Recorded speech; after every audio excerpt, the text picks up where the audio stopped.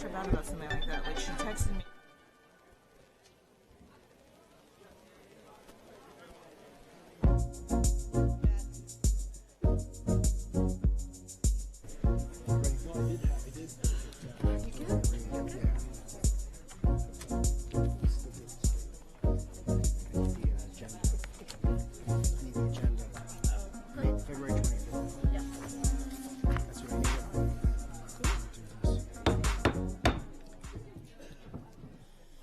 Good evening, ladies and gentlemen. The February 25th, 2019 meeting of the Anne Arundel County Board of Education will now come to order. Please stand for tonight's invocation, followed by the pledge to the flag.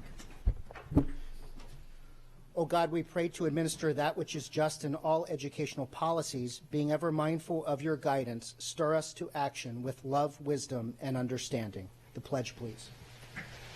I pledge allegiance to the flag of the United States of America and to the republic for which it stands, one nation, under God, indivisible, with liberty and justice for all.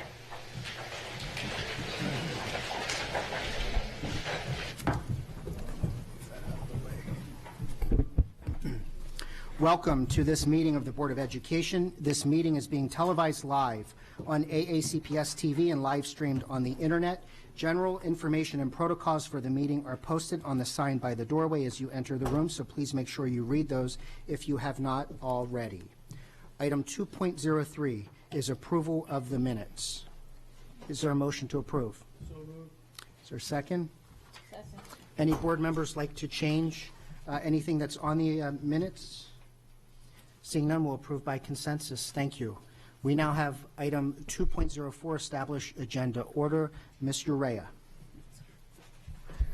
Mr. President, I move that we take the following items out of order and hear them in this order after public comment. Item 2.05, the tribute to Dr. Aris T. Allen, that will be followed by the items 6.01, 6.02, 6.03, 7.01, and 7.02. After those items, we can turn our full attention to the consideration of the operating and capital budgets. Is there a second? Second. So, I'm sorry, that's me. After 2.05, not after 2.10. I'm thinking it's 2.10. Is it that it's? It should be 2.10. We'll make that. So it's item 2. Yeah, friendly amendment 2.10. 2.10 is that? Okay. Yeah. Item So 6.01 and following would come after 2.10. Is that correct? I think that's what it says here, yes. Okay. Yeah. All right. Just clarifying. Yeah, no, of course. Okay, further discussion on that? Seeing none, all in favor say aye. Opposed, no. The ayes have it. Are there any other changes to the agenda order? Seeing none. Tonight is a very special night for the Anne Arundel County Board of Education. We're very honored to recognize a great contributor to this board, this school system, and to this state. And with that, Ms. Antoine. Thank you, President Gilliam. I'll close my computer and pull up my mic. Good evening, everyone, and thank you for being here. All means all. Sound stewardship. Ready, set, launch. Sound familiar? These are the driving tenets of our current educational system. Come with me back in time, though, to the 1950s. Would you believe that even then, these values were being amplified in our school system? The best example was when Republican Governor Theodore McKeldin appointed a young physician named Aris T. Allen to our Board of Education. This appointment made Dr. Allen the first African-American board member. Imagine putting in a package to the governor in the 1950s as a black man to be appointed to the Board of Education. Keep in mind, this was the same decade that the Supreme Court decided on the Brown versus Board of Education decision. Think about the progressive, forward mindset he and his supporters must have been committed to in order to tell him to go forward. You got this, and we have your back. Think about where we all would be had they not. As many of you probably already know, after his historical appointment here in Anne Arundel County, Dr. Allen went on to become the first African American in many categories. This included being elected to the Maryland General Assembly, representing us in the House of Delegates as well as in the Senate. He was also the first African American to chair the Maryland Republican Party. He and his wife, Dr. Faye Allen, Dr. Faye as she was affectionately called, they have a love story like none other. They were married for 45 years, both of them after finishing medical school at Howard University had choices. Dr. Iris Allen, he went east to come here and start a clinic. His wife-to-be had a choice to go back home in Chicago where jobs were more prevalent for her. But she chose to follow her husband. And 35 years they worked together in that clinic, serving the communities of Annapolis.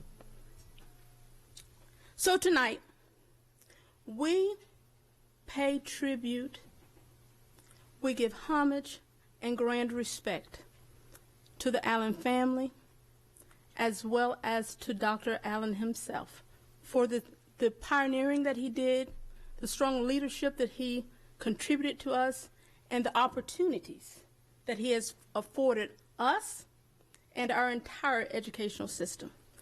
Let's take a look.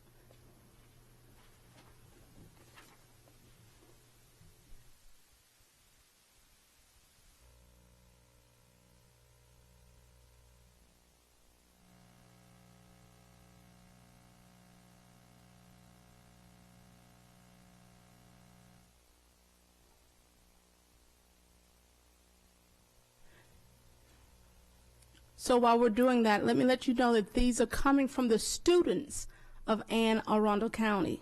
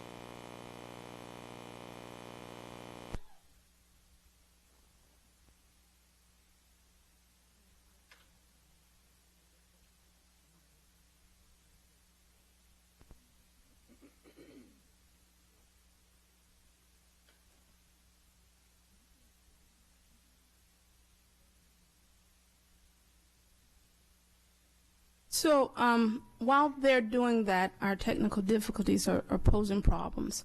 We do have the family of Dr. Allen here, as well as members.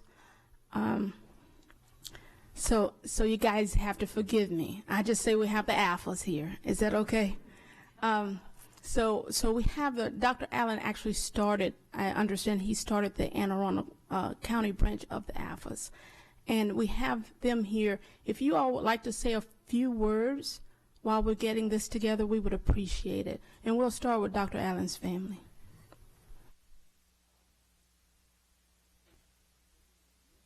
Yes, please.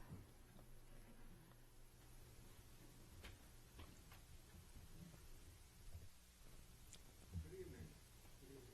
I'm Harris Allen, Jr. I always like to put the lean on it, because if I don't, people look at me real funny. It's really a pleasure to be here this evening, and along with me is my friend. I'm cheating, I can't I can't do this early. My wife, Karen, my sister-in-law, Valerie,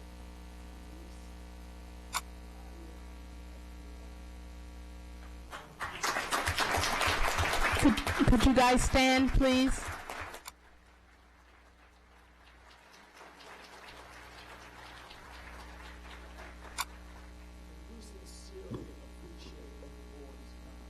This is a wonderful tribute to my dad, and it will highlight his legacy and hopefully familiarize people with what he has done, not only in Anne Arundel County, but in the state and on the federal levels as well. So thank you again, and I look forward to seeing the video. Thank you.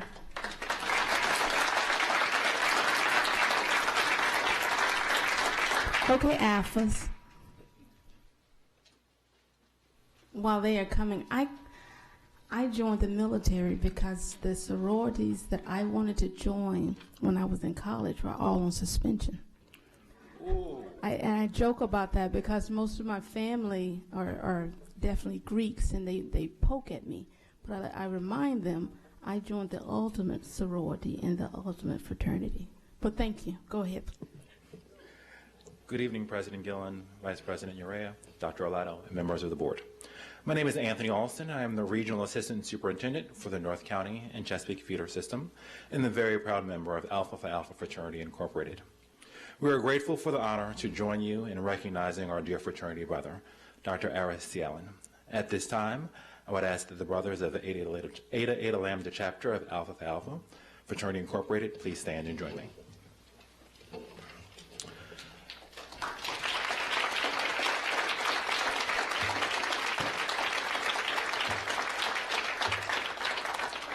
Thank you.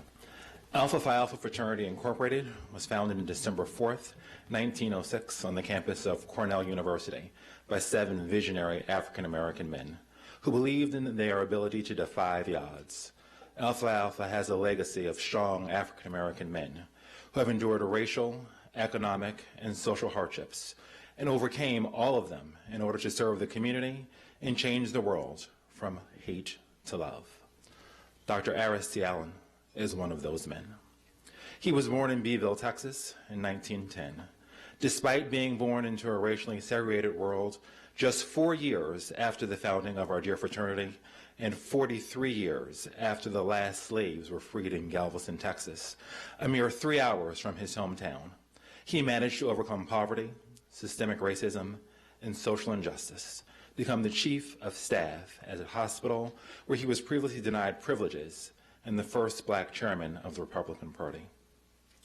Brother Allen, along with 6 other men, recognized the need for a strong bond of brotherhood in the African-American community here within Anne Arundel County. They joined together 60 years ago to charter the Eta Lambda chapter in Annapolis, Maryland, in order to fill the aims of our fraternity: manly deeds, scholarship, and love for all mankind. Today, we honor our beloved brother, Aris T. Allen, for the fruits of his labor. Nearly 100 men have joined the Eta Lambda chapter to serve the community and uplift the men within our fraternity. Scholarships are provided yearly to young men of color in Anne Arundel County Public Schools to pursue higher education at the institute of their choice. Alpha Academy, a monthly male mentoring program to support Anne Arundel County Public Schools students, grades 3 through 12, and food baskets to provide at Thanksgiving, Christmas, as well as summer baskets for county students who generally receive free and reduced meal services during the school year are just a few of the things that we have been able to do as a result of Dr. Allen's vision. Thank you for your time and the opportunity to present.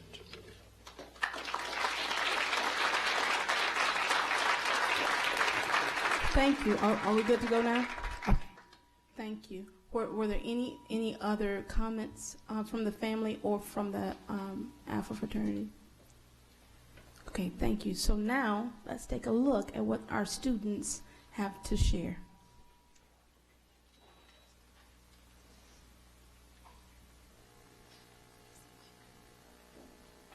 If one's life were to be captured in a single thought, T. Allen's may well be this. No job is too tough. No challenge too great to confront. In order to create a better world. Born in December of 1910 in San Antonio, Texas, T. Allen spent his early years in the public schools there. When he died in 1991, he left a legacy of service as a physician, a legislator, and a Board of Education member, championing the causes of all children. As a teenager, Allen moved to Washington, D.C. after working his way across the country taking odd jobs. He attended and graduated from Dunbar High School. He then matriculated to Howard University for undergraduate study and to its medical school for professional study. In 1944, he completed a course of study in medicine in the United States Army Specialized Training Program, which laid the groundwork for his service as an Air Force flight surgeon in the 1950s. Allen earned his medical degree from the Howard University Medical School in 1944, where he met a young physician named Faye Watson. Watson will become his wife in 1947. Dr. Allen fulfilled his residency requirements at Freedman's Hospital in Washington, D.C. He and his new wife moved to Annapolis. The Allens settled into a home on Carroll Street, very close to State Circle. With just $75, Dr. Allen purchased medical equipment and opened his practice in the attic of his home at Carroll Street. Annapolis had just 2 other African-American doctors at the time. Faye joined him in the practice, and it wasn't long before the Allens were raising 2 sons, Aries Jr. and Lonnie. After establishing his reputation as a trusted medical professional, Dr. Allen soon turned his attention to the education of African-American children in Annapolis. As he lived and learned from the people that he cared for, he began to have deep concerns about equity and parity between blacks and whites. Dr. Allen was never one to stand on the sidelines. So as his concerns mounted, he became eager to join the Board of Education of Anne Arundel County as a school board member. In 1955, Dr. Allen was the first African-American member of the Anne Arundel County School Board. He served on the board until 1961.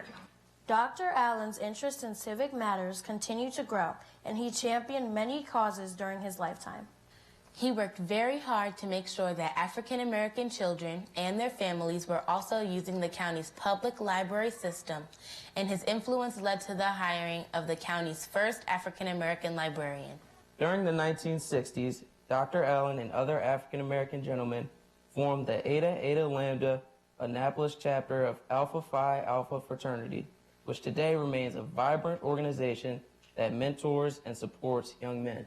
Given his medical, educational, and civic experience, Dr. Allen's friends urged him to run for elective office.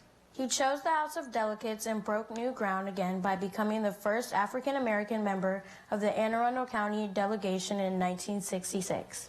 He served in the House until 1974 and was unanimously chosen to lead the Maryland Republican Party in 1977. He served intermittently in the General Assembly in 1982 when his talents and expertise were called upon as medical advisor to President Ronald Reagan. He returned to his House of Delegates seat shortly before his death in 1991. Dr. Allen's public service was honored with a roadway dedicated in his name. T. Allen Boulevard connects Annapolis Forest Drive to Route 50. A memorial stands near the start of that roadway. Its inscription aptly sums up the legacy of T. Allen. In part, it reads, "To help people in need, to provide opportunity for every citizen, and to set an example that brings out the very best in us." Thank you, Dr. Allen. Thank you, Dr. Allen. Thank you, Dr. Allen. Thank you, Dr. Allen. Thank you, Dr. Allen. Thank you, Dr. Allen. Thank you, Dr. Allen. Thank you, Dr. Allen. Thank you, Dr. Allen. Thank you, Dr. Allen.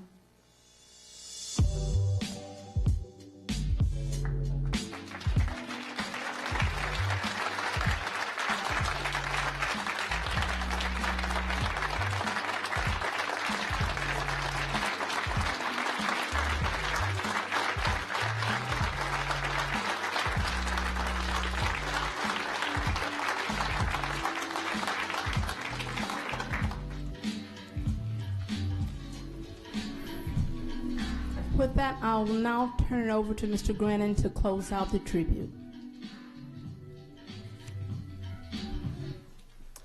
Well, I'm sorry. We'll have an opportunity for you to make any remarks, sir. Just very briefly before I give you that opportunity. I think as the students remind us in that video, this should go without saying, I'm sure it does, but we're honoring Dr. Allen tonight for the content of his character and his unquestionable contributions to our community, not the color of his skin. So we're proud to make this presentation during Black History Month, but Dr. Allen's accomplishments could well be celebrated in any of the 12 months of the year. And with that, I'd like to invite up the members of Dr. Allen's family, as well as his brothers from the Eta Eta Lambda Annapolis chapter of Alpha Phi Alpha fraternity, which Dr. Allen helped found, as we heard earlier, as well as other former members of the board. So we can take a photo at this time.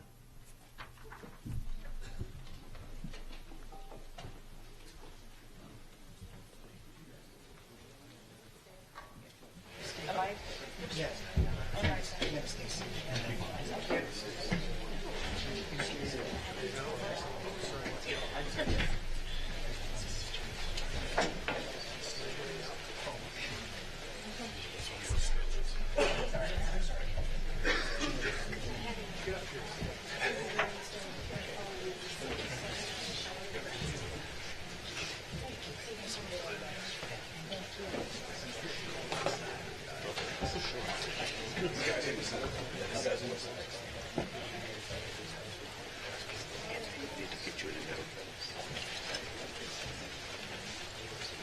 Just real tight, everybody. What's going on? You gentlemen look like you've done this before. There we go. I think that one will be on the other side. Let me see if I can stand. Sir, if you just step forward, I'm going to put you right here and make sure you guys are going to check out the records. Let me see how that's there. I don't think I'll be able to see it. Showing you how much you're going to do. Yeah, so on these. On this side. We'll take a step back and see how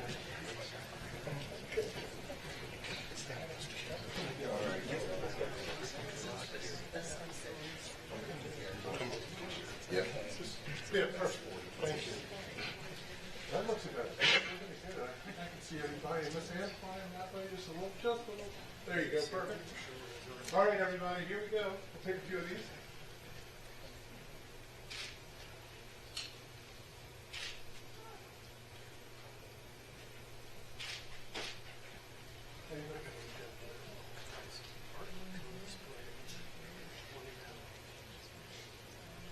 For the record, I was one of those children.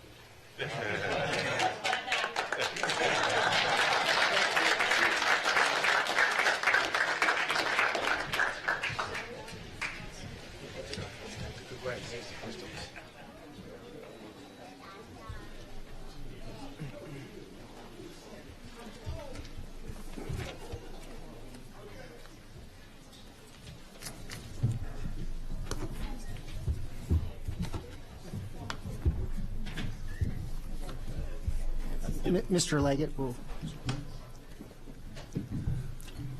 Again, I would just like to say good evening, and I was just so elated when we got the note from the superintendent's office about this tribute to Dr. Allen and the special effort that was given to reach out to former members of the Board of Education. I served as a member of the board and became president of the Board of Education, and it's leaders like Dr. Aris Allen and Dr. Dolores Hunt and Dr. Patsy Blackstone, and my mentor was Mrs. Nancy Gist, who kind of guided me during my period, and then there were many other African-American men and women that have served on this board. But it was Dr. Allen's leadership that inspired people like myself, a little guy out of East Baltimore, to come into Anne Arundel County. And at the time, Anne Arundel County was the 45th largest school district in the country. And to start out as a little kid running the streets of East Baltimore to become president of this Board of Education, I owe that thanks to the Dr. Allens and those whose shoulders we stood on and we just want to say thank you. And I'd just like to also introduce another former president of the school board, Ms. Carly Safini. Thank you. Good evening, everyone. I just have to add my thanks to Dr. Allen, his family. We grew up with Dr. Allen. I also was one of those children. When we first came to Anne Arundel County in 1963, my parents sought him and his wife. My mother was a link sister of his. And so I'm just very proud also to say that having served on this Board of Education, it is so wonderful to know that 10 years of service and many years as leadership on the board was due to a man who had so much courage and, more importantly, so much love for our community. So thank you all for serving as well, and thank you for honoring Dr. Aris Allen and for inviting us to be a part of this. Thank you.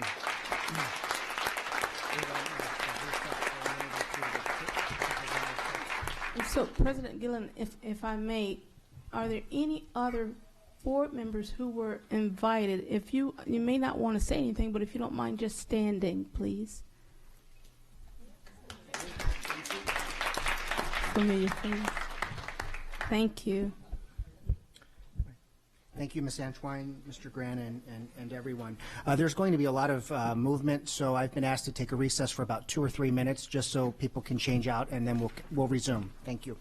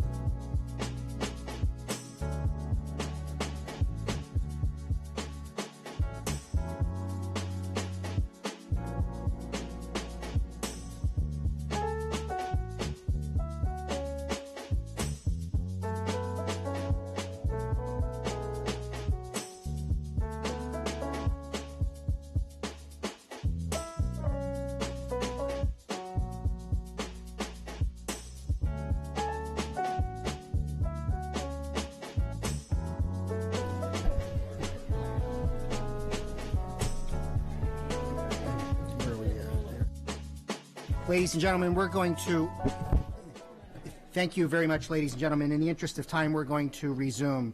At this time, we have item 2.06, which is school and community highlights. Mrs. Schallheim.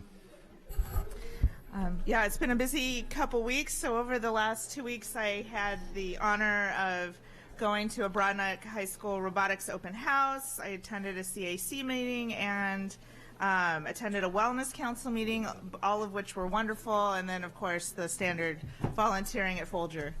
Yeah, it was a good couple weeks. Thank you. Mrs. Hummer.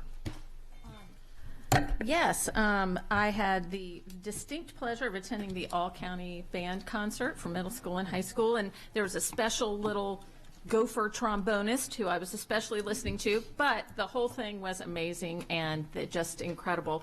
And for you Marvel geeks in the crowd, they had a guest conductor that worked with them one day who helped compose the music for the new that new Avengers movie coming out. So that was very cool as well to hear all that. But I also got to attend, Dr. Arlotto and I attended the investiture of former school board member Sidney Butcher as district court judge. And that was very exciting. Sidney is going to be a great addition to the bench. And we've already enlisted him to help us back with the school system to do more schools in court. Along with Judge Spencer, who does that with us as well. So we're already putting him back to work with the school system. And Sidney, when he spoke, had very complimentary and high things to say about the school system. So we appreciate that as well. But we're excited for his opportunity.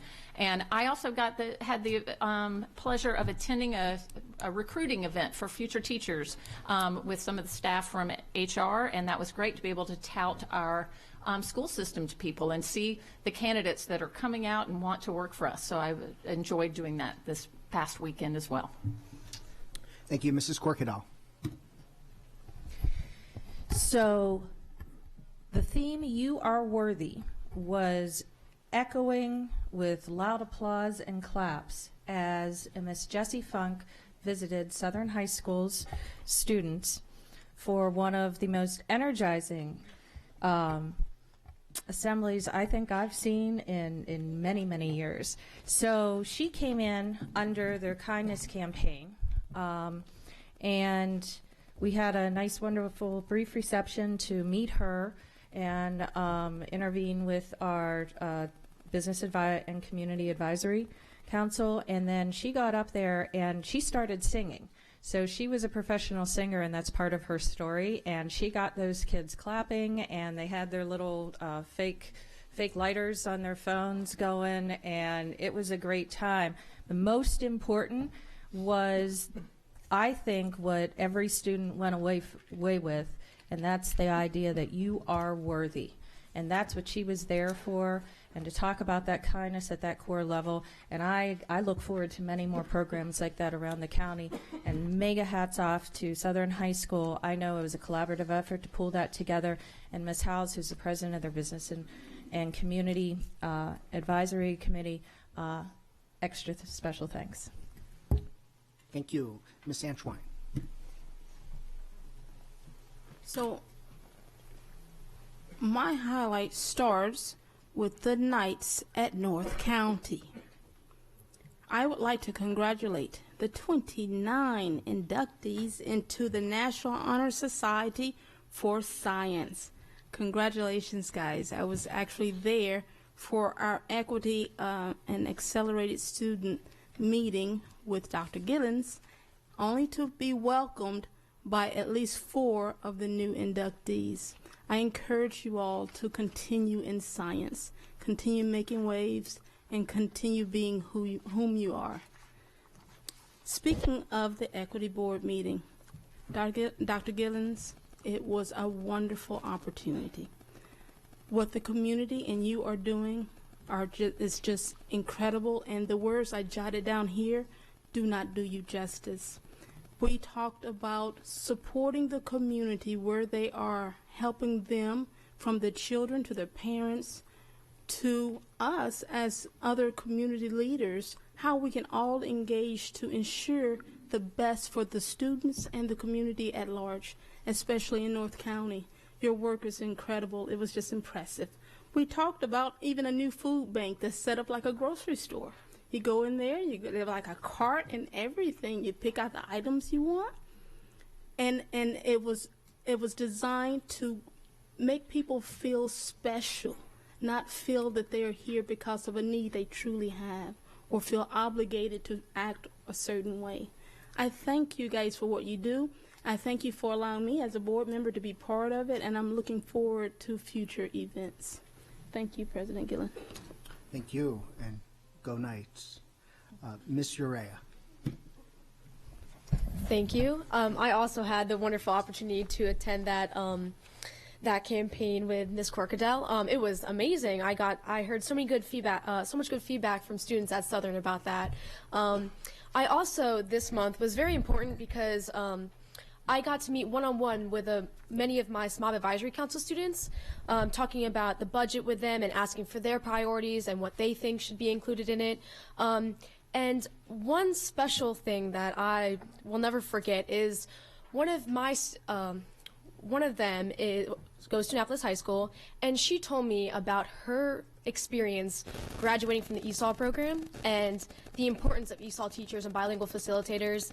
And her story literally brought me to tears. Like, as we were meeting, I started crying because just her resilience and her inspiration about how she now gives back to those students in the ESOL program and tries to keep them from dropping out, tries to help them with their college essays. And I just think that is so wonderful what she's doing. So I just wanted to stress the importance of that. Thank you. Thank you. Mrs. Shaheen. I can't believe I forgot to comment on the all-county concert. It was amazing. We have such talented musicians all across our county. It just kind of took my breath away. So I echo what Mrs. Hummer already said about it. It was incredible. All right, that's it. Thank you.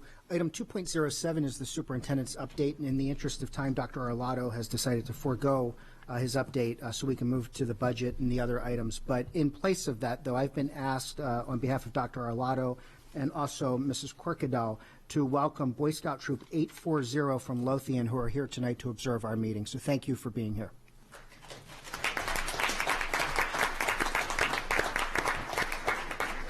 Item 2.08 is the Policy Committee update. Ms. Urea. Thank you, Mr. Gilland. So last Policy Committee meeting, which was on February 13th, we mainly talked about Policy BAF, which is the Ethics and Conflict of Interest. So essentially the main things that were gone over was, again, just updating it with the State Ethics Commission and updating it, making sure it's following those regulations, as well as updating it to the now elected board. So if you look through it, it's online. On page 7, one of the biggest updates was just for future application of D, and then as well as page 12, the candidates to be members of the board, that was added because now it's a partial elected board and to move into a full elected board, as well as page 13, statement E, that was newly added. So those are the main things besides it just being updated, as well as the next policy committee meeting will be chaired by Ms. Corkadell. She has now been added as the chair, and one main thing we will be addressing is looking at the class ranking system. So thank you. Thank you, Mr. Urea. And in addition to Mrs. Corkadell leading the policy committee, we also tonight designated Mrs. Ellis to be our new budget committee chair. So thank you for that, Mrs. Ellis. Item 2.09 is the CRASC report.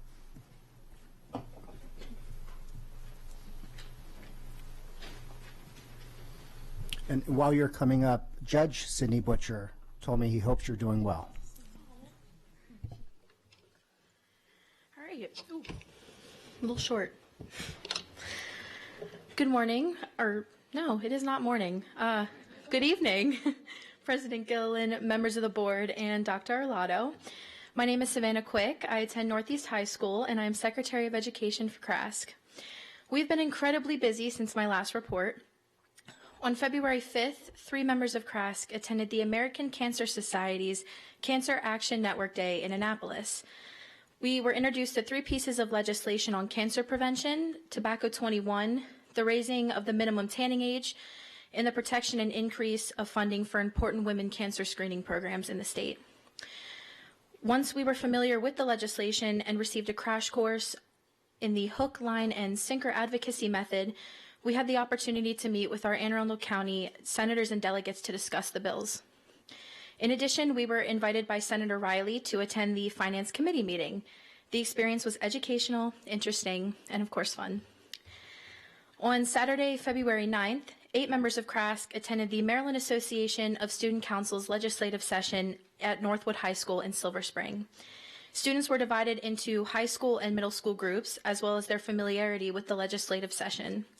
In these groups, students learned about the importance of the student member of the board, its role in the various counties, how to market themselves, the bill process, and other important leadership skills. After campaigning, speeches, and a Q&A with the Maryland State student member of the board candidates, delegates voted for the 2 finalists, which will be passed to Governor Hogan. He will appoint 1 student for a 1-year term. Finally, MASC explained its stances on the upcoming bills and votes were cast. We all found it very informative, enjoyable, and we look forward to attending again next year. Best of luck to Michael and Noreen, the 2 finalists for States Mob. Our Constitution revisions and CRASC platform have been finalized. Copies have been distributed to middle and high school SGA advisors who will select students from their schools to review and vote on ratification.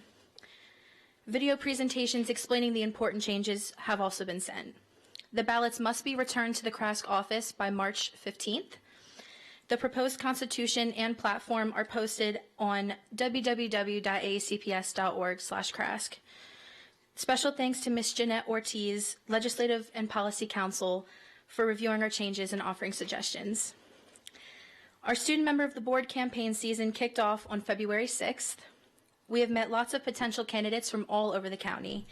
Our second campaign clinic will be held February 27th at Old Mill High School, starting at 6:30 p.m. Nomination forms must be submitted by March 1st at 4 p.m. and packets, including essays, resumes, and letters of recommendation, by March 7th at 4 p.m. By the time I give my next CRASC board report, we will have announced our 3 SMOB finalists. CRASC condemns the recent hate incidents at county schools. Our schools and communities should be a safe place for students to learn and interact. Parents, I would like to remind you that our attempts to create a safer and more positive environment cannot be done without your help. Education must occur outside of the classroom in order for this to work. Furthermore, we applaud the approval of the new Global Community Citizenship course as a graduation requirement. Not only will it educate students about their community, but teach them how to appropriately communicate their ideas and opinions. We believe that this is an important step by providing students an opportunity to speak face-to-face on important topics. Our third and final leadership event for middle school students will be held on March 21st at George Fox Middle School. I'm really excited for my former middle school to be a host. I appreciate the time to give you a quick update about what's happening in CRASC. Thank you. Thank you. Item 2.10 is the PTA report. Seeing none, we'll now move to public comment. Anyone wishing to speak on an item not on today's agenda may offer testimony during this public comment portion of the meeting. Speakers are allotted 3 minutes each and may not allocate their time to others. A tone will sound when the time has expired.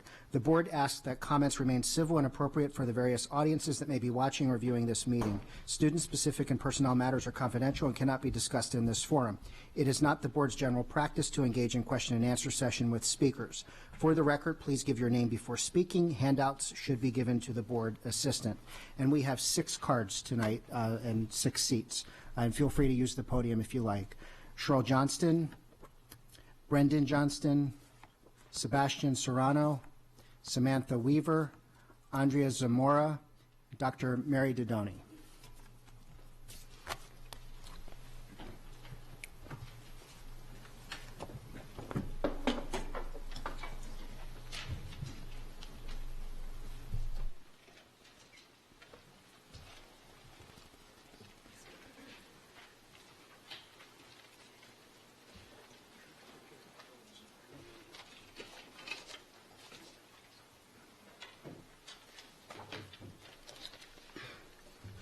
Good evening.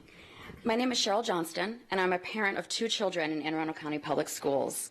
My youngest, Morgan, a third grader at Benfield, has Down syndrome. She has received services from the county since she was 3 months old and has been part of the Benfield elementary community since age 3, beginning with ECI. I'm extremely proud of her educational setting at Benfield and the accomplishments she has made. The larger concern is not with her home school, but with the lack of transparency and written responses from the Anne Arundel County Special Education Department. Last October, a representative met with met with Morgan's educators and principals to discuss grading on modified work. I'll skip the details due to limited time. However, it led to a subsequent meeting that same October in which many questions were asked from her parents as well as her educators. The overall themes of those questions were, and still are, lack of consistency and application and documentation of special education policies across the county, lack of written policy communication on grading, lack of written policy communication on compliance with federal legislation, that would be ESSA, IDEA, FAPE, and the unanimous Supreme Court decision Andrew F.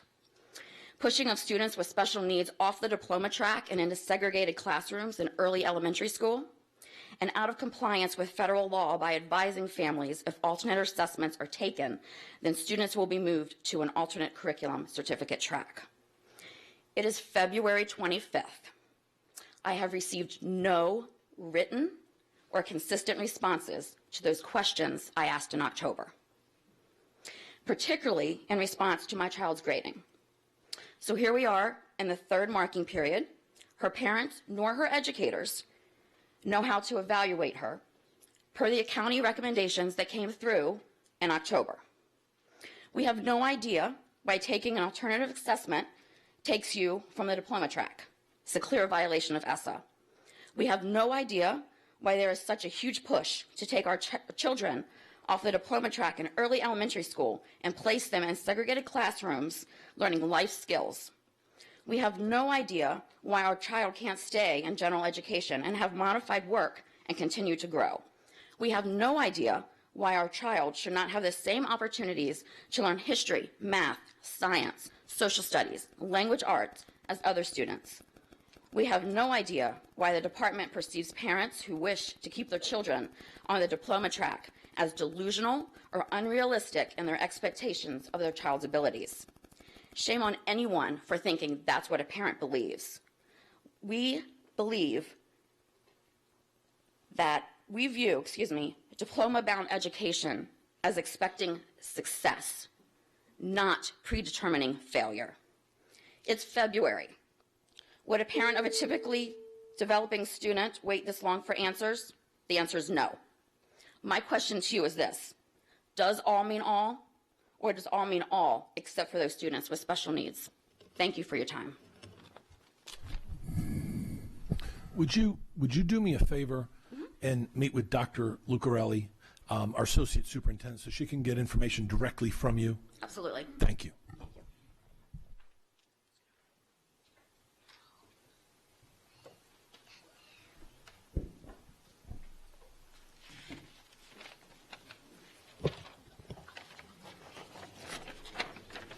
Hi, my name is Brendan Johnston. I'm a 6th grader at Severna Park Middle School. My sister has Down syndrome. We're just like every pair of siblings. We laugh, get in trouble together, and especially get on each other's nerves. I play baseball and she cheers. I play violin and she plays piano. I do hip hop and she does interpretive dance. Why should our education be different? Morgan loves school and doing homework. Why shouldn't she have the same opportunities to do a challenging, appropriate education like I have? I know she can do it. The people in the board, okay. I know she can do it. You just haven't seen her work and try like we have. Why do my parents and many of her friends' parents have to fight so hard for this? Research shows students with disabilities who are included in general education classrooms not only benefit in their education, but so do their classmates. People can become aware of what people with intellectual disabilities can do. Research also shows that families in which one of their children has intellectual disabilities are happier. schools or everyone don't see what we see with siblings or sons or daughters with these kinds of disabilities. Shouldn't our school family be happier too? I can't find research that shows that meaningful inclusion doesn't work. Why do some county officials believe my sister can't be successful in her education? Why shouldn't she pursue in her diploma and all her hopes and dreams? I am encouraged at home and school to pursue mine. What's the difference? I am asking someone to explain to me why my sister should not pursue her education. Why is it being discarded at such an early age? My teachers at Benfield and SPMS have encouraged me to do my best, learn from my mistakes, and keep working hard. Why isn't that a message to all students? I listen to my parents talk about violations of federal law. Is that true? It can't be because that is not being a good citizen. In March, I am attending advocacy training in Washington, D.C., and will be speaking to members of Congress concerning the education rights of students with Down syndrome. It would be great if I could talk about the positive changes in Anne Arundel County. Thank you. Thank you. Ms. Antoine. I just wanted to commend you as a big brother. I'm a big sister of 4, and we're very protective of our siblings, and we want only the best for them. I can tell you they now take care of me, so count on her growing up to take care of you as well. Thank you for your testimony. Mrs. Shahar. Thank you so much for your testimony. We just saw that the 90-day projection of board meetings. I would love to see a presentation at some juncture about grading policies and about the special education department in general, and to understand further why it is we keep hearing stories like this. Thank you. Next, please. Good evening, Dr. Arlotto, Mr. Gilliland, Ms. Surya. For the record, my name is Andre Zamora. I'm retired about 8 months ago from Anne Arundel County Public Schools, and I'm here as a parent tonight. I'm a parent of 3 students, and 2 are at North County High School. And I'm here not to complain about North County High School, but to show my support for North County High School and to see if we can't get some help there. So one of the things I want to talk to you about is the enrollment is going up. The numbers are large. The administrators there are wonderful. The counselors are wonderful. The teachers are wonderful. They're caring, they're responsive, they're hardworking, they support students, and they are nice. But I am concerned about the large number of students in the hallway, the overcrowding of the classes, and quite honestly, connected to that, it is a closed school, and yet we are transferring students from Old Mill, from Glen Burnie, from other schools on adjustment transfers. If it's closed for other transfers, why isn't it closed for that? And quite honestly, some of the big issues that have happened this year, the fights and the things that we've read in the newspaper, really were not about North County area students. They were the students that were there on adjustment transfers. I don't think that's fair to those students, and I certainly don't think it's fair to the students at North County High School. So I'd ask you to reconsider placing adjustment transfers based on the available bus transportation. Because it is a STEM magnet, there is transportation, and I get that. School system is paying for transportation for private placements all over this county. If students really need to be out of their home school, then I think we need to find a different way to do that. My other concern, also related to these numbers, are, this is going to sound strange, but a number of the bathrooms are locked. They're locked because of the lack of supervision. The students are complaining about this all the time. There's not enough supervision to keep an eye on the smoking, the vaping, and the other things that happen in the bathroom. So students either have to walk way across the building to get to a bathroom during a quick class change, and they may be late coming back, or they don't go at all. And I completely understand the administration's decision to do that because they can't supervise them. There aren't enough of them. If you'd like, I can leave you a chart later, but I spent some time recently looking at the student to administrator ratios and the student to counselor ratios, and they're quite high at North County. And I'm going to tell you they are high at all of the schools that have higher farm students.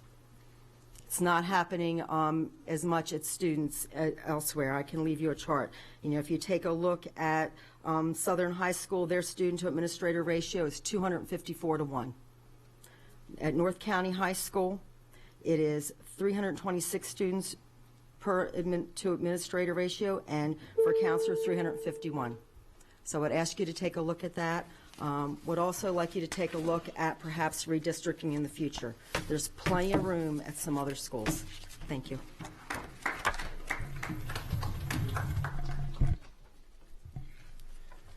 Good evening, Dr. Arlotto, members of the board. My name is Sebastian Serrano, and I'm a science teacher at Annapolis High School.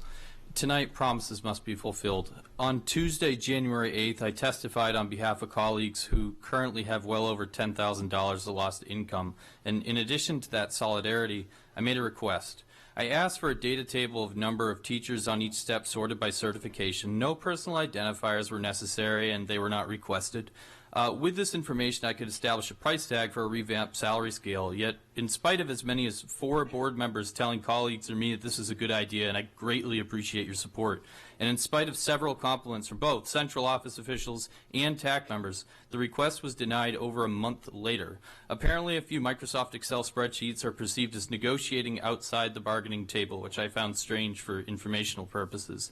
This description of rogue negotiating was also labeled with the idea of having board members host town halls in each school cluster so that Unit 1 employees could have the opportunity to engage with the board members directly. Apparently, the act of talking to board members is considered negotiating beyond the bargaining table. Boy, the things I would have won in my contract if that were true. So, talking and Excel are off the table, then let's look at the vote you're about to make. This year, Stuart Pittman is in the honeymoon phase of his tenure. He has told the board, county council, and members of state government that he will support the school budget on behalf of teachers. Let's also be blunt. He's probably going to raise taxes to accomplish this. Regardless of your thoughts on the taxes, political foresight is crucial tonight. Let's suppose tonight you vote in favor of a bill that restores some couple of steps and a few other things that are important. Mr. Pittman will approve of it, and he'll adjust taxes to fund it. Next year, the board and TAC will put together a plan to restore more steps, among other necessary costs. This is great. Mr. Pittman will probably support it. That's great. However, a growing segment of the population will become opposed. You already increased our taxes and you got a raise. What more could you want? Whether teachers articulate the reality of the situation effectively or not, a growing opposition will use that line of questioning to fight against it. They'll cite teacher attrition data for the next year as their evidence that taking their hard-earned income to throw money at public schools failed to solve any problems. We know this is coming, and they might win the argument if they're persistent and loud enough. This year is unique. The blue wave of Anne Arundel County still exists for now. What should happen tonight is a complete restoration of all steps, because this opportunity is not going to happen twice. Next year might be very difficult for teacher negotiations. This year has more than enough political capital available to finish the job, so we can't settle for a couple if we can get more. Don't settle for 5 if we can get 6. If 7 is on the table, go for it. You campaigned to help. We appreciated it. We support you. We still support you. But tonight, that help has to happen. Thank you.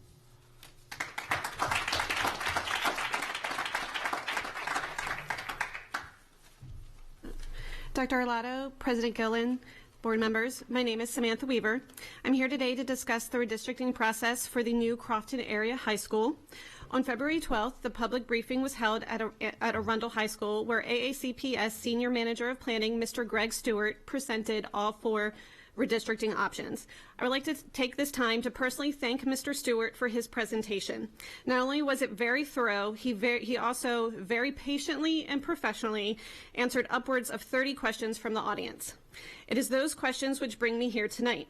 I took the liberty of documenting the questions asked by the community, and I have supplied each of you with a copy. I have it. Mr. Stewart was able to answer most of these questions, but some required additional data and research. One question was asked as a follow-up question repeatedly. Will the board have access to this information? The answer we were given was yes, if they ask for it. I'm here today to ask you to ask for this information. In the interest of transparency, I believe it would be the most effective if the board held another redistricting workshop meeting. One which is again open to the public but closed to public comment. Ideally, Mr. Stewart can present the options to you as he did to us, where you can review the answers to the questions asked by the community as well as ask your own. It would also be the perfect chance to ask for the additional information or data you feel would be needed to make an informed decision. This workshop would go a long way to ensuring the public you have taken the time to review all the options thoroughly, including reviewing all the data and information currently available, as well as the additional information the community is asking you to consider in your decision-making process. As always, I thank you for your time and your consideration. Thank you. Mr. Shaw. Can we get the answers to these questions, and if so, can we also then post them somewhere publicly so that the public would know the answer? I live streamed the event.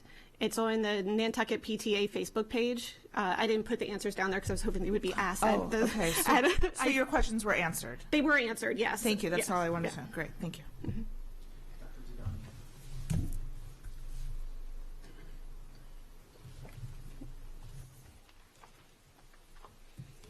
Thank you. Good evening. I am Dr. Mary Dodoni, Secretary of the Anne Arundel County Branch of the NAACP.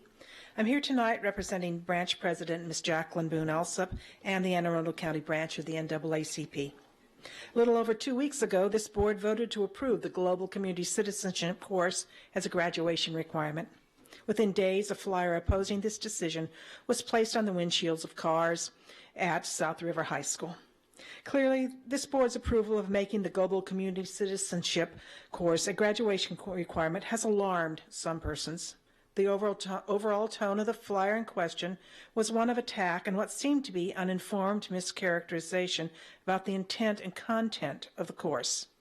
Removed of vitriol, the flyer depicted the course requirement as an attack on First Amendment rights. These are clearly inflamed claims. However, mockingly dismissing these claims would not reflect the very skills of understanding and respecting others' concerns that we hope the course will help our students develop. In a speech at Cornell College in 1962, the Reverend Martin Luther King Jr. said the following: "I am convinced that men hate each other because they fear each other. They fear each other because they don't know each other, and they don't know each other because they don't communicate with each other." This Global Community Citizenship course seeks to get us unstuck from this position. To get past this, we need to know ourselves and we need to know each other. We need to recognize and take seriously each other's fears.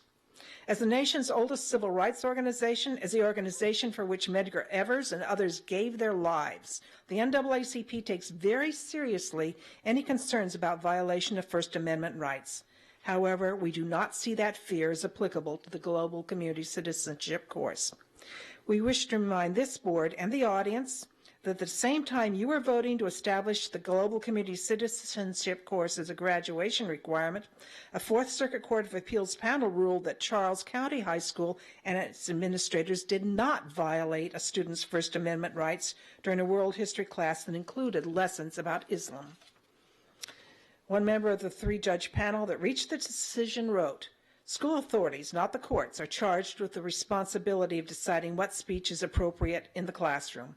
Although schools are not immune from the sweep of First Amendment, academic freedom is itself a concern of that amendment.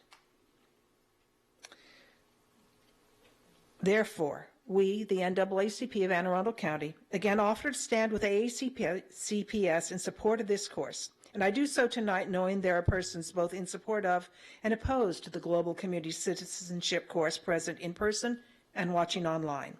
We are confident the AACPS and this board will be cautious and aware as you continue to implement this course in the remaining 11 high schools. We remain here to help you in that process, and we remain here to ensure that all civil rights are protected."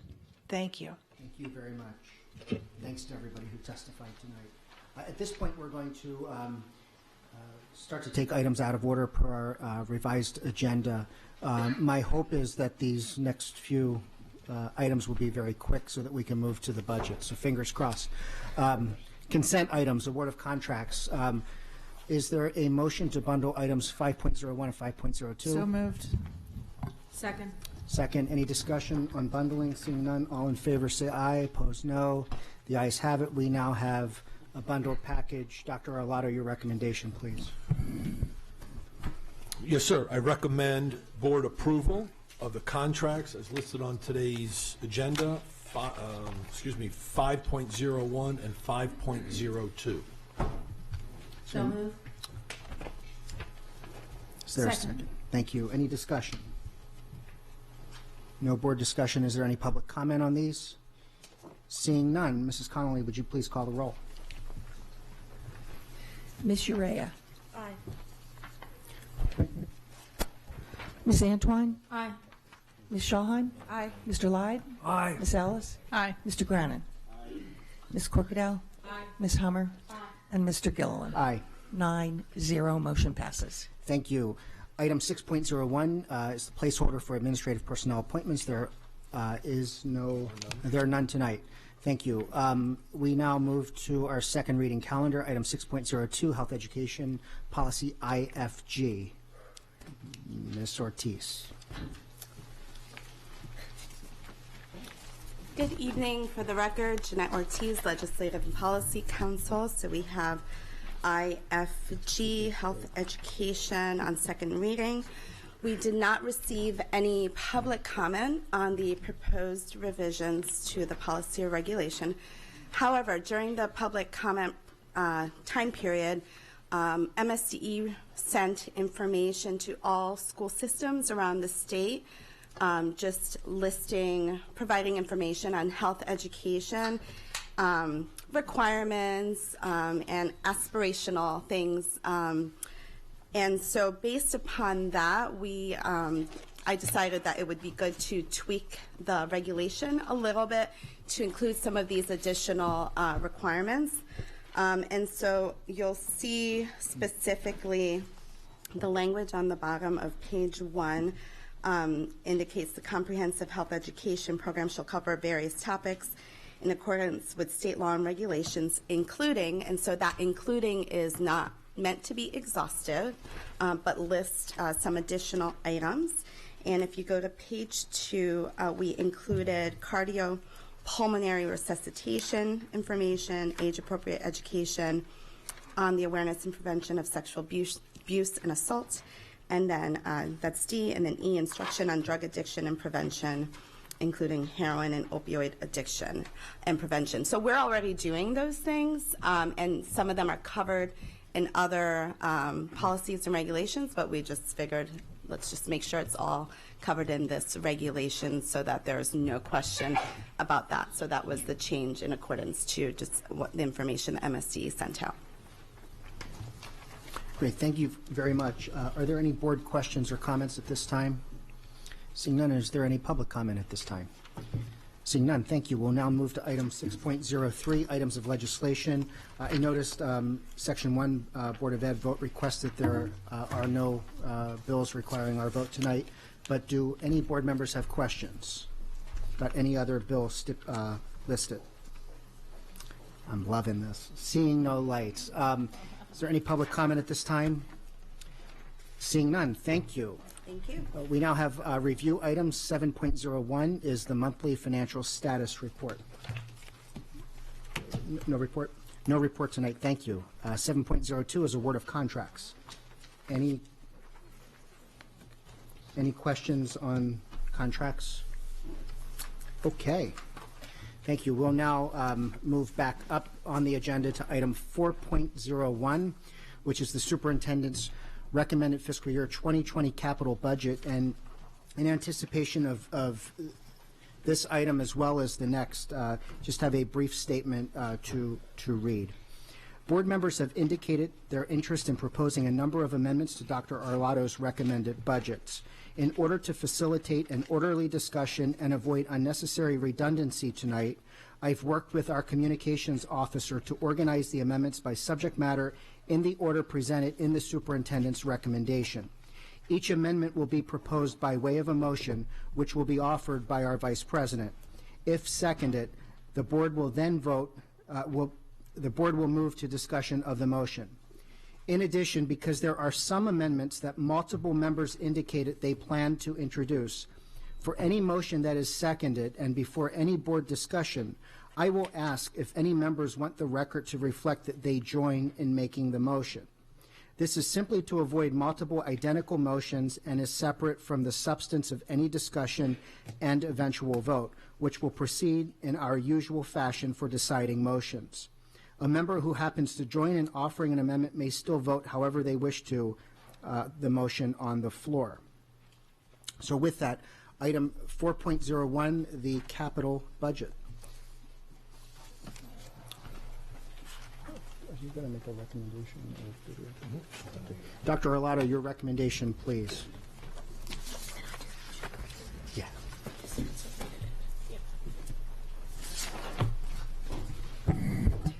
Thank you, Mr. President. I recommend board approval of the capital budget of $172,072,000, as well as the 6-year plan and any approved adjustments by the board. Thank you, Don. Second? Second. Second, thank you.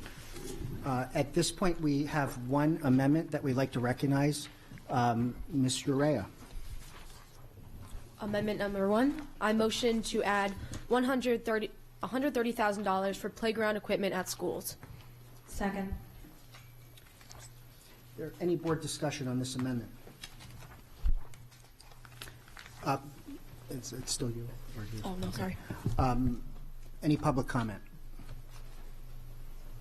Seeing none, Mrs. Connolly, would you please call the roll? Amendment number 1. Ms. Urea? Aye. Ms. Antwine? Aye. Ms. Schulheim? Aye. Mr. Lyde? Aye. Ms. Ellis? Aye. Mr. Grannon? Ms. Corkadell? Aye. Ms. Hummer? Aye. Mr. Gilliland? Aye. 9-0, motion passes. Thank you. And for this one, as we move, I'm sorry, any other amendments to the capital budget? Seeing none, any board comment on the overall capital budget at this point?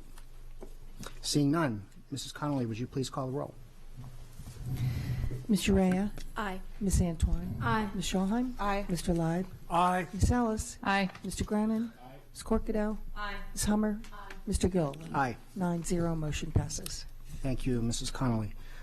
Item 4.02 is the superintendent's recommended fiscal year 2020 operating budget. Dr. Arlotto, your recommendation, please. Yes, sir. I recommend the board approval of the operating budget at $1,257,185,266, as well as any approved adjustments by the board. So moved. Second. Great. We now have staff presentation. Mr. Shaknovich. For the record, Alex Shaknovich, Chief Operating Officer. Matt Stansky, Director of Financial Operations. And we do want to bring one matter to the board's attention regarding a differential that has transpired since the December 19 introduction of Dr. Arlotto's recommended budget. As you're aware, that is done each year annually prior to the release of the governor's budget or any other formal guidance from the state. We've now received the governor's version of the budget and have conferred with MSDE regarding the revenue that will be apportioned to Anne Arundel County. We are, as a result of the governor's recommended budget, slated to receive $5,301,380. Again, that's $5,301,380 more than previously anticipated when the budget was developed in November and presented in December because the states increased their budget. And commensurate with prior actions, we have dollar for dollar, cent for cent, thus increased the state revenue line in the unrestricted operating budget and reduced the county local share by exactly $5,301,380. The net effect is that the superintendent's recommended operating budget in terms of the total dollar value year over year, in terms of the FTE year over year, and in terms of the percentage increase year over year, all remains the same. So everything other than those two figures remains as it was initially presented back in December 19th, 2018. And with that, we conclude our brief presentation. Great, thank you. Before we get to the amendments, general questions at this point. Ms. Urea. Hi, Mr. Cheknovich. Thank you so much for your presentation. Could you repeat, I just didn't catch it the first time, the increased state and reduced county number that you said? Sure. If you lay the two versions side by side, the state figure went up by 5,301,380, and therefore the county figure reduced by that exact value of 5,301,380. Oh, okay. Thank you so much. Ms. Shahine. So a bunch of us attended a education subcommittee meeting of the delegation, and we had a presentation from state officials regarding the state share of the revenue, their contribution, the state's contribution, and that number on all those presentation documents was 8.6 million. So why is it 5.3 million now? Can you explain the differential? Because that's what was laid out in black and white in their presentation to the delegation.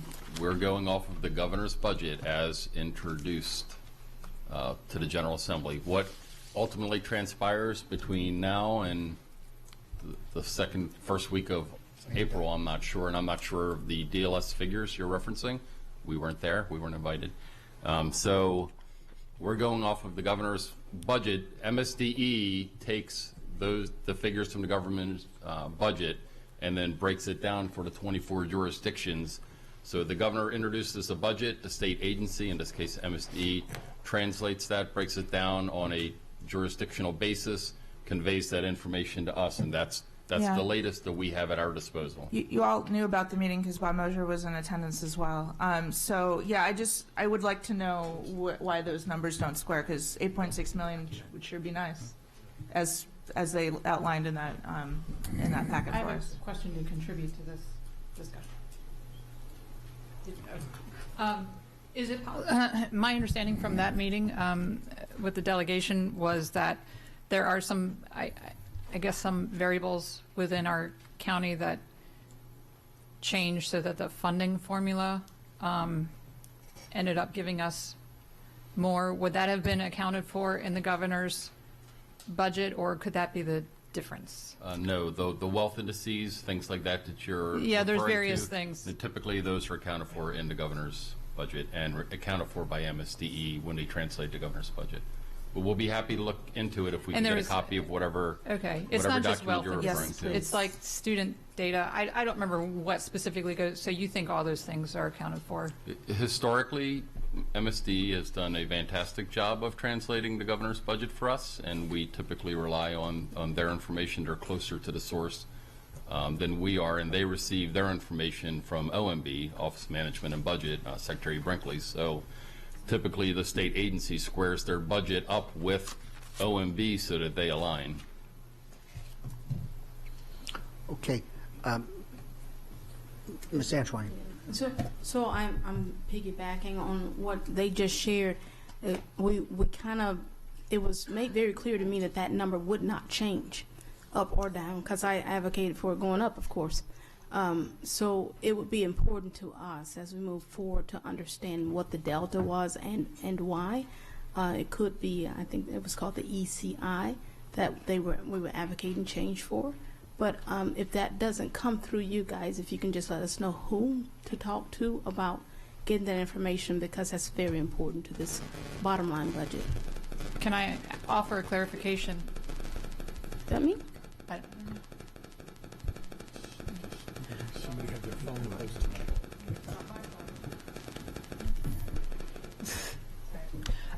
Anyway, this meeting occurred on February 11th, and the presentation was given by Mr. Birch. So I don't know how that relates to when the information was compiled that you received from the governor's budget, but I'm just offering that information. And I have the written information that was provided in that meeting, so. I don't know if it would be Sure. helpful. Again, the governing authority for school districts is the Maryland State Department of Education.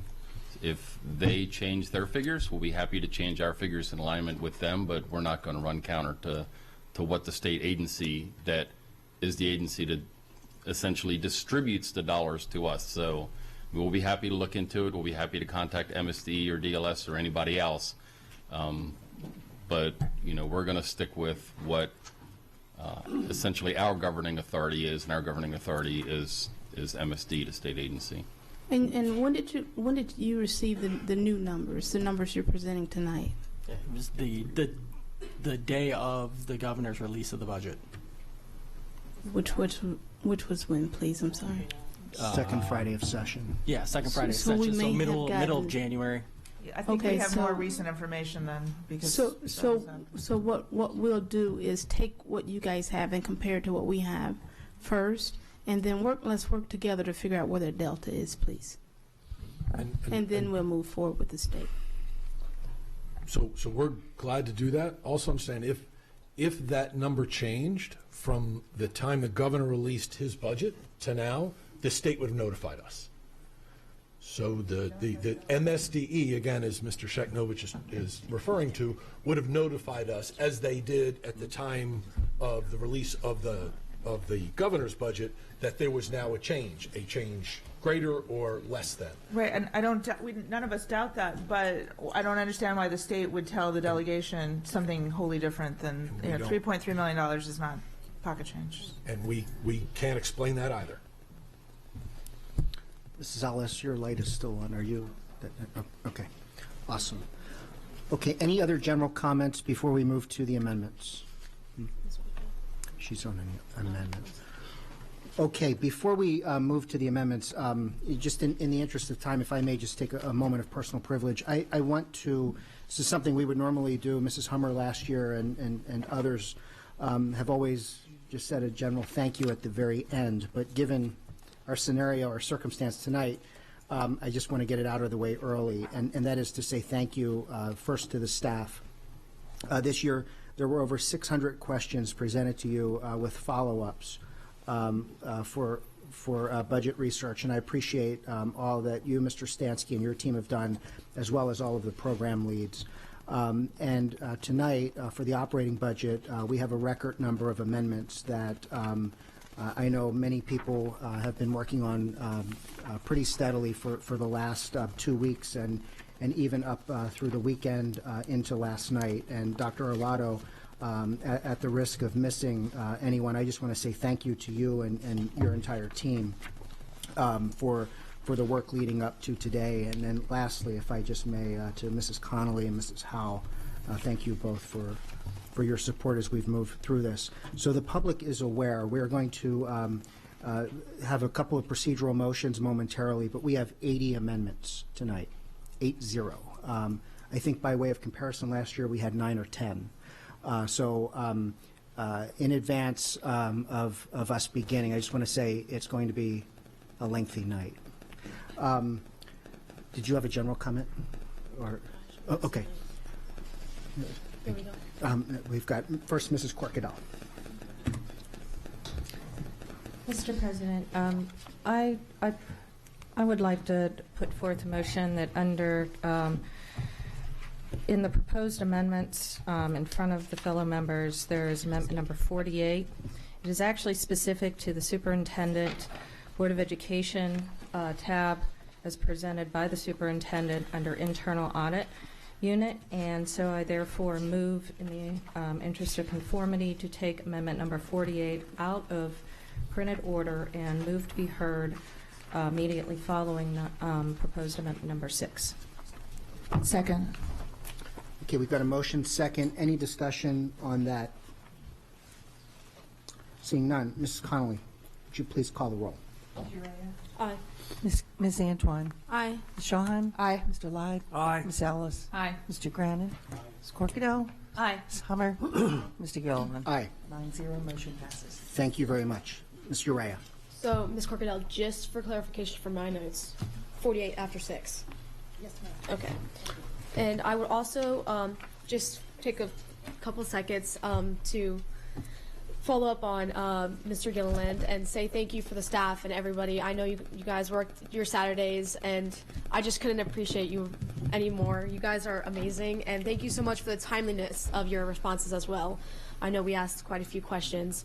And then I would just also like to preface that although I have young eyes, this is a lot more reading than my usual AP Lit class, so please pardon me if I mess up or my eyes get tired, so this is definitely long, so thank you. Thank you. Mrs. Shawhan. Because there's a lot of students in the audience, I would also like to move that agenda item 52 be moved to after item 48, because I think the kids probably want to go to bed at a reasonable hour on a school night. Second. Discussion on this motion. Seeing no further discussion, Mrs. Connolly, would you please call the roll? Ms. Urea? Aye. Sorry. Ms. Antoine? Aye. Ms. Shawhan? Aye. Mr. Lyde? Aye. Ms. Ellis? Aye. Mr. Grannon? Ms. Corkadell? Aye. Ms. Hummer? Aye. And Mr. Gilliland? Aye. 9-0, motion passes. Thank you, Mrs. Connolly. And before we continue, I don't know who it is. I don't know that it's up here because I've seen all of us kind of shift our phones, but someone is interfering with the signal pretty consistently. Okay. All right. Thank you. It's always the cell phones. Ms. Antoine. So I'd like to move that amendment number 5 be withdrawn, please. Great. And Second. thank you for the second. Any discussion on that? Since that's Ms. Antoine's original amendment, she's the original author, I'm just going to ask for the ayes and nays. All those in favor say aye. Aye. Opposed, no. The ayes have it. The amendment's withdrawn. Thank you. Okay. Comment? Or, Yes. comment. Yes, Mr. Rea, sorry. I would also just like to say, although that was subtracted, I will continue to move and read, for example, Amendment 6, even though it's technically number 5. So. Excellent. Thank you for that. Seeing no further general comments, we will now proceed with Amendment number 1. Ms. Urea. I motion to add additional employee compensation placeholder of $16 million to be used for additional compensation for Unit 1 employees at $4 million per year over the course of the next 4 fiscal years. Second. Second, Ms. Antoine. So I too want to thank the team from the time we sat here in December. As newly elected members, you all have been very good at helping us to acclimate, even though it felt like a water hose most days. I also want to share that this amendment is definitely about the teachers. It's about making the teachers whole over the next 4 years and utilizing money to negotiate effectively. It is in no way meant to discredit or disregard the other employees in our system, but as we are budgeting, we must look at where our crisis is and accommodate that first. So this offering is a $16 million plan that allows for recruitment, it allows for retention, and it also allows for those retiring or recently retired to make up the gap that they're now facing. It gives you something to look forward to and us something to work with. Thank you. Ms. Shawhan? I definitely appreciate the spirit of Ms. Antoine's amendment, but I think we need to correct this problem now. So there's others coming, and that's all I want. Ms. Ellis? Thank you. I too appreciate the spirit of this amendment. This is an issue that I think is recognized by many, if not all, members of the board in some way.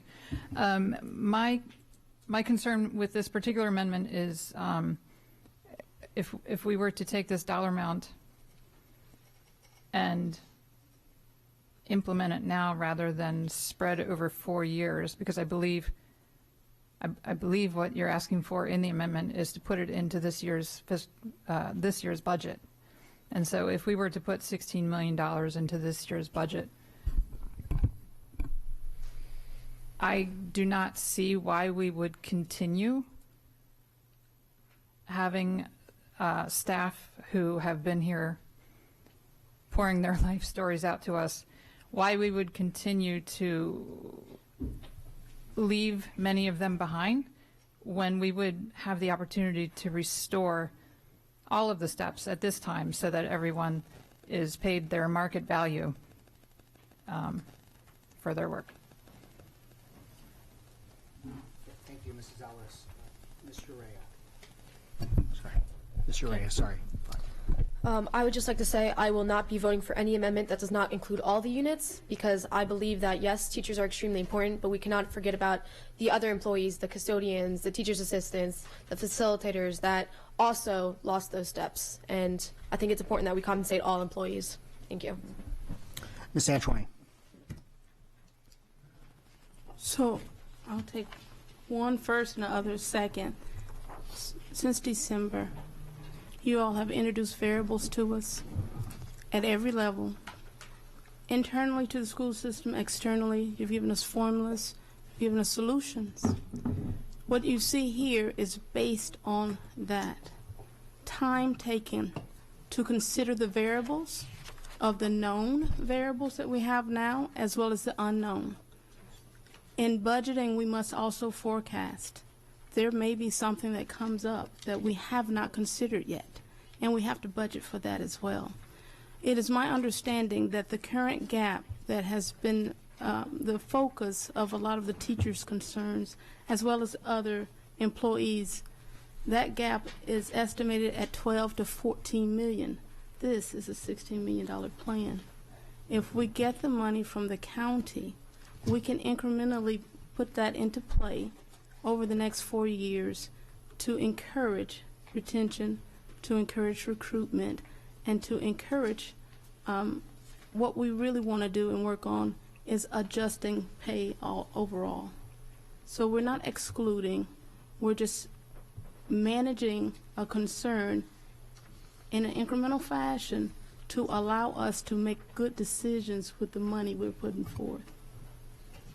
Then I appreciate, I think if we had the one to waive, I personally would have put a number there that will allow this entire system to get the money that we all deserve. But I have to be realistic, and a background in this at another level tells me that we have to start incrementally. And this is why I'm introducing this for our teachers first. And over time, hopefully I'm here for the next 6 years as you guys elected me to be. And my plan is to support the oversight and management of the entire system. Thank you, Ms. Antoine. And before we move to Ms. Ellis and then public comment, I neglected, as I was feeding my Diet Coke habit, I did not ask at the onset whether any member would like the record to reflect that they join in making this motion. So if there are any members that would like that designation at this point for the record, and we'll do this with each subsequent amendment, we'll just do that by show of hands. So at this time, is there any member that would like the record to reflect that they join in making the motion? Seeing none, thank you. Sorry, Ms. Ellis. So am I understanding correctly, the amount that you have put in this amendment is not necessarily all for makeup steps or to reduce or eliminate the pay gap, but could be for other purposes? Am I understanding that correctly? So this is why I requested that the actual 4 be in here. It is certainly accommodating the gap, and that is why it is up to 16 million. The numbers I received was 12.5, and I think others have received different numbers since what I received in December. So that is still under the 16 million. The plan is to close the gap, for sure, and it's also to look at how we are compensating our teachers overall, and also to look at how we're recruiting and retaining them. Also for those who are retiring, who may not get the benefit of this, looking to how we can accommodate them as well. Okay. Yep. One more thing. Sorry. If this amendment were to only address makeup steps, which is what, it sounds like a big portion of it would be for. I may be in support of it, but I look at this philosophically as makeup steps are basically a salary correction to put staff on the step that they should be on, again, based on their market value. If we were looking at using these funds for other purposes in addition to makeup steps, that's where I start to have an issue with not including other units in this. And I'll discuss that further in, I think, a forthcoming amendment, but I just wanted to share that. Thank you, Mrs. Ellis. At this point, we'll move to public comment. And in the interest with Mr. Mosier, Mr. Shaknovich, and Mr. Stansky, so you're not lugging stuff back and forth, just for the public's benefit, we have the podium available as well as 3 seats. Mr. Blake is in 1 seat already, but we've got 2 more seats, and then we'll kind of go in that order. But Mr. Blake, you were here first, so please. Thank you, Dr. Arlotto, President Gilliland, and members of the board. For the record, my name is Corey Blake. I'm the Chief of Staff of Maryland Public Employees, AFSCME Council 67. I'm a resident of Anne Arundel County. I appear tonight in behalf of the 1,200 Unit 3 employees of the Anne Arundel County Public Schools. I have some prepared remarks that I hope will put our position on this amendment into context. Unit 3 employees of this school system are amongst the lowest paid public employees in the state of Maryland. Some of them must work 2 or 3 jobs just to make ends meet. Many of them make less than $13 an hour. New employees find it difficult to even be residents of this county, much less the novel idea of ever owning a home. Rising costs of living and years of inadequate funding by the county and the state have resulted in many of our employees living in poverty. These dedicated employees are hardworking and upstanding citizens. The irony does not escape me that on this very day, the Maryland State House is moving a bill to establish a $15 an hour minimum wage. Some employees who work for this school system make much less than that. For example, a newly hired food service worker makes $12.23 per hour. They must work for a minimum of 7 years to make $15 per hour on today's salary scales. A newly hired custodian makes $12.83 per hour. They're responsible for cleaning nearly 40,000 square feet of school property each, the highest of any comparable jurisdiction. Your employees who are responsible for asbestos abatement, for making sure that buses and fleet vehicles are properly maintained and operating safely, who groom and maintain athletic fields, who print the very forms published by this school system, and ultimately contribute to the outstanding level of education provided to the children of this county, some of whom make less than what a majority of the public believes is the minimum for a fast food worker. There is no wonder why it's becoming harder and harder for this school system to recruit qualified individuals. Your employees are not looking for handouts or riches, but merely to be treated with respect. The respect that they seek is generally reflected in this board's budget. For years, the practice of this board has been to treat all employees equally. All means all. When economic difficulties after the 2008 recession, steps in salaries were cut for all employees. AFSCME represented employees, like those in other units, agreed to go back to the bargaining table to do our part. Likewise, last year, during improved economic times, this board approved salary scale changes that would provide for more stable movement through the scales for employees who have been static for years because of underfunding. But through good times and bad, this board has understood that the cost of living not only affects all employees, but affects those who make the least most profoundly. This is why I come before you tonight to support any amendments to the superintendent's budget that provides for additional funds to make up lost steps and wages for all represented employees, and to oppose any amendment that does the same for only select represented employees. This is a matter of economic respect that past boards have readily embraced, and I ask that you do the same. Thank you. Thank you, Mr. Blake. We'll go with Ms. Wilkinson, Mr. Myers. I hope you can hear me this evening. Helen Wilkerson, Secretary's Assistants, Association of Anne Arundel County. All means all. Several years ago, when a difficult financial situation affected the employees of Anne Arundel County Public Schools, we all shared in the pain of lost money. All employees were furloughed. All employees were frozen on the salary schedules. To entertain an amendment that only seeks to restore lost compensation for only one group of employees is unfair. We all were affected. We all share in the pain. We all share in the financial loss. We all feel the pain and understand what you're wanting to do. But it's not fair. All means all, and we stand behind any amendment that treats all employees equally. Thank you.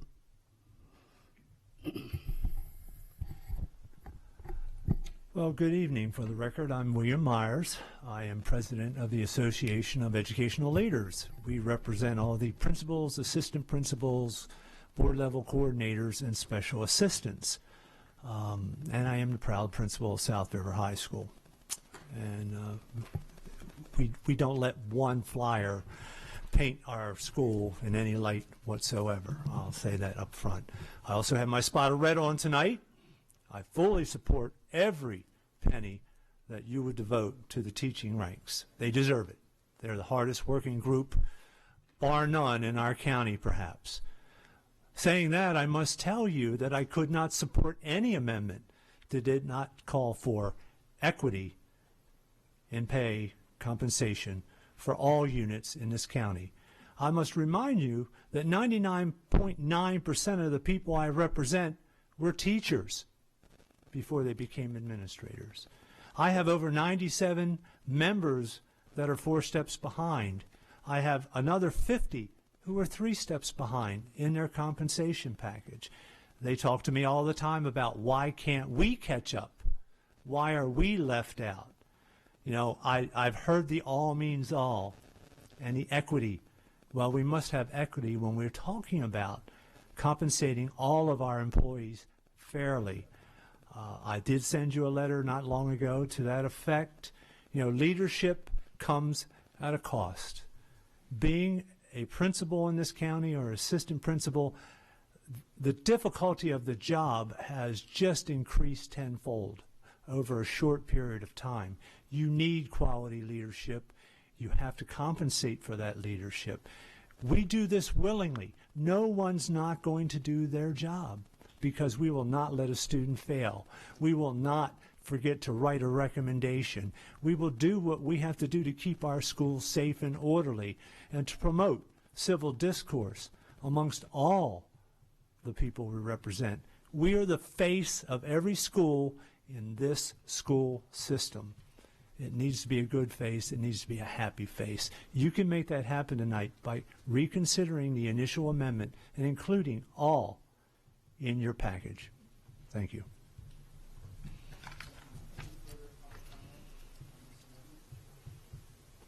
Any further public comment on this amendment? Ms. Antoine. Well, I certainly appreciate the testimony, but I want to emphasize the insinuation that this is unfair or unequal.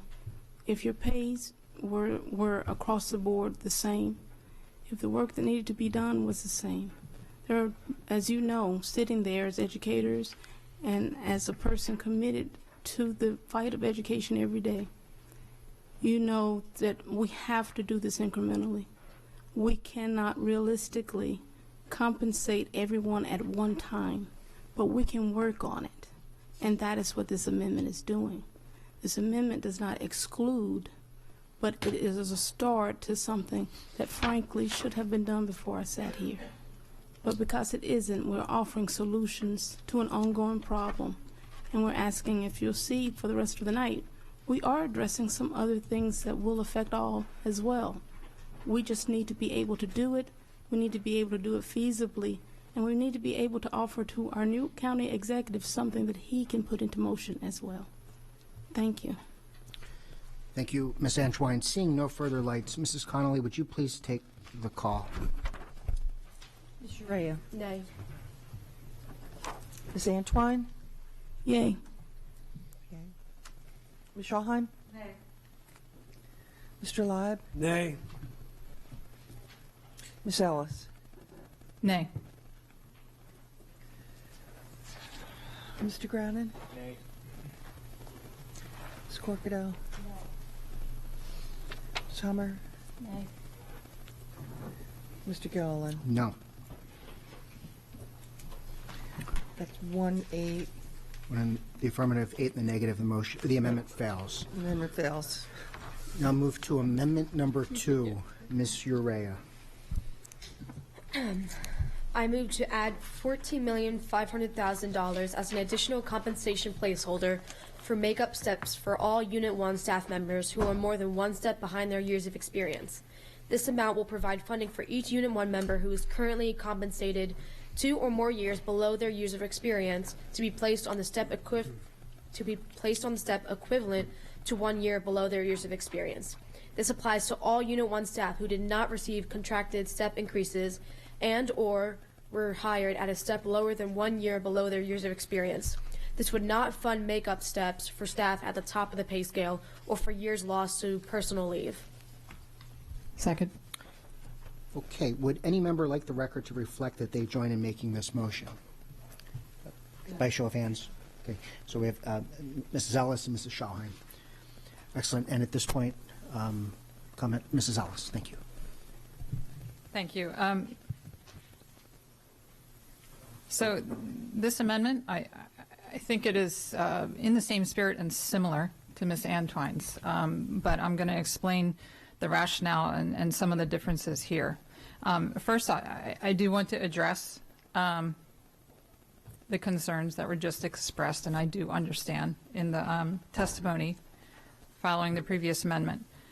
When we're talking about compensating fairly, I want to be very clear that the intent of this amendment is specifically to make a salary correction or a pay scale correction for staff who are on the wrong step based on their years of experience. So now I'm going to get into why at this time this applies to Unit 1. We've been hearing from our teachers on this issue for years now. Yes, I've only been sitting here a couple months, but I've been in this boardroom for years now. We have teachers in our schools who are not being paid their market value. If they left, they would earn more elsewhere simply by being valued for their experience. Every year that this pay gap remains, we're telling our loyal teachers and guidance counselors that they're not worth as much.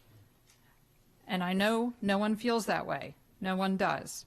But once the opportunity is here, and I'm going to explain why I believe the opportunity is here tonight, I think it is right now, and then we would be sending that message if we did not do everything we can to restore lost steps. Offering any back steps, any makeup steps, is a recognition that we have some sort of a discrepancy or inequity, and and for that reason, if we do recognize that, why would we not do all that we can right now to reduce or eliminate that at every extent possible? It needs to be understood by all board members, our county executive, county council, and our teachers union. This is not a large raise. That's not the intent of this money. It is, yes, there will be some teachers and guidance counselors that would see a large jump in their pay, but this, again, is not a raise. It is a correction. And these teachers are on the wrong step, and the intent is to fix that.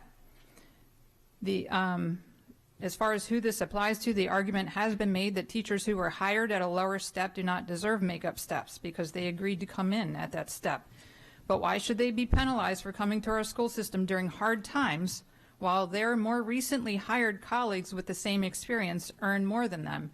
Again, this is about their market value and honoring their experience. Why only Unit 1? The purpose of this amendment is to restore lost steps to our teachers and guidance counselors. This absolutely is not a slight to other important staff working hard for our school system. I want to be clear. This amendment frees up all of Dr. Arlotto's proposed pay increase for all staff to receive the equivalent of a step and about a 2% COLA, depends on the unit. That's a good raise. Anywhere in any other workforce, a 4 to 5% raise in 1 year is a good raise. Anything above that is typically considered a promotion. So this year, I want to look at restoring steps to our teachers who have come to us in large numbers here at the podium in countless emails and a huge stack of letters. This is a stack of letters that were presented to us by the leadership of the teachers union, indicating that this is important to them. And I've been listening, and I think many of us have been listening. I know that there's a concern that this pot of money could be negotiated in additional raises for all of Unit 1 and not used as intended by this amendment. This is why I don't believe that's the case. We are in a situation right now that we haven't been in before. In the past, it's been either or. You can have your raises or you can take care of makeup steps. Right now, we have an offer, a budget that, again, gives a very healthy raise to all staff. So if we have the opportunity to deal with the makeup steps right now, I believe Unit 1 would use them as makeup steps. The reason I have not looked at doing this for other units at this time is I have never heard testimony that that would be the intent. And if that were the case, if I were hearing from our other units that they want to give makeup steps to their staff that are behind, I'd be here fighting for that funding as well. But what I don't want to do is give additional raises and perpetuate this pay gap that keeps going on every year. I want to address the makeup steps tonight. We have a county executive who has stated publicly that restoring lost steps is a priority.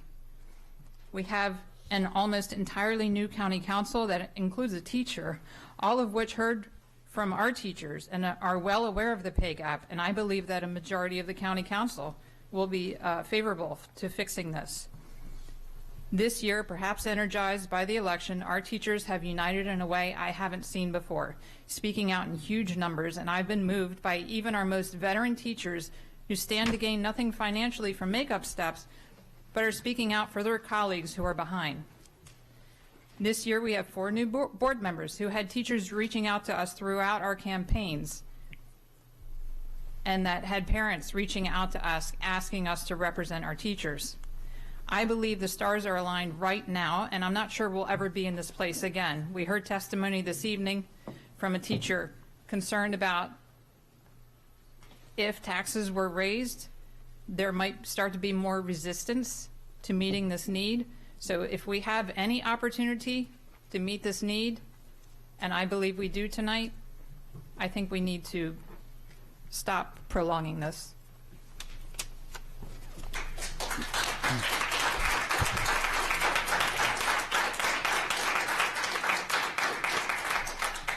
Thank you, Mrs. Ellis. Mrs. Hummer, and then Ms. Antoine. Back during the recession, all of our employees had 2 years where there were no raises at all. No one was let go, but there were no raises. Thousands of those employees are still with us today, a decade later, and because of a combination of both financial limitations and political will, those missing years have not been made whole.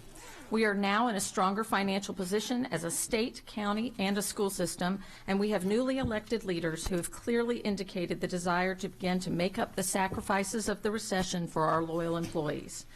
I am the only person on this board who has served as a teacher in a public school classroom. I know firsthand how hard teachers work and how much teachers deserve, both in respect and in compensation. However, I also know that I could not have done my job without all the other staff around me. I never had to worry about receiving my paycheck or having my doctor's visit covered because I knew the payroll and human resources staff were taking care of that. As a special education teacher, I treasured the TSAs and behavioral interventionists who helped me provide my students with the support they needed to succeed. I remember well visiting an elementary school recently and seeing the secretary head-to-head with a parent who did not read or write English, helping her complete the necessary forms for her child. Last week when we had snow, nearly every employee was home and warm. Our custodians were out shoveling snow and making sure our buildings would be safe for children and staff. Last year on the first day of school, I watched the custodian at Glendale Elementary kneel down to tie a child's shoe, thus sending the message from the very first moment that that child was welcome and staff was looking out for him. Our strategic plan places relationships as of paramount importance. Children must feel cared for and secure before they can learn. Those relationships are built from the moment a child boards the bus, and every single staff member is a part of that chain of relationships. We say all means all, and that applies to our students, but it also applies to our staff. It takes all of our staff to serve our children. The custodians and secretaries who didn't receive additional compensation during the recession are just as worthy of being made whole as our teachers. When I was teaching, I can say that I would have been very uncomfortable with any plan that compensated teachers as a priority over the crucial staff whose work allowed me to do my job. And I dare say there are a number of teachers in AACPS that would feel the same way. All means all, so I will not vote for any amendment that does not provide additional compensation for all employees.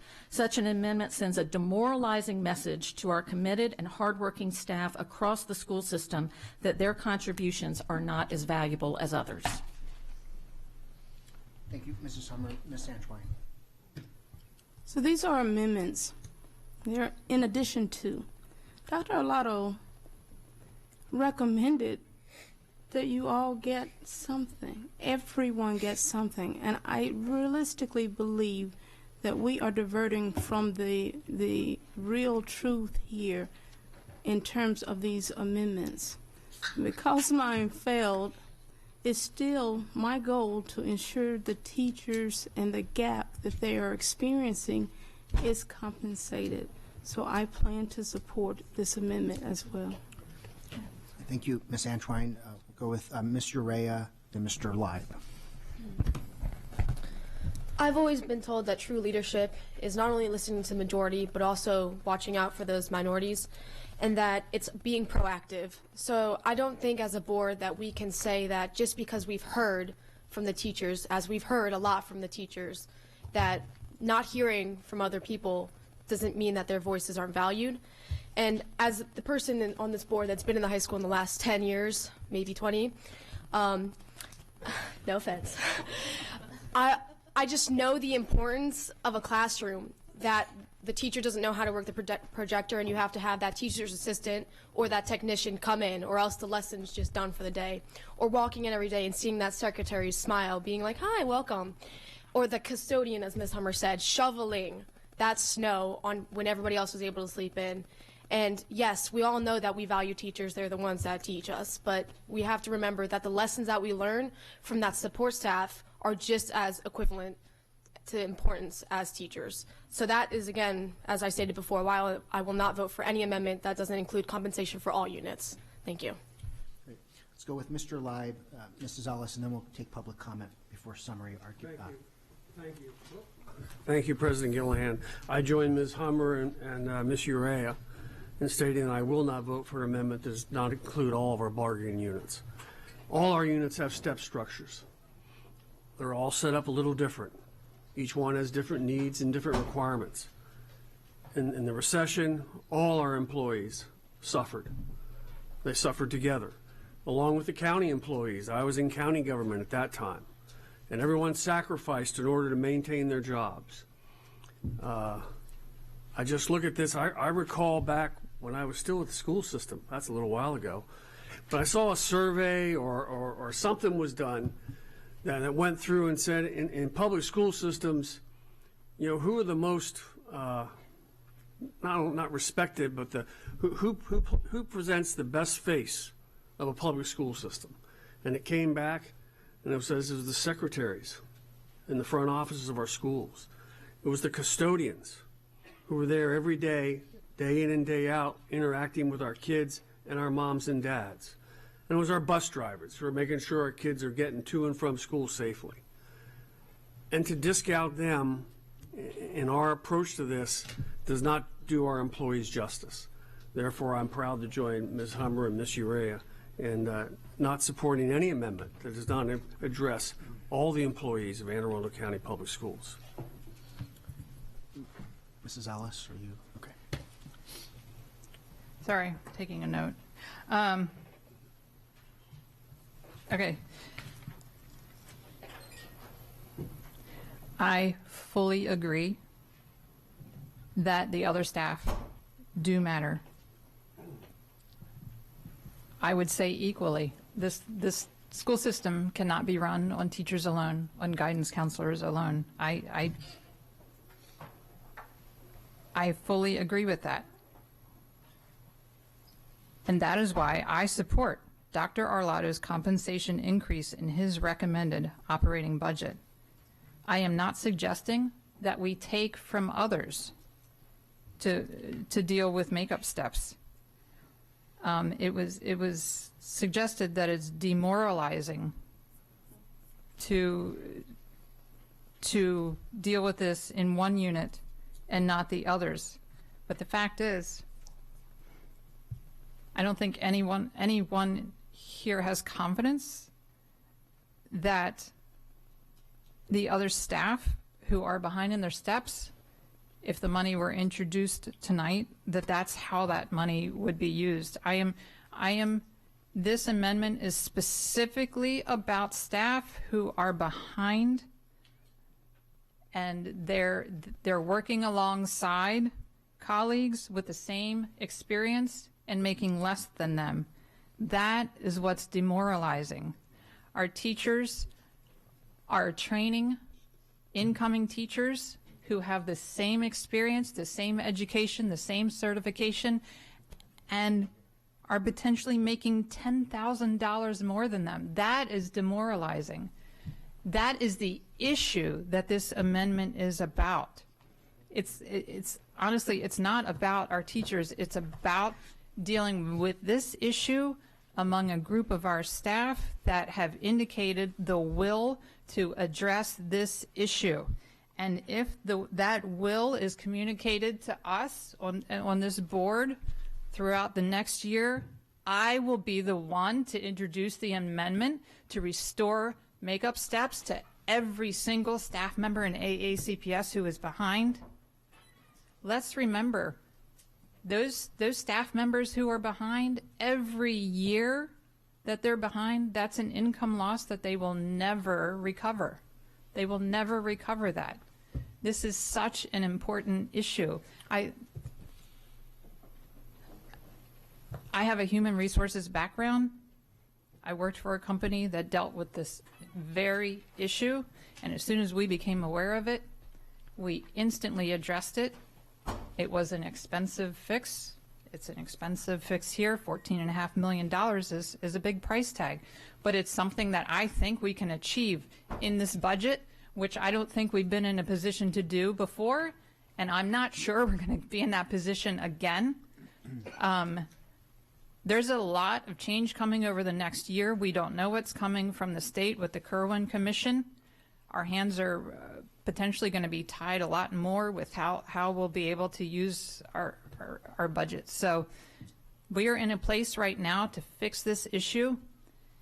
If we are able to achieve this tonight for our Unit 1 staff, I believe the fix for the rest of the staff in next year's budget would be much lower, and so much more achievable. But if we do this piecemeal, I'm not sure we're ever going to stop hearing the testimony about this issue, because I'm not sure we're ever going to get there. We have an opportunity tonight, and now's the time to do it. Thank you, Mrs. Ellis. We're going to go with Mrs. Schalheim, Mrs. Hummer, and then I'd like to ask the members to suspend. We'll take some public comment, and then we can make summary arguments if that's okay. Mrs. Schalheim. I completely echo what Ms. Ellis said. This is about fixing inequitable hiring practices. I can't imagine how low I can't imagine, because I've read all the letters, how low the morale is. A veteran teacher working alongside someone with less experience making more than they do every day. So this is not, for me, not about makeup steps as it is fixing an inequity that exists, that has existed for a while, and that that previous boards have had no desire to fix. The time is now to fix this. This is the year to do it. That's why I support Ms. Ellis's amendment. Thank you. Mrs. Hummer. We cannot only respond to the best organized and loudest group. We must also speak out for our lowest paid workers, the ones who are working at night while we have board meetings, the ones who are earning less than a living wage. Our job is to speak for all our students, all our employees. When I hear someone say, well, we really didn't hear from that group, I feel a little sick to my stomach. So our custodians shouldn't be made whole because they didn't yell loud enough. Our secretaries shouldn't be paid what they deserve because they didn't come to meetings with charts. That is a ridiculous argument. We are the leaders. We need to show that we lead all and we value the contributions of all. I will share a couple of quotes from previous board meetings. Ms. Schalheim, I don't think we should demand or insist or vote based on whether or not they choose to come to us. I think insisting those people come before us is ridiculous. Ms. Ellis, a lack of hearing from one group of citizens does not mean there's not an issue there. I would not base my vote on numbers or whether anyone came. We should not be voting on who gave us the thickest packet. We are voting, I will say, any amendment that would include all, including our teachers who desperately need to be made up, but so do our custodians, and so do our secretaries, and so do all of our other employees. Thank you. This time we'll move to public comment, and then we'll take closing statements by any board members that would like to make that. Yes, ma'am. Ms. Helen Wilkerson, thank you, Ms. Hummer, Ms. Urier, Mr. Lieb. Thank you for supporting us as you're saying that. And I just want to speak just briefly, Ms. Ellis. I, too, understand the difference of someone coming in making as much money. I'm one of those products. I've been in the system for almost 30 years or more. And there are people that come in, same position I am, and it's making more than I am. So I understand teachers feeling the pain and the wrath of that. And I think that's a problem or an issue on HR, where they need to have a baseline where people come in working at a certain amount of money. I think that is unfair. So we all are affected on the same time. We're the same MO. We do the rest. We do the best. Most of us became a priority. And I'm sorry. When do the rest of us become a priority? Are we to wait until when? A plan should be put forth to move all employees forward at the same time. Repeat it and say it again. We need an amendment that deals with all employees at the same time. Thank you. Dr. Arlotto, President Gilliland, and members of the board, again, my name is Corey Blake, and on behalf of Unit 3 employees, I come before you tonight to support any amendment to the superintendent's budget that provides additional funds to make up lost steps and wages for all represented employees, and to oppose any amendment that does the same for only select represented employees. Good evening again. Once again, I would like to reiterate a couple of comments here. The number of letters that were received. I do not want to take anything away from my colleagues in the teaching profession. They're my close friends. I certainly know so many of them over so many years. However, AEL is apolitical. We don't have a political arm of our organization. We don't have a political pact. We are the only unaffiliated union in this county. We represent ourselves. We are 335 strong. We do have a voice, and that voice says that we want equity when it comes to this amendment in particular. I fully support catching teachers up as quickly as possible. I don't believe the superintendent's budget for compensation will adequately handle what needs to be done. I heard some comment about, well, it's 2 or 4% or 3%. That will not cover 2 or 3% for the people I represent. You know, AEL, every step is 1%, unlike TAC, which is 2%. Over the last 5 years, we have been the lowest compensated group in Anne Arundel County. In Anne Arundel County, not just Anne Arundel County Board of Education. It's time that we have an opportunity to catch up just like everyone else, and we need to be considered in any amendment that is put forth by this Board of Education. Thank you. Thank you, Mr. Myers. Mr. Grannon for a comment. Thank you, President Gilliland. I just want to say that I've addressed a number of issues from up here and been successful, and I've addressed a number of issues from up here and been unsuccessful. On each one of those, you got to take them as they come. If you can persuade your colleagues, great. If you can't, you move on. Out of respect for everyone in this room, including a lot of young people, there are 78 other amendments. With no disrespect to my colleagues, those board members who have spoken on this issue substantively have made their records. They've made their records. They're in the record.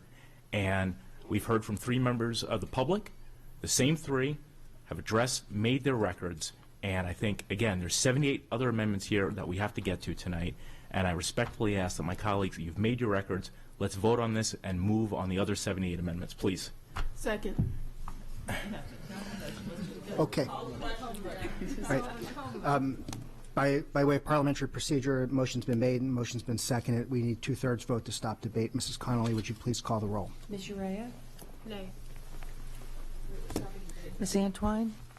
Wait, are we Oh, stopping? no, It's to stop before anything, I did not say call the vote. I'm not moving that anyone be silenced. I'm asking, just out of respect, that you voluntarily stop making the same comments over and over again. You've made your records. We've heard from the public. Let's just move on.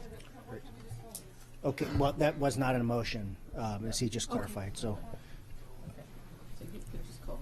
I'm sorry, I'm trying to understand. So we're going to vote on this and then take more public comment? I'm not moving to silence you. I'm not moving to silence you. I'm asking out of respect that you stop talking. Councilwoman Rodvian. Out of respect for your request, I will make this very brief. So I just want to say there's a horrifying feeling as a teacher that somehow this amendment is intended to pit one employee group as another. We work side by side every day.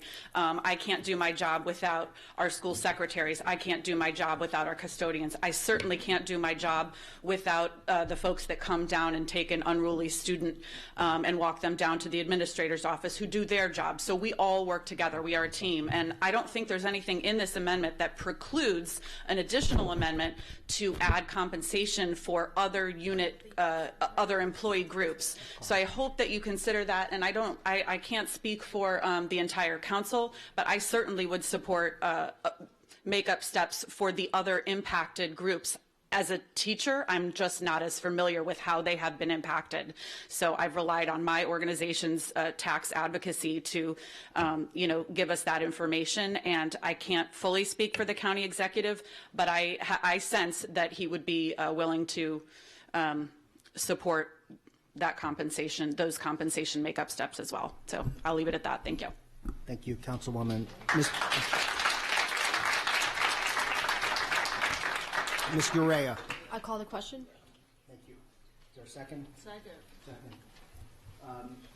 We're now voting to end debate. Mrs. Connolly, would you please call the roll? Ms. Urea? Yes. Aye. Ms. Antoine? Aye. Ms. Shawheim? Aye. Mr. Lyde? Aye. Ms. Ellis? Aye. Mr. Grannon? Ms. Corkadell? Ms. Hummer? Aye. Mr. Gilliland? Aye. 9-0, motion Great. passes to end debate. We'll now vote on the amendment, amendment number 2. Mrs. Connolly, would you please take the call? Ms. Urea? No. Ms. Antoine? Aye. Ms. Shawheim? Aye. Mr. Lyde? No. Ms. Ellis? Aye. Mr. Grannon? Ms. Corkadell? Nay. Ms. Hummer? Nay. Mr. Gilliland? No.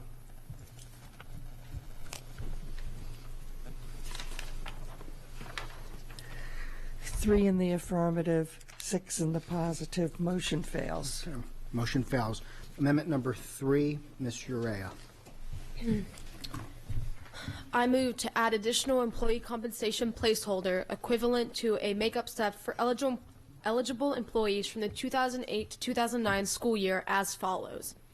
1 back step / catch-up step for AACPS employees who did not receive a step or step equivalent in the 2008 to 2009 academic year as called for in their applicable negotiated agreements or terms of employment. The following criteria is used in determining the number of employees and cost above. Bullet 1. Backstep / catch-up step is defined for this amendment as an employee who was an employee units 1 through 6 as of June 30th, 2009, and missed a step or step equivalent in fiscal year 2010 due to negotiated step freezes. Bullet number 2. The employee is still with the district and has not changed units, i.e. moving from teacher to assistant principal, or has changed units without an appropriate placement on the salary scale per a bargaining unit agreement. Bullet number 3. Employees who have reached the top of the salary scale for their unit are not eligible for the back step / catch-up step. Bullet number 4. Employees who have left employment during this time and came back at a later date are not eligible for this back step / catch-up step. The final bullet. The cost is general fund only. Second.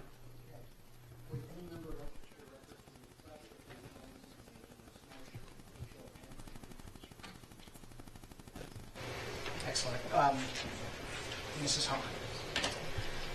The employee bargaining units, the county executive, and the superintendent have all discussed a 4-year plan to meet our staffing needs and to bring our compensation for all employees where it needs to be.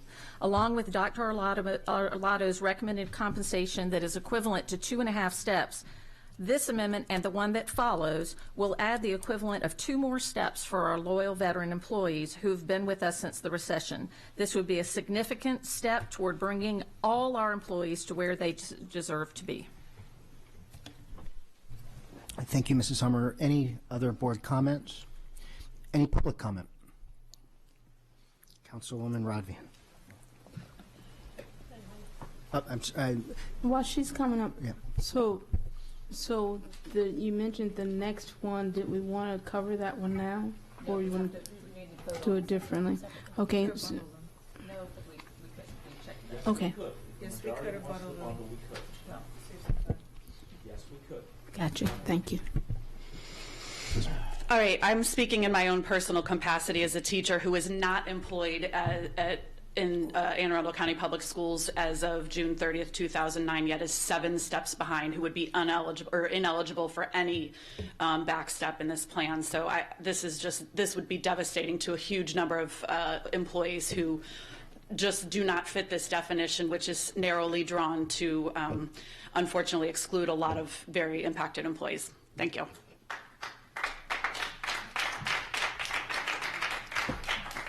Mrs. Ellis. That's probably my biggest concern with this amendment. now we're parsing out and dividing staff who are impacted in an even greater way, making it less and less likely that all staff will get to their proper step. So I would propose that we expand this amendment to include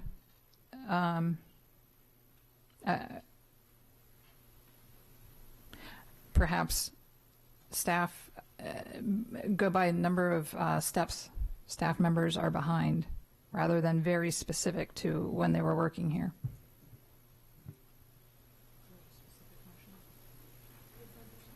Yeah, I guess a friendly amendment would be provide makeup steps to staff who are 7 steps behind, and an additional makeup step to staff who are 6 and 7 steps behind.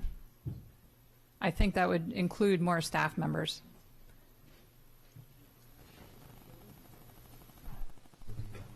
Right.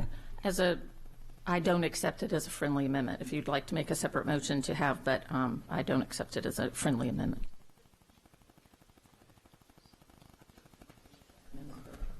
Okay. Ms. Antoine. So if we expand it, I just wanted to understand the cost. That I don't want to support the expansion. I just wouldn't know the financial impact.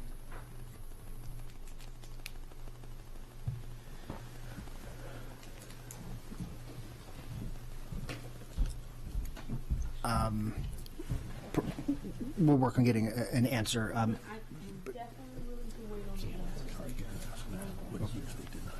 Okay. Mrs. Schallheim. And then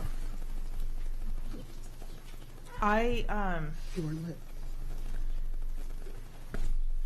appreciate this amendment. I do. I think it would be more helpful to close the gap further with regards to the obvious inequity that is ever present within our teaching group, Unit 1.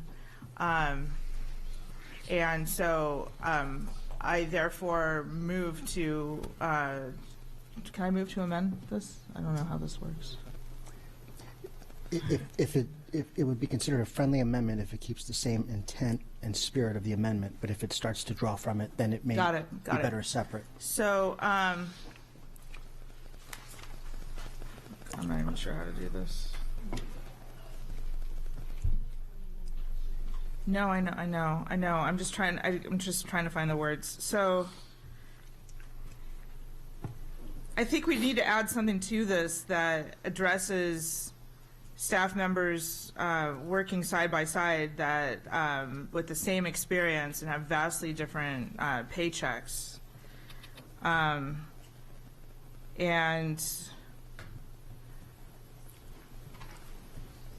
I don't even know how to do that. Would it be possible to get some dollar amounts for,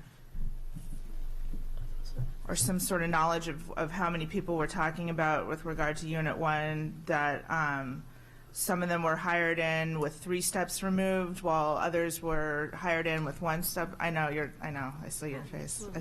Yeah, sorry. Well, I mean, again, Alex Checkner, Chief Operating Officer. Let me address Ms. Antoine's, and then that'll be leading into yours. Please. I mean,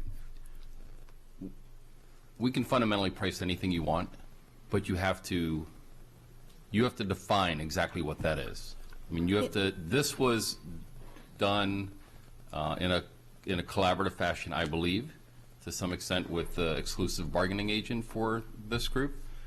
There was discussions not only with the representation of this group, but also with you and some of your colleagues and your chief negotiator. So this was distilled in a clear and articulate enough fashion that we could calculate it. Calculate it means we go back to our payroll records, and our HR and technology department creates a program, a script, to run over 10,500 records to identify who then would be eligible.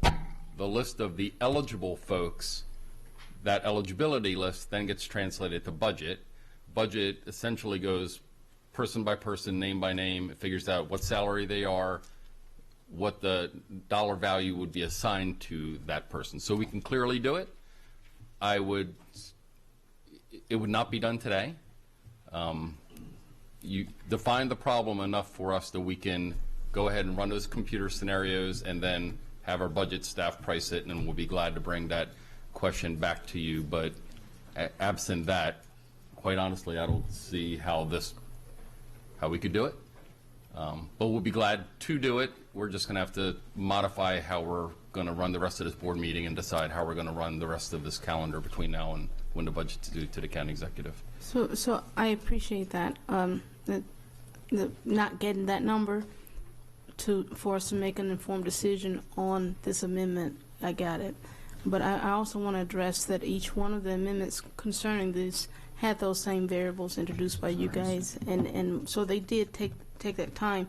What I'm trying to understand is there was a motion to do the expansion on here so that we can support this, because at this point, we're just moving forward with the status quo of the recommendation. And so we want to be able to be informed enough so that we can accommodate our employees that we have been appointed and elected to have oversight over. So, but I will digress with my request. And then that's where Ms. Schallheim's, I think, piece two is Ms. Schallheim suggested that she would introduce as her amendment the specificity to require one or two or whatever other bullets will be added to this list. We'll then take that information, and that new expanded list is what will go about the process of using our HR department, our technology department, and our budget department to price out for you.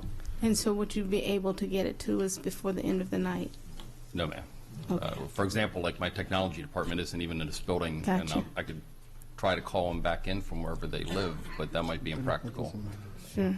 Well, with this during the budget meeting, President Gilliland, what I want to be able to do is understand the budget impact on if we should agree to such an expansion. I think the expansion is a great idea, but I would want to know what that cost is. So I will digress in my request for tonight and move forward so that we can move forward.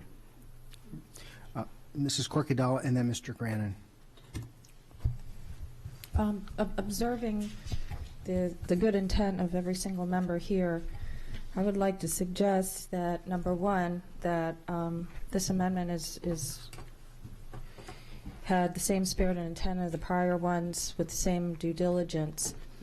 And although probably all of us were in agreement with at least the portions of these amendments, we did not propose amendments to these amendments out of respect, as well as ensuring that we have accuracy of numbers and intent, so that one board member does not inadvertently vote for something that they were not sure of.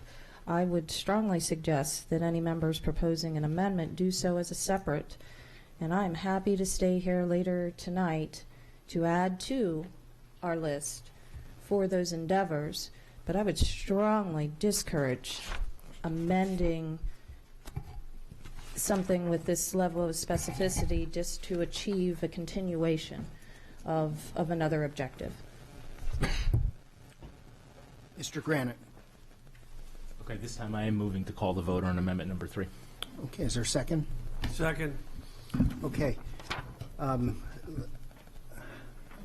want to ensure that we abide by parliamentary procedure, but I'm also looking to speed things up. So let me just ask, there's been a motion, there's been a second. Are there any objections?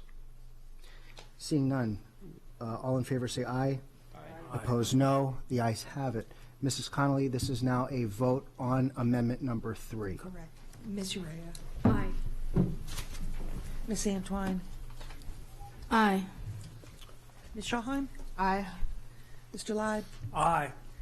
Ms. Ellis. Aye. Mr. Grannon. Aye. Ms. Corkadella. Aye. Ms. Hummer. Aye. And Mr. Gilliland. Aye. 9-0, motion passes.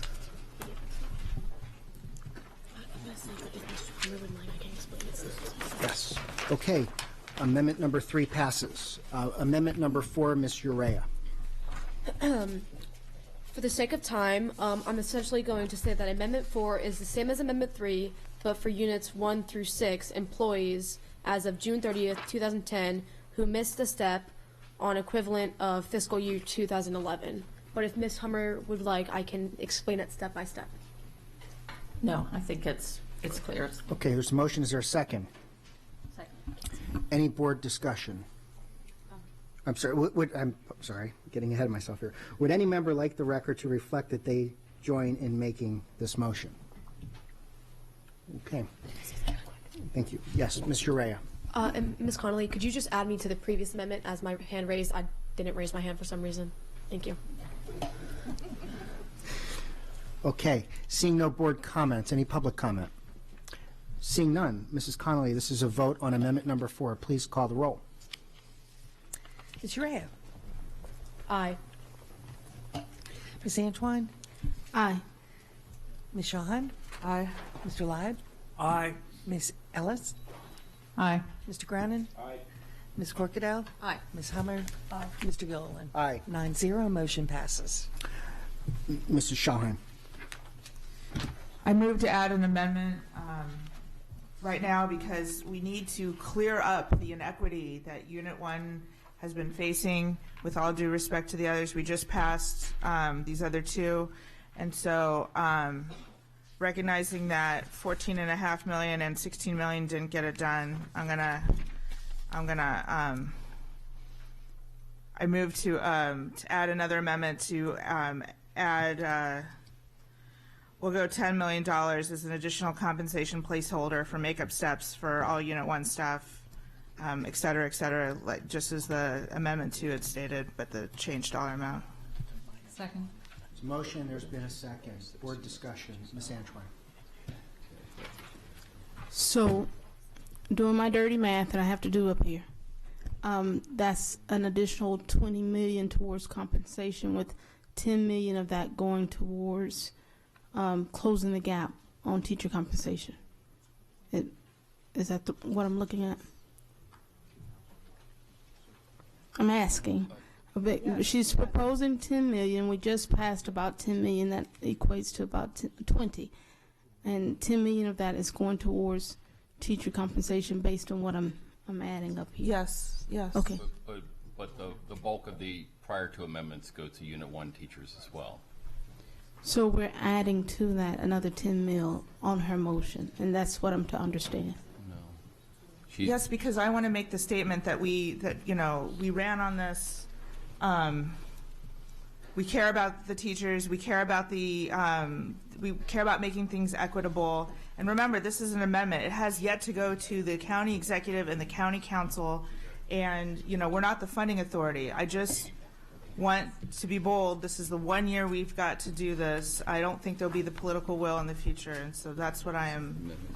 That's what I am proposing. I've been seconded.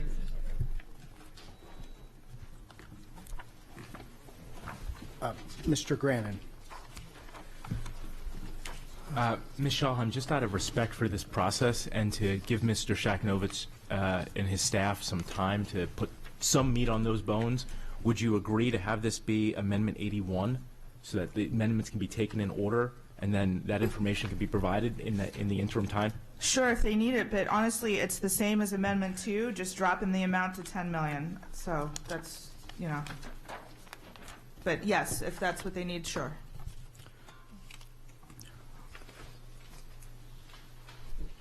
Okay. So in that spirit, if you're okay, Mr. Shaheim, we will move that amendment from being heard now to number 81. Okay. All right, thank you. Amendment number 5, Ms. Urea. As amendment number 5 has been I'm so withdrawn, sorry. I will read amendment number 6. I move to decrease board member compensation by $4,000. Okay, where'd my cheat sheet go? Would any member of the board like to? Would any member of the board like the record to reflect that they join in making this motion? None. Okay, Mrs. Corkadal, then Ms. Antoine. I just want to clarify. It was brought to my attention that there is a portion in our budget of this line item that is required by state law for us to take a salary increase. This decrease in the compensation will not interfere with our meeting our obligation under state law. Ms. Antoine. I would like to share that what we currently make, despite any increase, is still under $10,000 a year. So I'm not understanding how, in terms of a $1.2 billion budget, this would make a big difference. So I'm opposed. Were you? Was it direct? Okay, Mrs. Shahine. I'm opposed as well, and here's why. I have an 8-year-old daughter at home. In order to be here for these meetings, I need childcare because my husband works long hours. And because our daytime meetings run so long, I need someone to get off the bus. And so every last penny I've gotten so far of what we've made so far has gone to childcare, and that's why I'm opposed.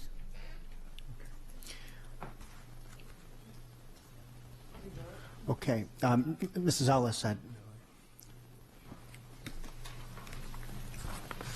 I'm opposed as well.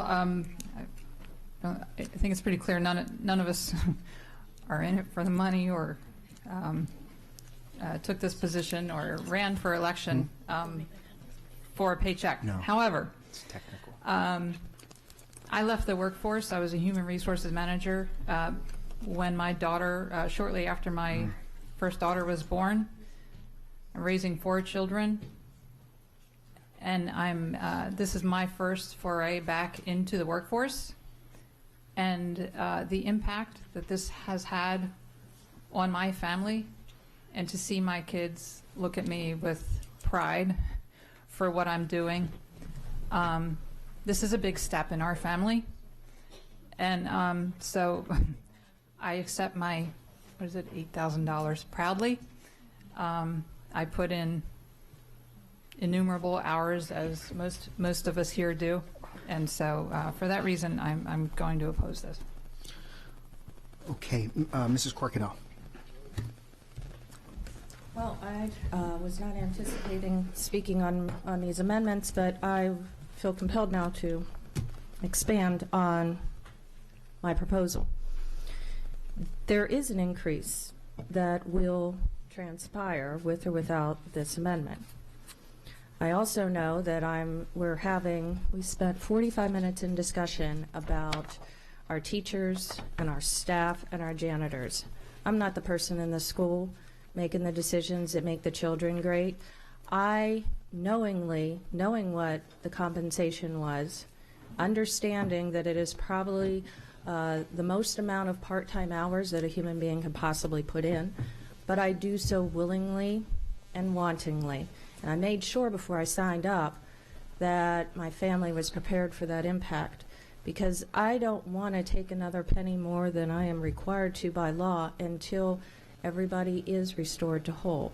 We took a huge step in that direction, and I'm happy to revisit a compensation package for our school board that does bring us in uniformity at the nation, local level, and meet our needs.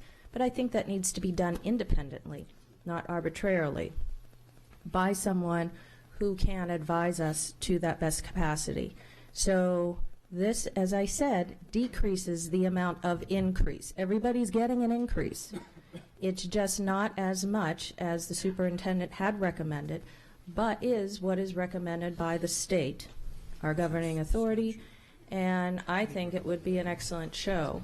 What is that amount, just for the record? $5,500. So I think there will be some opportunities to do that, but we've got a big thing ahead of us now.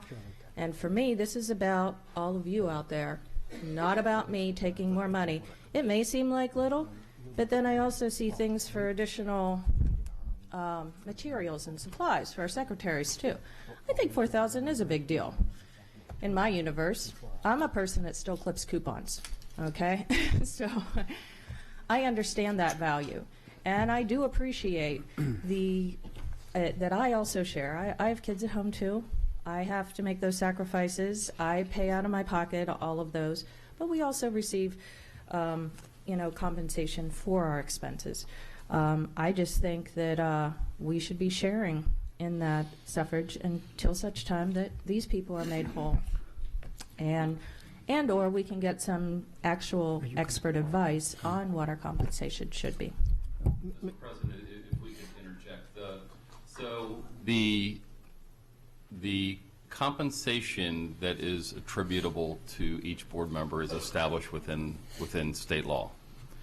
When we as staff crafted our budget and advised the superintendent, and you know this is happening in October, November, long before the elections, long before everything, we had to model what worst case was.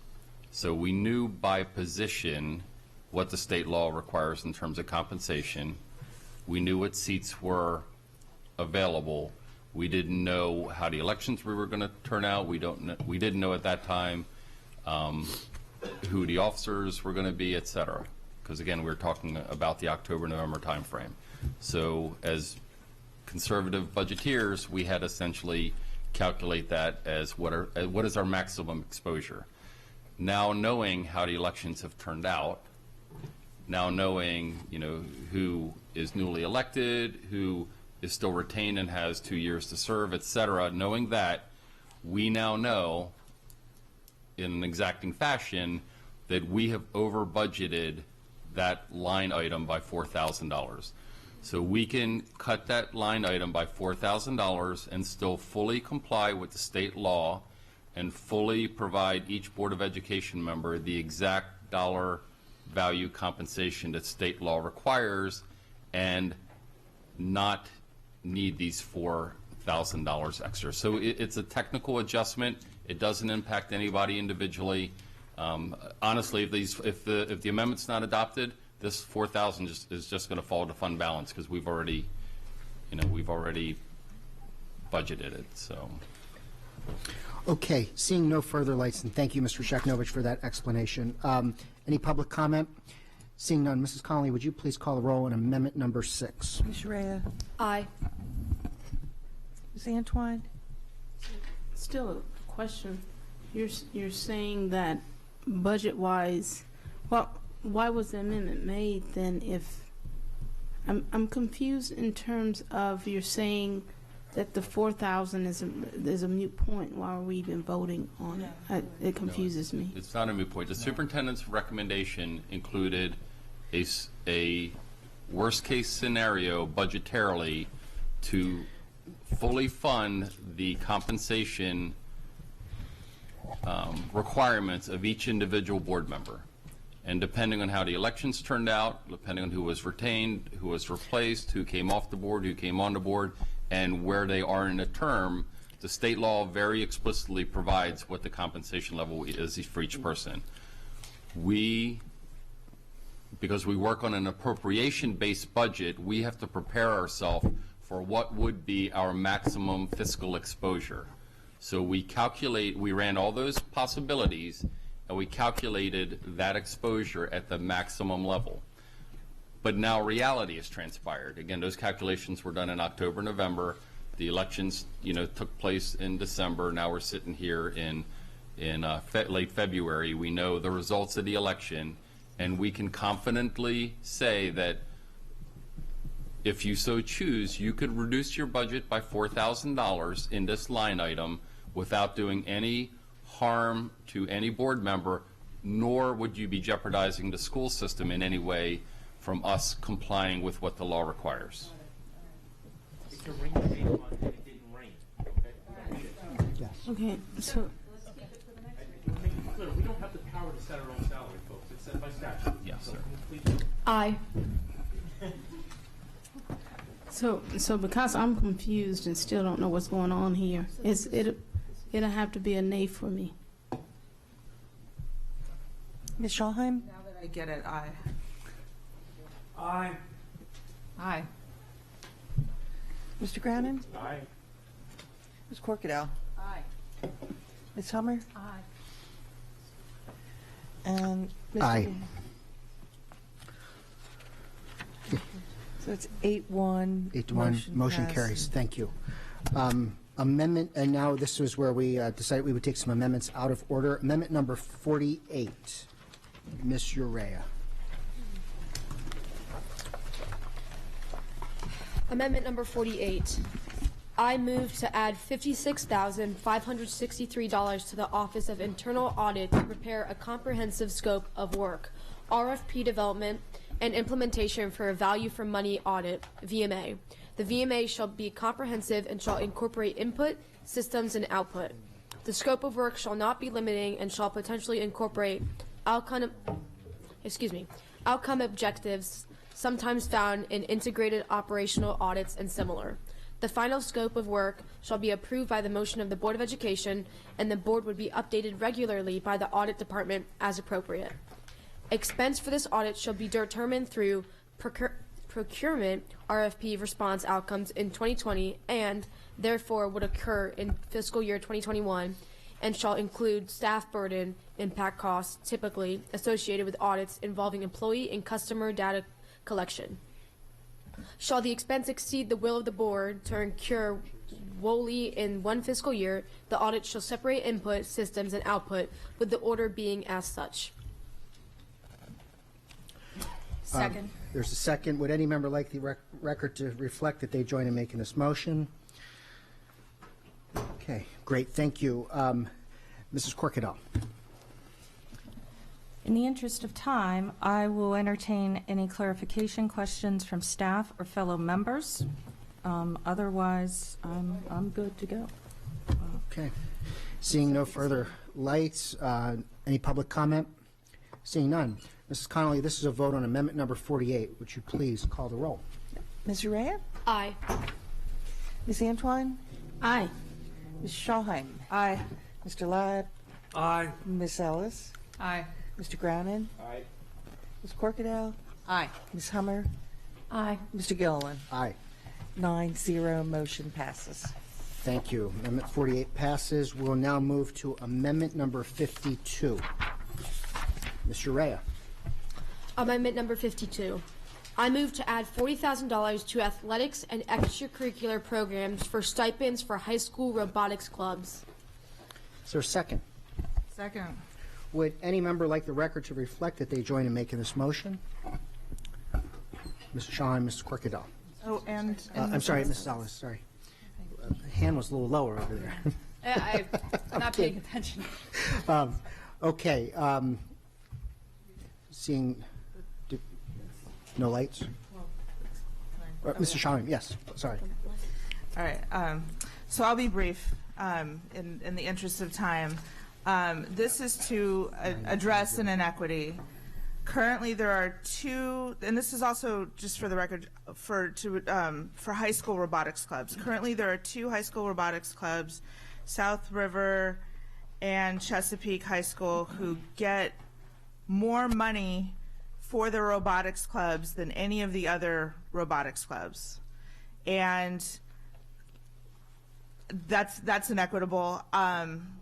When students participate in these sorts of clubs, a whole world of scholarship and career opportunities is opened up to them to the tune of tens of millions of dollars.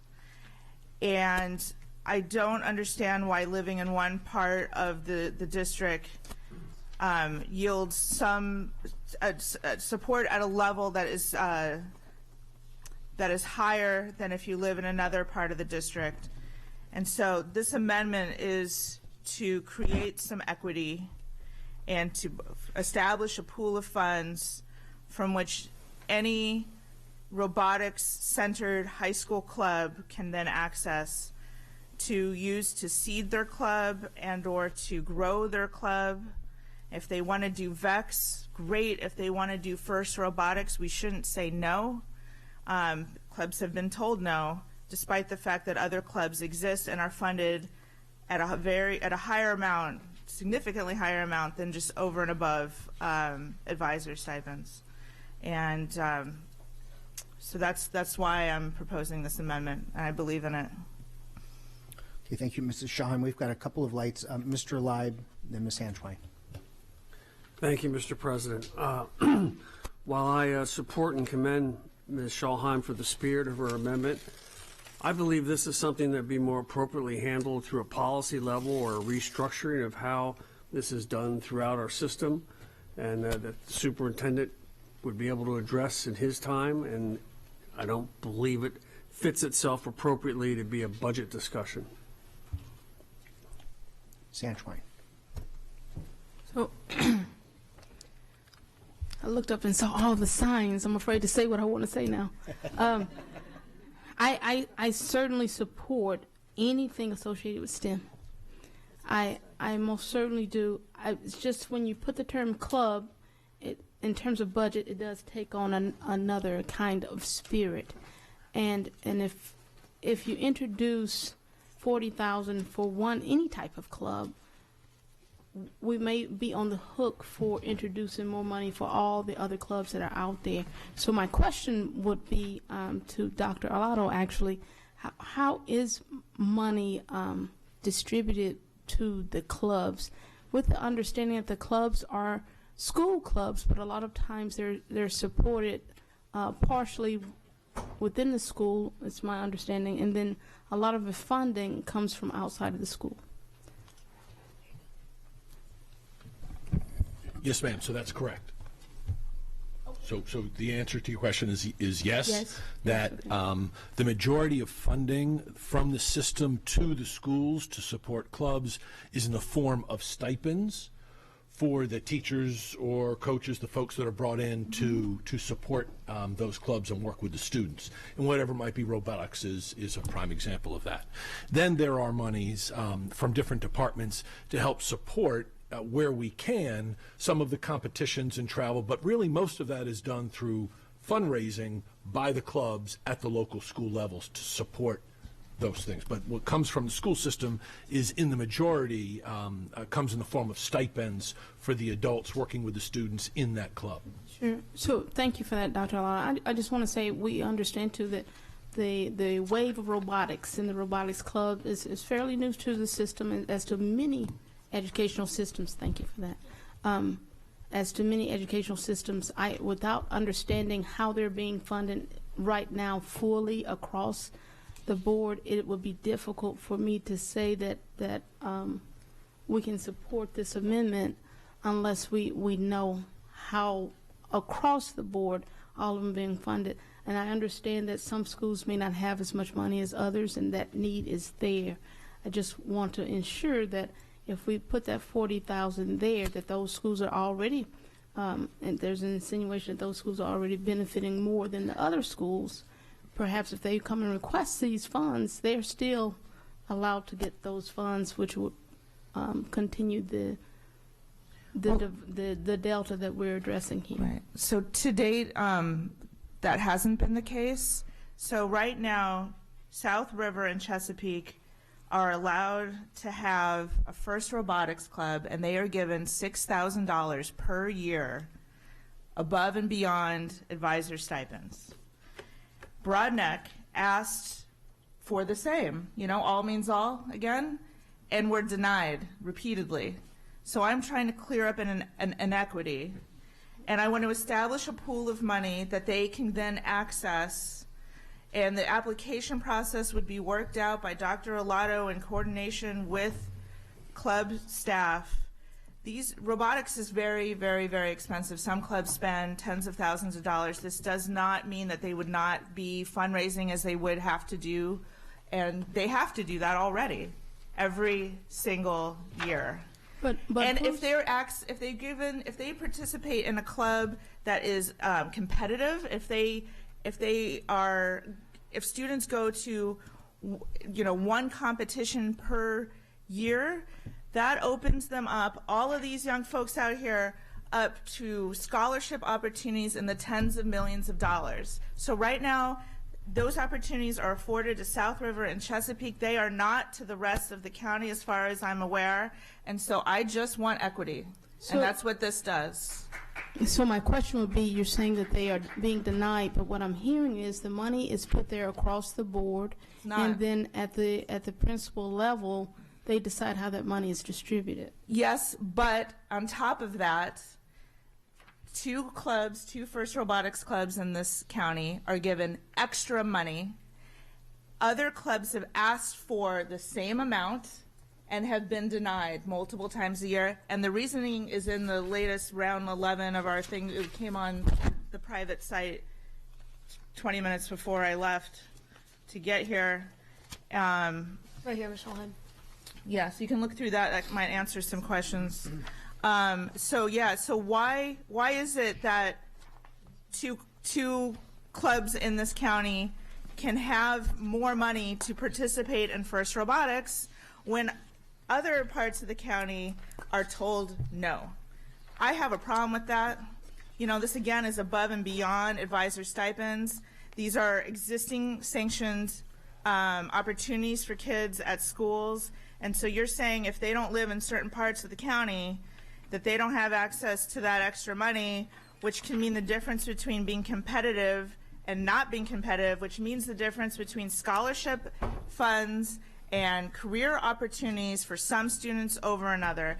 And it would be it's prohibitive to make a student in North County or on the Broadneck Peninsula, you know, travel to these other places to then be part of these clubs. And these clubs, they all help each other. They're like a family.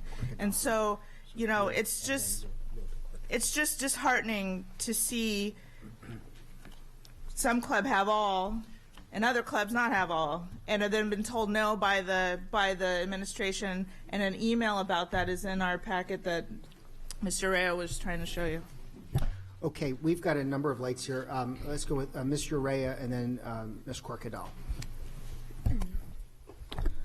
I'm a huge supporter of STEM as well, and robotics. I used to be in that club, so I know what you guys go through. It's extremely fun. But I also agree that this amendment, Ms. Schallheim, comes from a good heart. But when you say you create equity, you only create equity within the robotics club. You create inequities within other clubs. And I don't think in our purview as the board members, it is our right to say that we value robotics over Model UN, over Chick-fil-A Leadership Academy, over the Key Club. And not only that, but when you say that they have opportunities open to the world to them, there's clubs at Severna Park, Broadneck, and other areas that I did research on, such as the Rubik's Cube Club. You can get huge scholarships through that. The Origami Club, you can get huge scholarships for college through that. Chick-fil-A Leadership Club, Key Club, that Glen Burnie and Meade does not have. So when you say that there's an equity, it's a more systemic and multiple-pronged reason for inequity between clubs and scholarships. So I don't think that we should be singling out robotics, and I don't think it's our job to tell students that robotics and students in robotics are more valued than students in Model UN or these other clubs where they have access to scholarships as well. So Let's clear up the inequity. Let's start with this. Point of order. You're speaking out of order, Ms. Shylum.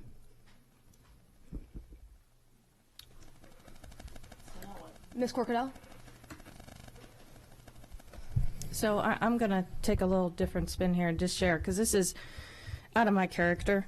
And when Ms. Schallheim told me about this, at first I was like, what? Like, are you kidding me? I'm not supporting something just for Broadneck. But it's not just for Broadneck, exactly. And I don't want to take everybody's time here, but I was the former engineering club president in my high school. And we viewed, took a perspective in our little township that sports, arts and culture, and science and math share equally. Now, I can't speak to the past and what has occurred and why it occurred, but the fact is, for whatever reason, and we've got two grandfathered schools. And so I agree, yeah, I mean, all means all clubs considered, but in this particular case, I think that the outcomes would be marginally to the negative, and that the gains would be absolutely astronomical, because our robotics teams well represent our schools just the same as our football teams, just the same as our wrestling teams, and we've got to recognize them. Theater, music. I see proposals of amendments from many fellow members who are saying no to this, are turning around and choosing more music teachers, for example, and other supplies for other similar things. robotics is an integrated part into our curriculum of STEM. And I believe that it's time that we meet up to the 21st century. Robotics has been around for a very long time. We called it engineering, but half of the year it was with robotics. The other half, we were building bridges to crush in the Westinghouse plant nearby, as simulations. But this has been around. In fact, the universities have serious competitions, one really close to my home of Carnegie Mellon University. And so maybe call it a Pittsburgh thing, but where I come from, robotics is equal. And if I can do my little role in inching it forward to equality in this school district, I will do so.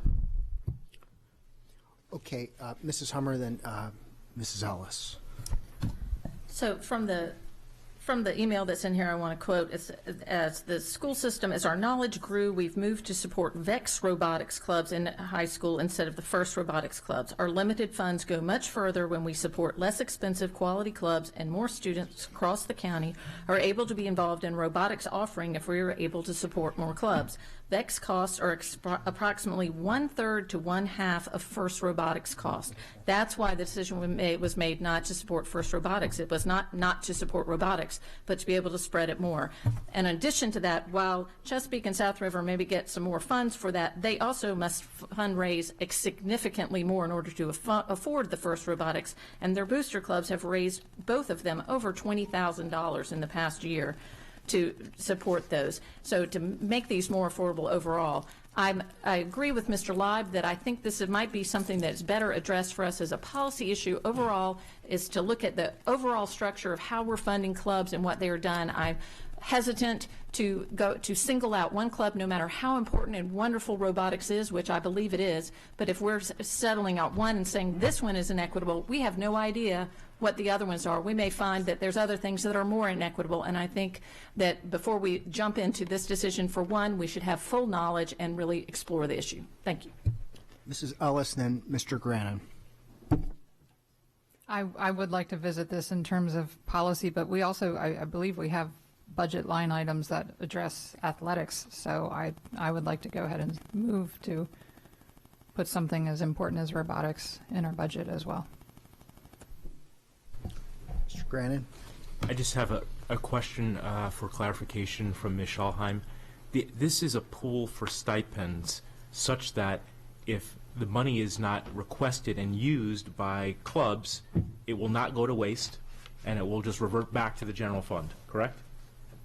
I want a recurring pool from which clubs, and it doesn't have to be FIRST robotics, y'all, just want to make that clear. If a certain school wants to stay with VEX, great. If they want to do another robotics-centered experience, fine. This establishes a recurring pool from which other clubs that are not currently supported at the $6,000 a year can apply for a portion of those funds that, you know, through an application process that has yet to be determined. That is Dr. Arlotto's role in conjunction, hopefully, with the leaders of these clubs. So yes.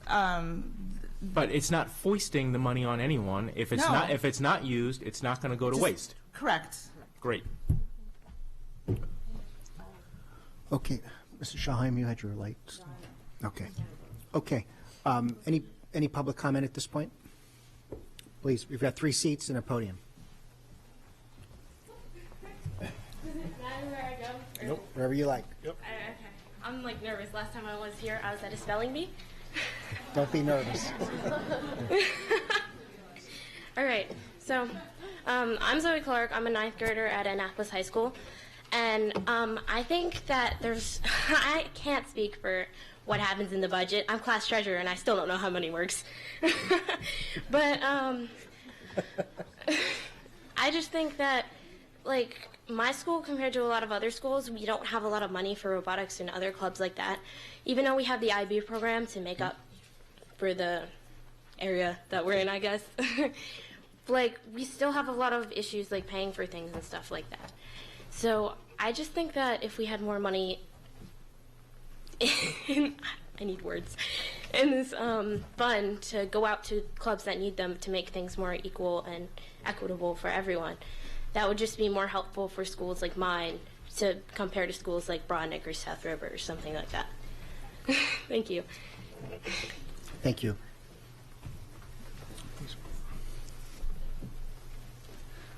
Thank you for having us here this evening. My name is Chris Olson. When I started teaching in Anne Arundel County in the fall of 2016, I was asked if I would like to run Broadneck High School's Technology Student Association and Robotics Club. And even though I had no experience in either organization, I said, yeah, why not? I want to provide these opportunities to students. That first year, it was rough. We had 11 students, built one robot, tried to operate on a shoestring budget of $1,500 that we raised by ourselves. There was no county support there. Now we're in year 3. We own our own nonprofit business, which was something that was suggested by the county. And my students write their own grants even during summer vacations. We contact businesses looking for sponsorships. We set up community outreach events to teach others about robotics.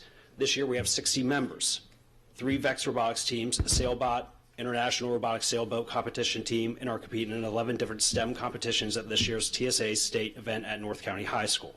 This growth has not come easy.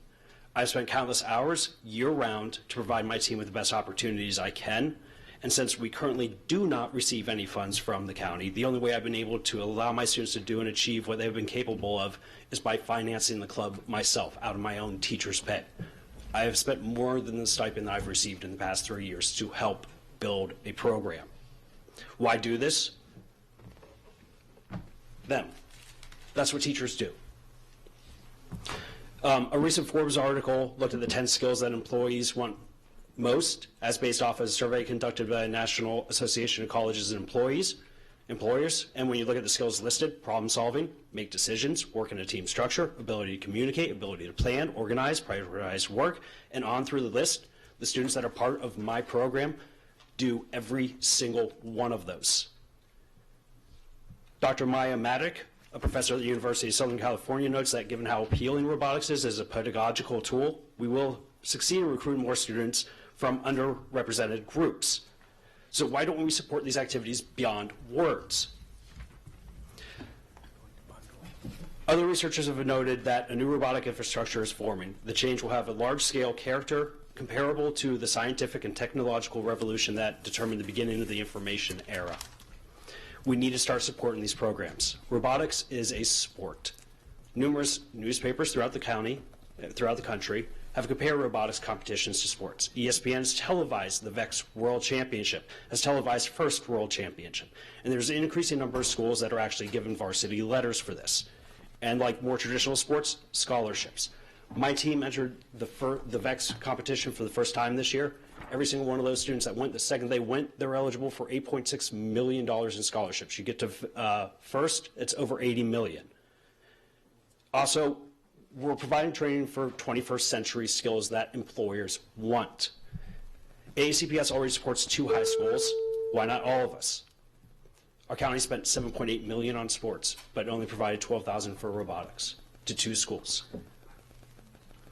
For the rest of us, we need to raise the funds ourselves. That means writing grants during the summer, contacting businesses, making our own business and running a business. Please summarize, sir. We're looking for 0.003% of next year's budget to bring robotics to anyone in the county that wants to have a robotics team. I will gladly help any school that wants to form a team. Thank you so much for your testimony. Yes, sir, and then we'll move. Or, yes, please. Good evening, Anne Arundel County Public School Board members. My name is Catherine Lockhart. I'm a junior at Broadneck High School, and I'm the co-president of Broadneck Robotics. First of all, I'd like to thank you for your consideration of this amendment to fund robotics teams across Anne Arundel County Public Schools. The implementation of this policy would make a world of difference to our team. I'd like to take a moment to tell you a little about what Broadneck Robotics means to all of us members. For us students, being a part of an organization gives us more than just being part of this organization gives us more than just an outlet to express our interest in the STEM fields. This experience has broadened our horizons beyond our school walls and has given us new opportunities that can guide us beyond our high school education. We learn valuable skills for the workplace and get to exercise our minds in ways that challenge our complex problem-solving skills in a style that other activities cannot. This club has helped us become better leaders in all areas of students' lives and strengthened our interpersonal skills. As we mull over improvements in the code and gear ratios, we develop traits that are crucial to entering the workplace of modern science. Our technological world is rapidly developing, and we as students and future scientists must be prepared, and this team has helped us do just that. Furthermore, we have been given the privilege of being in the position to give back to the community in the form of education and time. The ability to foster young minds through STEM night sessions, sparking an intense curiosity in elementary and middle schoolers, your future researchers. Above all, this organization is a family that encourages each other to go above and beyond their goals. As underclassmen, we are given role models to encourage us to foster our engineering abilities. When we become underclassmen, we strive to fill in the shoes of now successful engineers and researchers, proving that this organization has become a driving force behind our future choices to take on the forefront of STEM endeavors, whether it be at the lab bench, computer, or whatever else the call to innovation deems necessary. The bottom line is, funding us gives the opportunity for us to grow our young minds. Please give us this opportunity. Getting funding shouldn't be another challenge. Our challenges belong in the robotics field, not on just some spreadsheet. Thank you for the opportunity to explore science, and we hope that we can also get more funding from you. Yes, ma'am, who was? Catherine. I thought she was going to go. I'm sorry, I was signaling for you, but whoever wants to go is fine. Hello, my name is Aiden Myers. I'm a 10th grader at Broadneck High School. Our school system preaches about how all students have a quality opportunity, and with respect to that, every school does have a marching band program and every school does have a football program. And yet, why am I told to drive 30 minutes to join a South Rivers robotics team for first robotics experience? Which colleges do look for? Why is it that when I applied to the STEM program for South River, I was told no because I didn't want a random lottery? And then inquired about joining the robotics team and then told I couldn't because my parents work. And yet, I'm still told we have equal opportunity. The Broadneck Robotics team has to spend the better part of the summer fundraising to afford to compete in VEX Robotics. That ranges anywhere from writing grants to organizations that range from private companies to the Maryland State Department of Education, or door-to-door knocking on businesses to inquire about them supporting Broadneck Robotics. And yet, while we do this, other teams build and design their robots. South Rivers also works. Our work doesn't start until September or October for competitions that start in December. And yet I'm told we have equal opportunity to learn. With this, why do we not get funding from AACPS when the basic processor for the new, more powerful technology starts at $449? And yet, why do we have to go to the state for a grant that we may or may not get year after year, and other resources to be able to compete? And yet I'm told I have equal opportunity. To those who might say, well, you don't spend as much time on robotics as marching band or football or other activities. I'm in both marching band and robotics. Disregarding grant writing and promotional events for robotics, we spend about the same amount of time in both. So why are we not funded equally? All I ask for is that my club members, my friends, all I ask for my club members, my friends, is funding to make our experience great and equal to others. Thank you for listening, and have a nice day. I wish for your continued support. Thank you for your testimony. We've got two lights while you were talking. Ms. Antoine, then Mr. Leib. So I just want to share with you guys, thanks for being here tonight. Right? I know what you got to do tomorrow, so I appreciate that. I also want to emphasize to you, I know robotics very well. I have a nephew that I send a lot of money to so he can compete.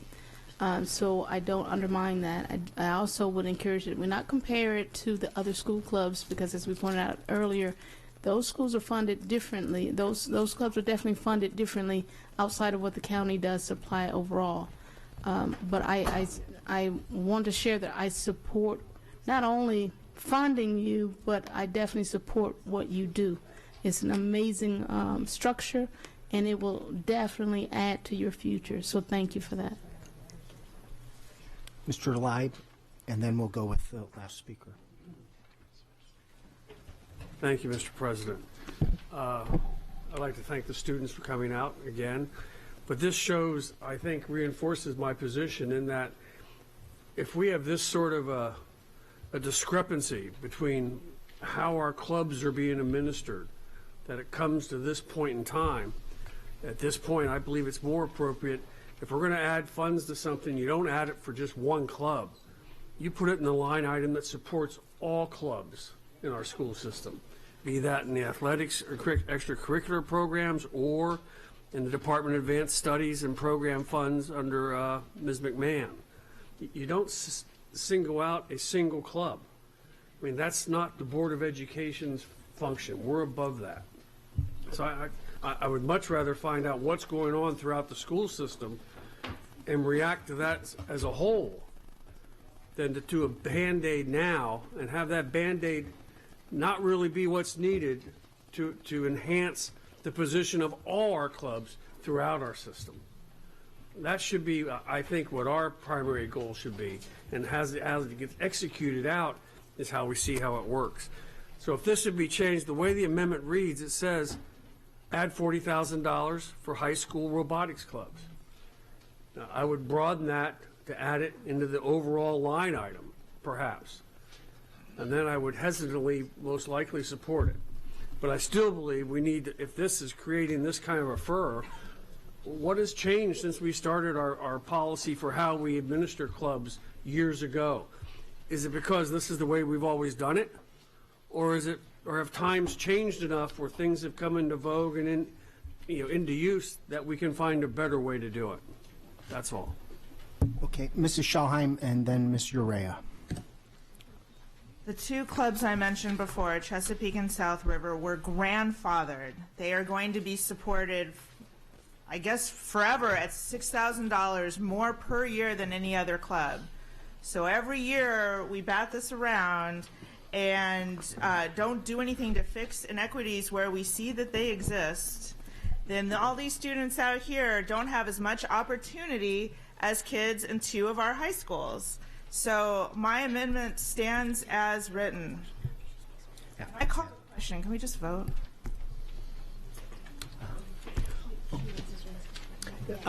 We've got a motion. Is there a second? You just called the question, so. I withdraw. Okay. She needs to testify. Thank you. Ms. Urea, you had your light, and then please come up to the podium. And were you going to make a comment? Oh, after? Okay, perfect. Hi, my name is Emma Sneed. I'm a senior at Broadneck High School. I'm the president and co-founder of the Broadneck Robotics Sailbot team. Thank you so much for your time and consideration for this grant.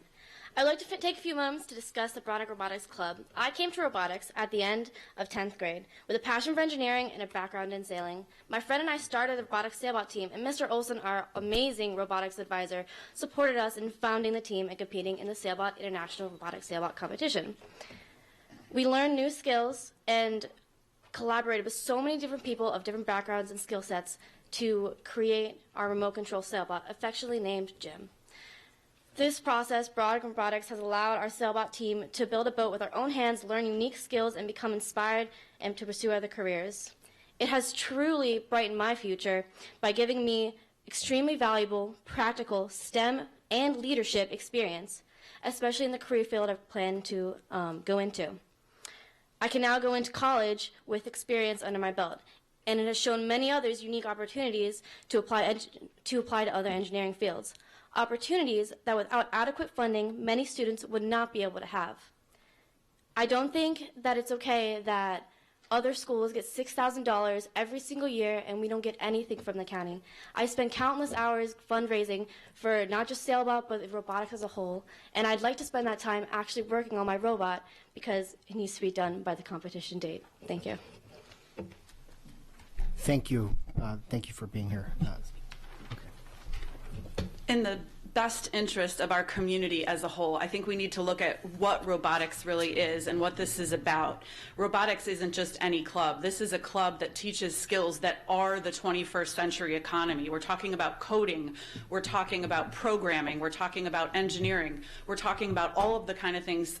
The fact to me that this is an extracurricular activity, is not embedded in our curriculum, is already showing that we probably need to be taking a step forward. This is the kind of thing, robotics is the kind of thing that is connecting our young people to jobs of the future, to jobs that, especially in this county. So I feel like, debating over a $40,000 budget item that is one of the biggest career fields and gateways in our county, in our state, in our country is nuts. This should be a no-brainer. Please, please, robotics for all. This shouldn't be hard. Thank you.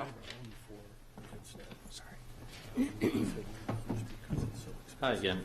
So, NASA, SpaceX, Northrop Grumman, Lockheed Martin, the list goes on. What do they want to see in our kids? They want to see extracurriculars that highlight computer science, engineering, physics, chemistry, other STEM fields.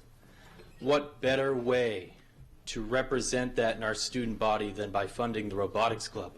What better way to help people like the student that you mentioned from Annapolis High School, Miss Uriah? I taught her a couple of years ago. She's in our technology club. The things that she could accomplish with this type of amendment. I mean, when I started coming up here for advocacy, it actually had very little to do with the teachers. It had to do with the idea that maybe students were going to get left behind in some of the back and forths that we do here. That's where I started. And now we have an amendment that's going to allow some of these kids in very low income areas to have a chance to compete at the highest level and get the attention of organizations like NASA and maybe the NSA and the CIA. And we're going to put these kids on the map, but we're going to turn it down because it's got the name club? Are you kidding me? We have an incredible chance to advocate for the least favored here in a subject matter where they are horrifically underrepresented. To me, this is the easiest amendment you're going to be debating all night. Rest my case. I think it's the last one. I just think people are missing another point would be sportsmanship and fairness. And I don't think it's fair for my nephew and my son to compete against another team who automatically starts out $6,000 ahead. I think it's unfair and cruel. If another school had a $6,000 budget for marching band uniforms compared to somebody that doesn't, that wouldn't be fair either. So I agree that it should be all clubs, but in front of you is robotics, and in front of you, 2 teams are getting $6,000. And that's not fair to these kids. Thank you. Mr. Uriah.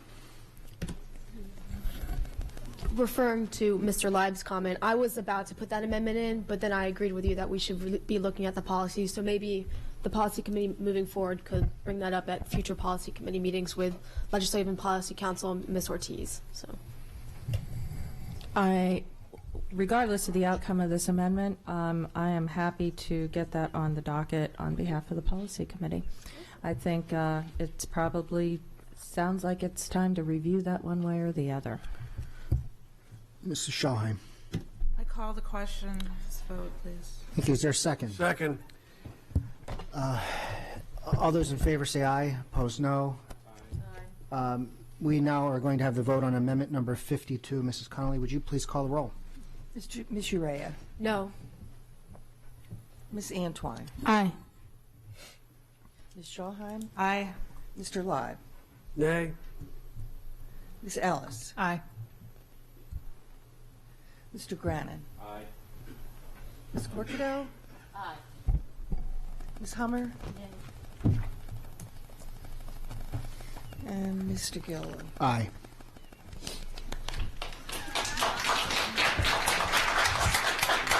Six in the affirmative, 3 in the negative. Motion passes. 6-3 amendment passes. Thank you very much. We now need to go back. I know the room's going to clear out. Okay.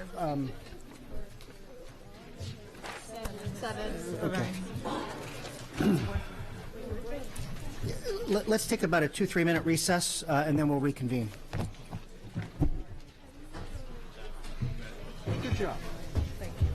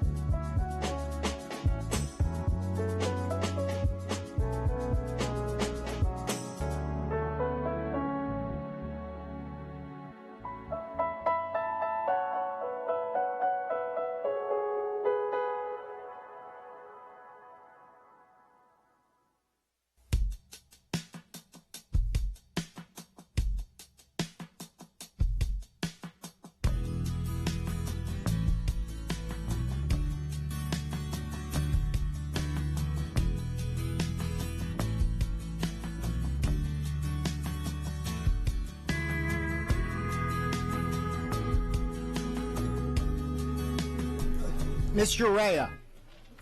Oh, gosh. So now moving. Okay. Amendment number 7. I know. I move to decrease recommended assistant principals by 5 feet. Sorry. FTEs. Yeah, not FTEs. FTEs. And $660,000. No, $660,200. Great. Is there a second? Second. Okay, would any member like the record to reflect that they join in making this motion? Seeing no hands? Oh, you do. I'm sorry. Mr. Leib and Mrs. Corkadal. Okay, great. So this is amendment number 7 to decrease the recommended assistant principals by 5 FTEs, with 2 members joining and making that motion. Mr. Leib. The context of this amendment was, as I looked at the budget, I wanted to address a few things. I wanted to address class size reduction. I wanted to address school psychologists and guidance counselors, the mental and safety side, social workers, and English as a second language, ELA teachers and bilingual assistants. I wanted to add to those items as I looked at the budget. And so when I did that, I looked at the program enhancements that the superintendent was requested, and I tried to create a scenario in my mind where I could justify decreasing here and increasing there in order to meet the goals that I had in my mind. So that's the context of how this came about. It's not an amendment to say we don't need our assistant principals. I know that to the contrary. However, when I tried to balance it, I thought I could gain some flexibility for some of the other goals I had in mind by offering this amendment in order to support others. Matter of fact, I have some more amendments coming in that were my initiative with the same sort of context given it, in that I did not want to increase the superintendent's recommended budget, so I tried to come up with a balancing act between all things that are important, but others that I wanted to emphasize this year. So that's all I have on that. Thank you, Mr. Leib. Ms. Antoine, then Mrs. Corkadal. So I had the privilege of visiting schools during January. We need assistant principals at the elementary level, and it's a dire need. It's just not a nice to have. As our schools are becoming more challenged, the overpopulation that we talk about, the curriculums that are changing. One example, I remember, right after a huge snow, one of the principals, one of the students at the elementary school was playing in the snow. And so I walked up because I was like, well, why is this kid outside playing in the snow when school is in session and he's the only person out there, only to find out that the principal I was there to visit with was actually outside with him and his grandmother and his mother to help, because he had done something that deserved disciplinary actions, as well as basically it's time for him to go home. She had to request that we wait until she could manage that, because she didn't have anyone with the skill set to fill in for her.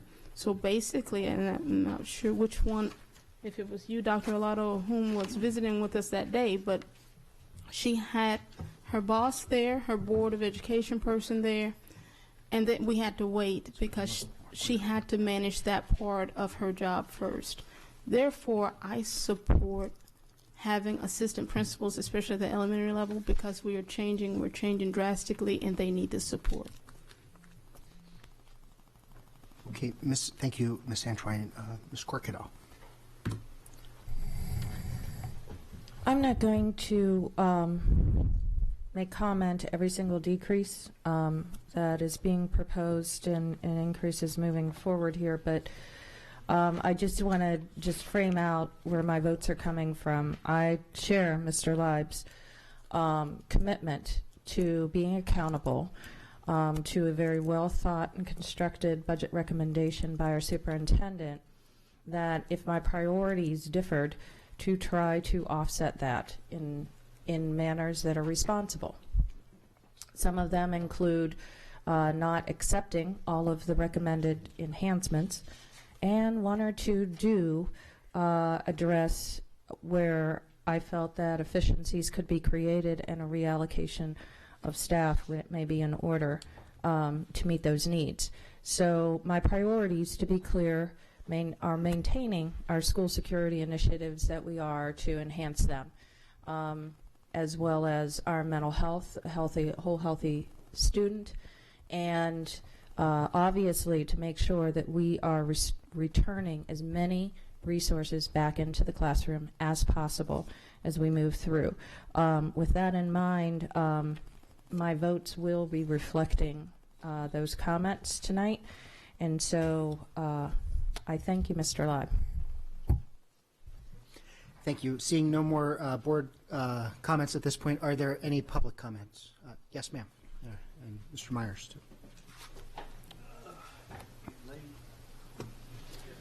Well, once again, good evening. I would encourage every board member to vote no on this recommendation.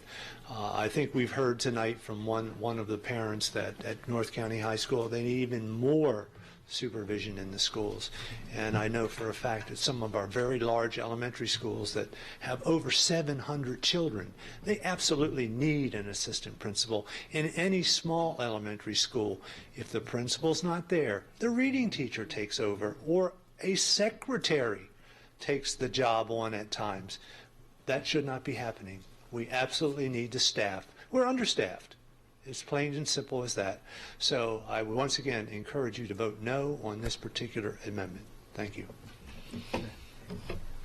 Start hearing them. Hi, I'm Holly Kleiderline, elementary school counselor. With respect, Mr. Leib, please no. 42 schools without an elementary assistant principal. That means that it's often the school counselor that has to step up when the principal is out of the building. We know that's at least 2 days a month for meetings, 10% of the instructional time when someone other than a trained administrator is there to administer.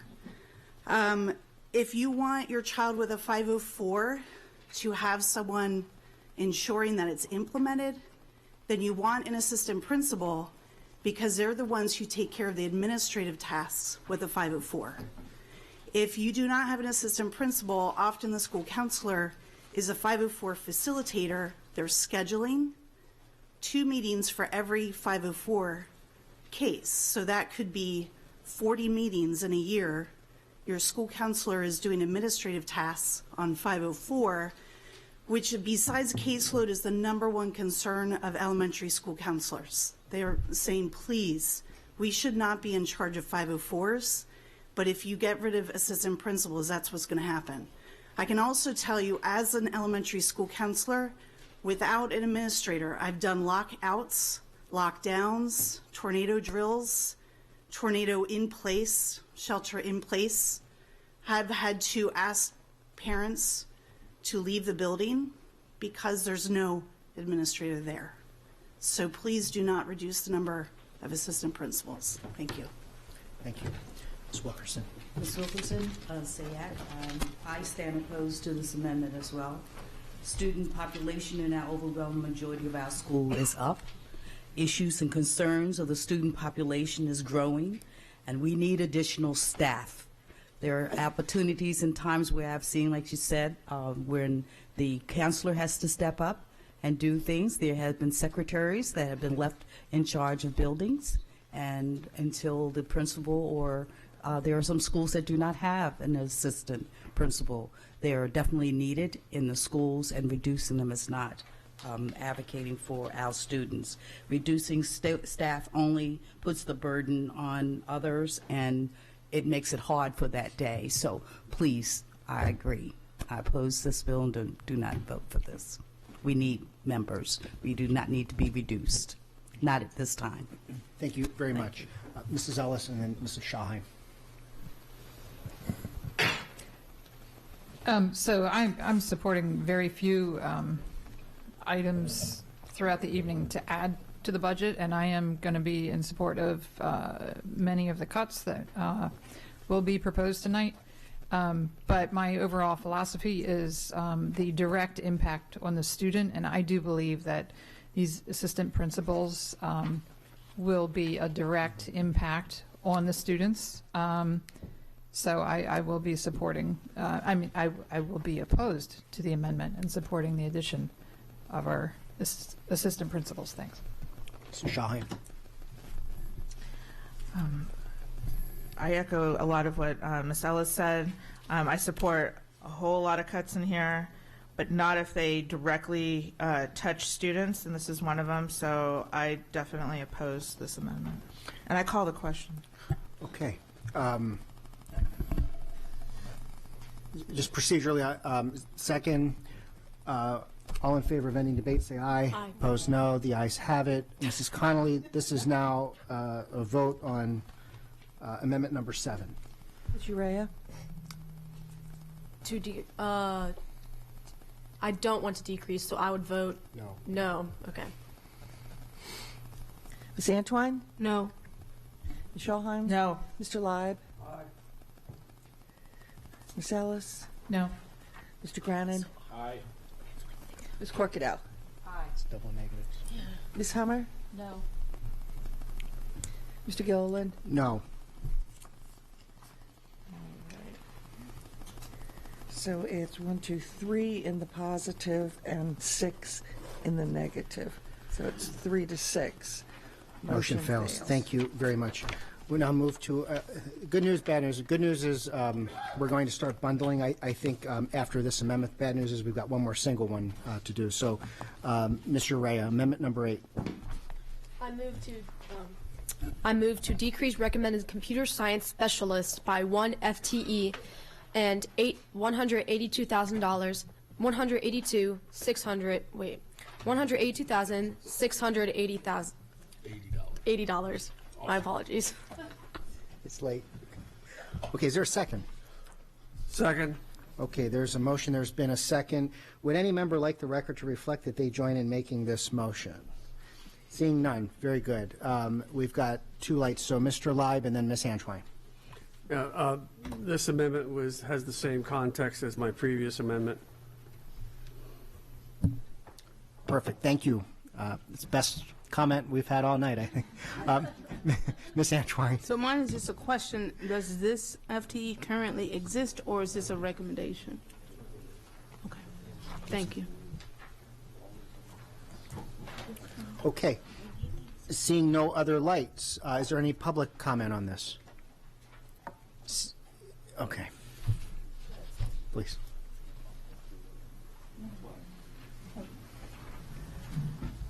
Not certain what position computer science specialists. Who are they? Where are they? They don't exist. They don't So exist. where we've got specialists, Helen, in other areas, social studies or PE or dance, we don't have anybody now that's specifically focused on writing curriculum for computer science courses. We're having to piece it together through other departments, and so this was an idea that we would start to build a computer science department as it's become more popular, and it's in all of our schools, and there are some requirements by the state that we would start to build an office of computer science, starting with 1.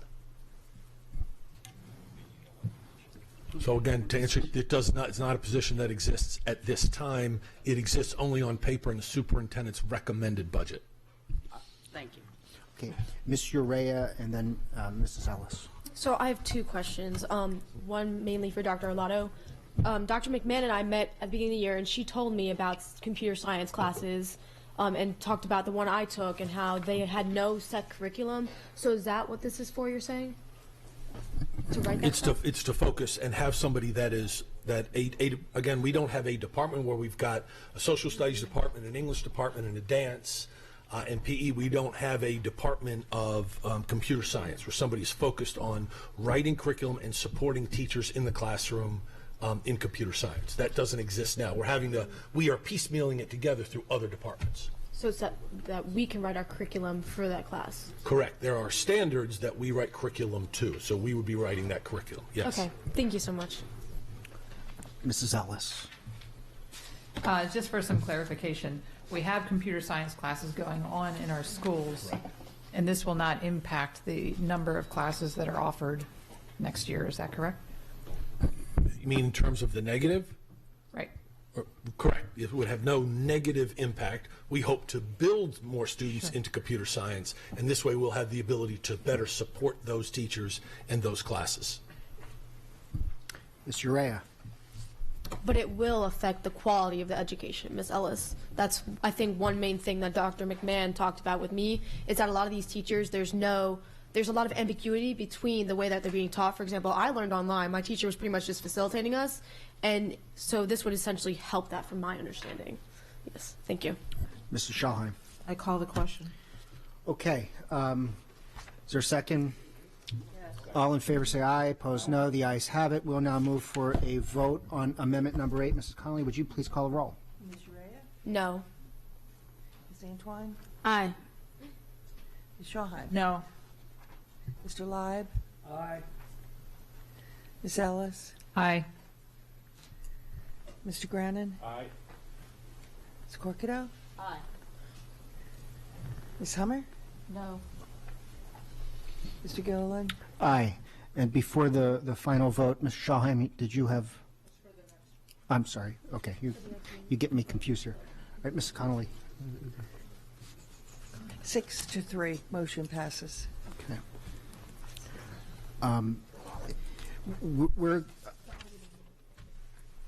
Are you going to speak specifically on 9 because there's going to be a bundle motion? I want to move to bundle all okay. of those. I know there's a. I had a note, so if you would hold for one moment, because I think Mrs. Hummer, you had a bundling motion. Yes, I'm sure it's the same thing. I move to bundle amendments 9, 10, and 11. That's exactly what I was going to Okay, move perfect. for. Yes. Okay, Yeah. awesome, thank you. Motion, there's a second to bundle. All in favor say aye. Aye. Opposed, no. The ayes have it. Just for transparency, to read into the record, amendments 9, 10, and 11 at this point, Mr. Urea. So reading the bundled amendments, starting with Amendment 9. So I motion for the bundled amendment, starting with the increased recommended English language acquisition teachers by 3 FTEs and $229,440. Moving to Amendment 10, increased recommended bilingual teacher assistants by 3 FTEs and $118,800. Moving to increased recommended bilingual facilitators by 1 FTE and $68,780. Okay, so all have been read into the record. Are there any board comments? Seeing none. Any public comment? Seeing none. Mrs. Connolly, would you please call the roll on amendments 9 through 11? Ms. Urea? Aye. Ms. Antwine? Aye. Ms. Schallheim? Aye. Mr. Leib? Aye. Ms. Ellis? Aye. Mr. Grannon? No. Ms. Corcato? Ms. Hummer? Aye. Mr. Gilliland? Aye. That's 8-1, motion passes. Thank you very much. And the next 3 amendments, the way they're drafted, if the first one passes, the next 2 would be null and void. So with that, we've got amendment number 12. Ms. Urea. I move to add 32 FTEs and $3,053,370 for EEE program expansion to selected elementary schools in the Arundel, Glen Burnie, Old Mill, Severna Park, and South River clusters. Elementary schools which cannot accommodate the EEE because of capacity issues would not receive FTEs to expand the program. Is there a second? Okay. Would any member like the record to reflect that they join in making this motion? Mr. Grannon, Mr. Leib. Wow. Okay. We've got that captured. Okay. Ms. Antwine, First Light. So I see this and I see the money. I understood historically, though, we put money towards all of our schools, our elementary clusters getting this.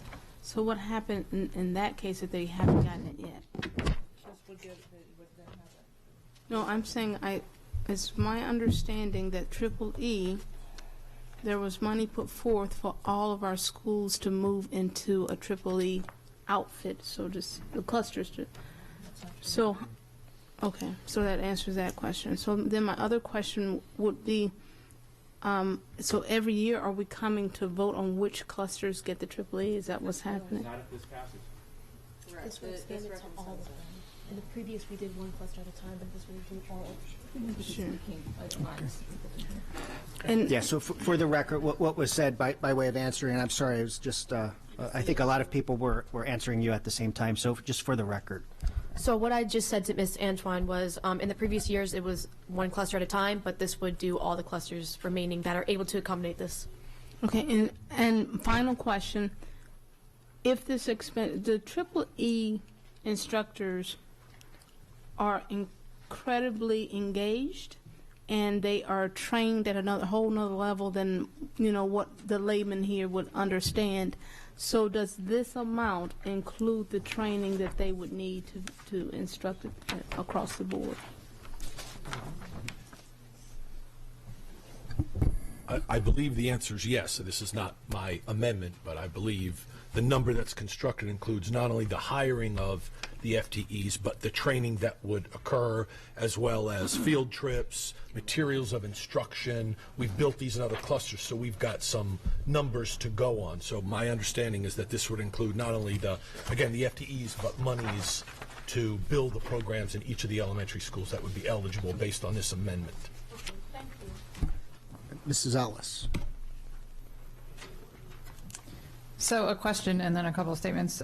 So does this amendment expand now the program to all the clusters, just with the exception of some schools? Am I understanding that correctly? Correct. Yes. Okay.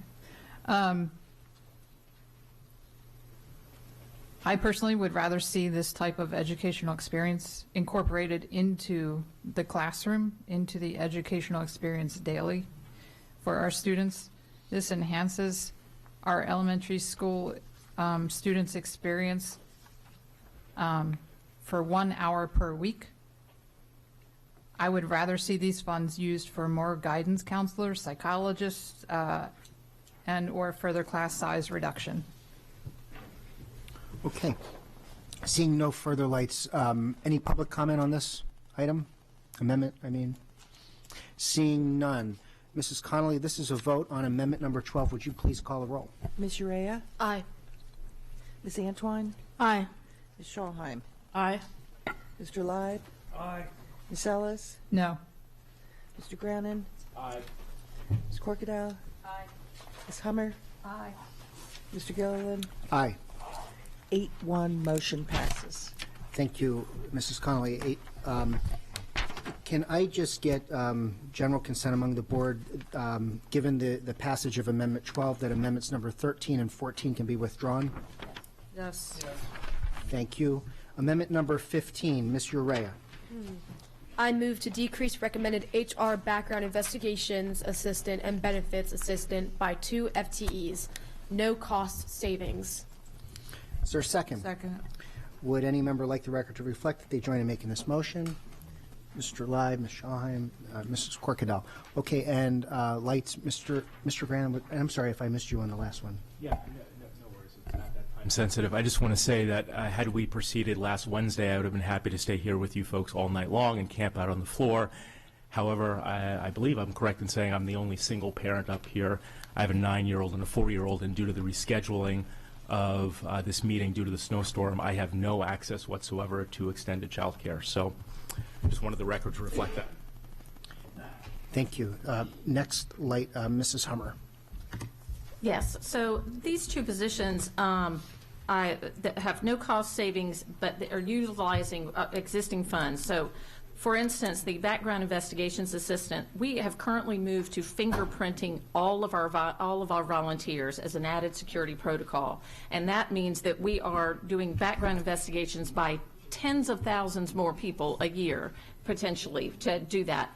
The funds people pay a fee to get the fingerprinting done, and those fees are what pays for this position. So it's not taking funds from anything else. It's just going to allow us to have another person who can do all of these investigations, and it's a cost neutral. The same thing, the benefits assistant is now funded as a temporary position, which means there's frequent turnover. I mean, somebody comes in and works as a temp for 2 weeks, and then we get another new one, and you're having to retrain them, and that is not the most efficient thing. So instead of keeping those temporary funds, this would hire somebody that we could just have on and not have to continually retrain. It doesn't cost anything more. It's neutral, but it would make it much more efficient in the department. So I think that these are ones that don't have an impact on the budget, but are certainly things that would make the school system run more efficiently. So I would oppose this amendment.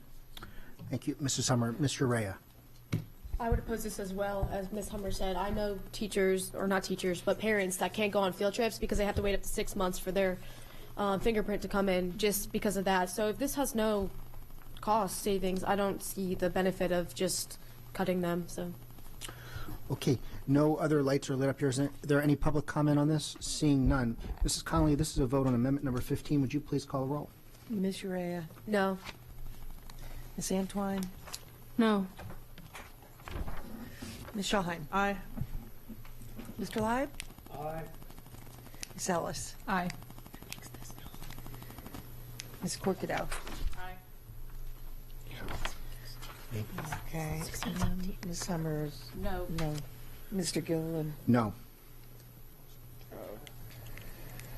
So that's 4-4. 4-4, motion fails.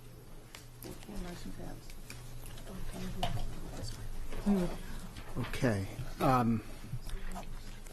Mrs. Schallheim. Can I move that since 16 and 17 are exactly what we just voted on, but split out, that they be withdrawn? I don't think there's. Yes, I think we do that by general consensus. Thank you.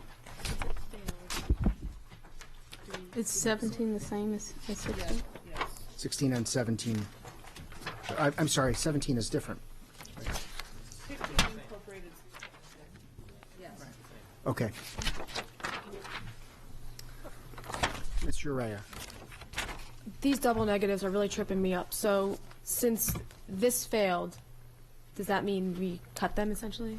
Or No, superintendent's recommendation. Recommended budget. so they stay? Oh, okay. Not alter the recommendation of the superintendent. Okay, thank you for that clarification. And state law requires any action that this board takes, even in this case, parliamentary procedure wouldn't apply. We would have to have 5 votes per statute. So that brings us now to amendment number 18. Ms. Urea. I move to decrease the recommended internship teachers by 2 FTEs and $158,360. Is there a second? Second is made. Would any member like to reflect that they join in making this motion? Seeing none, we've got 2 lights. Mrs. Ellis and then Mrs. Schallheim. I oppose this amendment at a time when we need to continue to strive towards moving our students into the workforce in a variety of ways.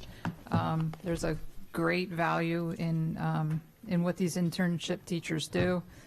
I have 2 students at home who have now benefited from internships, and it's a very important step moving from high school to whatever's next, so I will not support it.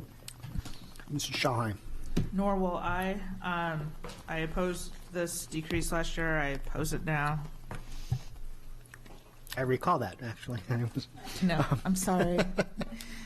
I'm seeing really, no further board lights. Is there any public comment on this? Seeing none. Mrs. Connolly, this is a vote on amendment number 18. Would you please call the roll? Ms. Urea? No. Ms. Antwine? No. Ms. Schallheim? No. Mr. Leib? Aye. Ms. Ellis? Nay. Ms. Corkadow? Aye.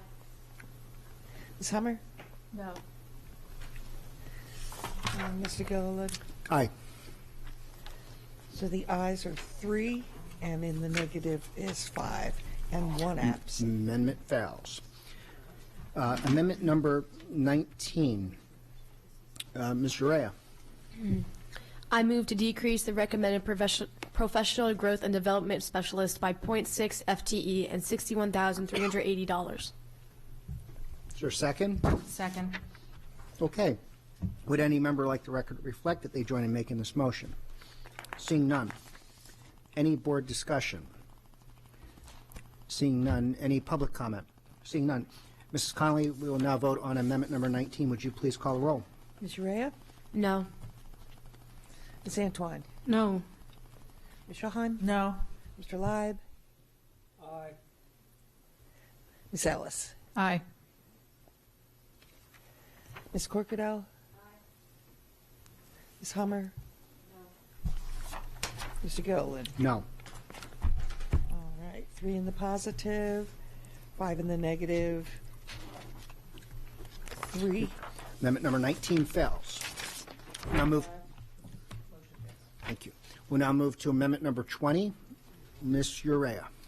I move to increase up to 5 occupational therapists, physical therapists, and/or speech pathologists, and up to 4 special education teachers, up to 9 FTEs total, not to exceed $836,720. Is there a second? Second. Okay. Would any member like the record reflect that they join in making this motion? Okay. Mrs. Shahan. And we've got one light to start. Mrs. Hummer. Yes, I just want a clarification on this amendment. So it says up to 9 FTEs total. Is this an amendment to add 9 FTEs? Is it 9 Yes. FTEs? Okay, so can friendly amendment, can we take out the up to 9 FTEs and just make it 9 FTEs? Yes. Okay. Okay, so we're removing up to. Okay. Can I repeat? Do you want me to repeat? No, that's good. Okay. Any further board comments? Any public comment? Seeing none. Mrs. Connolly, we're now voting on amendment number 20. Would you please call the roll? Urea? Ms. Urea? Yes. Ms. Antoine? Aye. Ms. Shahan? Aye. Mr. Leib? Nay. Ms. Ellis? Nay. Mr. Grannon? Oh, I'm sorry. Ms. Corkadell? Nay. Ms. Hummer? Aye. Mr. Gilliland? Aye. All right, that's 5 in the positive, 3 in the negative. Motion passes. Okay. Amendment 20 carries. Amendment number 21. Ms. Urea. Oh, wait. I'm sorry. Can I move? Oh, yes, I'm sorry. Can I move? All right, I move to bundle amendments 21 through 24, please. Second. Okay. Motion to bundle 21 through 24. There's been a second. All those in favor say aye. Aye. Opposed, no. The ayes have it. We now have 4 amendments being bundled together, and just so they're read into the record, Ms. Urea. The first amendment that is being bundled is I move to increase recommended school psychologists by 5 FTEs and $577,900.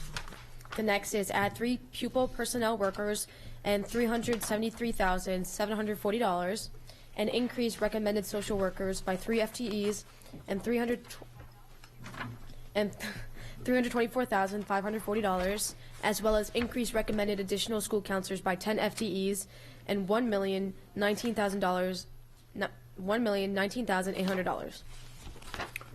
Okay. They're read into the record. Is there a second? Second. Okay. Any board discussion? Seeing none, any public comment on this? Yes. You know Ms. Kleiderline's got to come talk to us. Are we showing support of this? Oh, I apologize. I'm getting ahead of myself. I'm looking at the clock. Would any member like the record to reflect that they join in making this motion? Okay. Very good. Yes, sir. So, Russell Leone, President TAC. I'm just going to make it brief because I know Ms. Kleiderline will speak to this much more eloquently than I can. You've heard many times the caseloads of our people that fall into these categories. It's ridiculous. We want to make sure our students have the services that they need. So thank you, and please support this. Hi, Holly Kleiderline, school counselor for 688 students at Oak Hill Elementary School. In July of 2013, in anticipation of legislation in the General Assembly, MSDE collected information on school counselor to student ratio across the state, specifically in middle and high schools. They did not have legislation that included elementary. At that time, the statewide average in Maryland for middle school counselors was 1 to 302, and for high school counselors, 1 to 299. MSDE asked each LEA to determine how many additional counselors would be needed to reach the ASCA recommended 1 to 250 student ratio. Anne Arundel County reported that they would need to add 7 middle school counselors, tied for the third highest among all counties, and 23 additional high school counselors, third highest need, ahead of only Baltimore City and Prince George's County. Elementary counselors were not included in the proposed legislation at that time, but with only 7% of our elementary schools meeting or exceeding ASCA ratio, we know that Anne Arundel County has over 70 elementary schools who need additional school counselors. Asking for 10 in total is not enough. I would like to see 10 elementary, considering that last year you asked for 14 elementary, and now because of population increases, we're actually going backwards if you're asking for 10 overall. Thank you. Thank you very much. Any other public comment? Seeing none. Any other board comment? Seeing none. Mrs. Connolly, we're now voting on amendments number 21 through 24 inclusive. Ms. Urea? Aye. Ms. Antwine? Aye. Ms. Shawheim? Aye. Mr. Live? Aye. Ms. Ellis? Aye. Ms. Corkadell? Aye. Ms. Hummer? Aye. Mr. Gilliland? Aye. Motion passes 8-0. 8-0. One absent. Thank you very much. Amendment number 25. Ms. Urea. I move to increase school counselors at Arundel Middle School by 1 FTE and $101,980. Is there a second? Second. Would any member like the record to reflect that they join in making this motion? Okay. Excellent. Mrs. Corkadell. Just a quick comment of clarification. It looks kind of like it sits out there.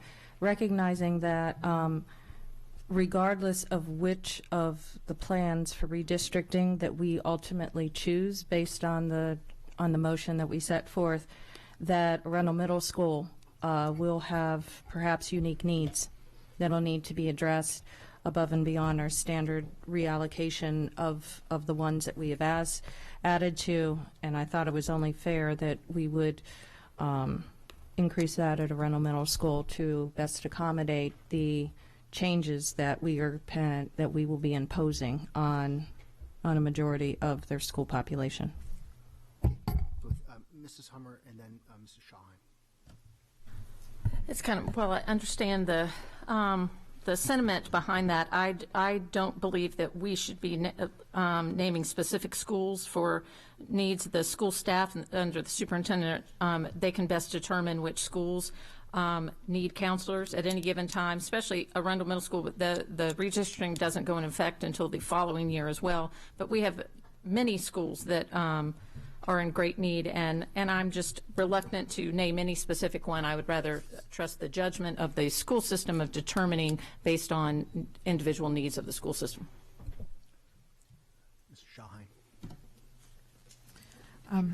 I agree. I think that the placement of school counselors is best left to Dr. Arlotto and his team, and so I have a friendly amendment to strike Arundel Middle School and just increase another 1 FTE for school counselors. Mr. President, I would be willing to amend that to accommodate the concerns set forth,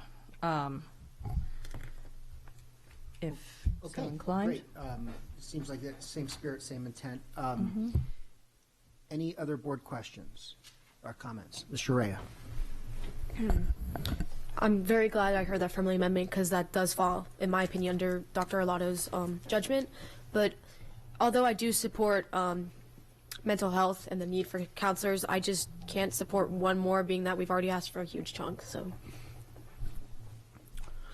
Okay, thank you. Any public comment? Seeing none. Mrs. Connolly, we're now voting on amendment number 25. Would you please call a roll? With the friendly amendment. No. Ms. Antoine? So the new amendment is that we add one more counselor to our system? Yes. Yeah, but not to specifically.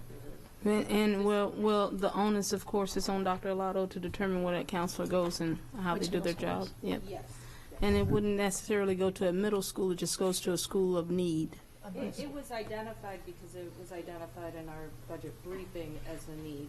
And so this is Gotcha. an extrapolation from those conversations and our presentation to that effort. To specifically middle schools, though, or just any high school? Okay. So I got my vote coming. Yeah, you have the floor. I removed the So it was specificity in the language. Right. And To add one more to the 10 we just brought on. So I support that. So it's a yay for me. Ms. Shawhan? Aye. Mr. Leib? Nay. Ms. Ellis? Aye. Ms. Corkado? Aye. Ms. Hummer? Nay. Mr. Gilliland? Aye. 5-3, motion passes. Okay. Amendment number 26. Ms. Urea.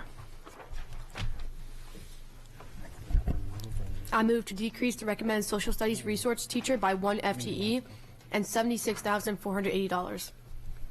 Second. Okay, would any member like the record to reflect that they join in making this motion? Mrs. Ellis, Mr. Leib and Mrs. Corkadal. Okay, great. Any board comment? Seeing none. Any public comment? Seeing none. Mrs. Connolly, we're voting on amendment number 26. Would you please call the roll? Ms. Urea? Nay. Ms. Antoine? No. Ms. Shawhan? No. Mr. Leib? Aye. Ms. Ellis? Aye. Ms. Corkadal, please? Aye. Ms. Hummer? Nay. Mr. Gilliland? Aye. So that's 4-4, motion Or four, fails. motion fails. Okay. Amendment number 27. Ms. Urea. I move to increase the recommended teachers for class size reduction by 8 FTEs and $611,040. Is there a second? Okay. Would any member like the record to reflect that they join in making this motion? Okay. Mr. Leib, Mr. Urea, Ms. Corkadal. Okay. And Ms. And Ms. Summer, I'm sorry. Okay. Seeing no board lights, no board comment, any public comment? Seeing none, we're now voting on amendment number 27. Mrs. Connolly, would you please call a roll? Ms. Urea? Aye. Ms. Antoine? Aye.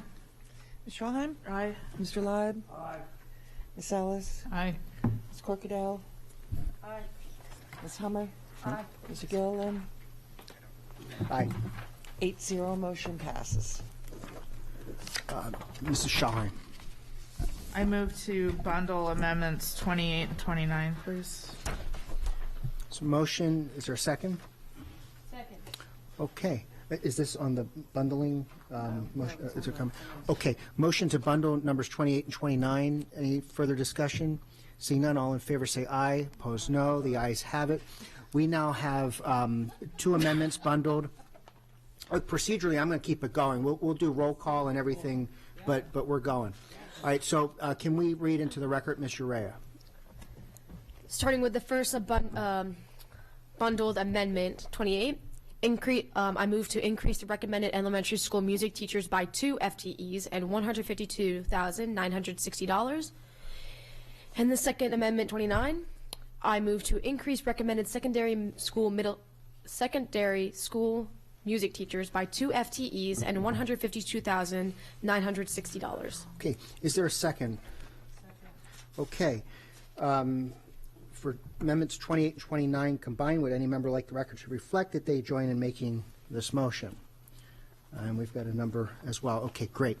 And for those, just in the interest of transparency, this is why we've got YouTube. We can always go back and capture in the minutes. So if I'm not saying all the names, we have that ability. And I know it's being captured here as well. We've got a number of lights. Mrs. Hummer. Yes.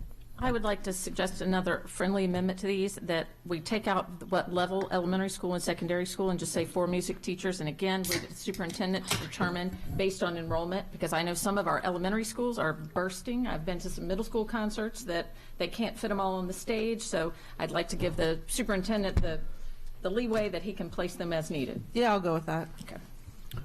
Okay, any objections to that being a friendly amendment? Seeing none. Excellent. We have Ms. Antoine. I'm done. Almost. Okay. All right. No more lights here. Any public comment? Seeing none. Ms. Conley, we're voting on amendments 28 and 29. Ms. Urea.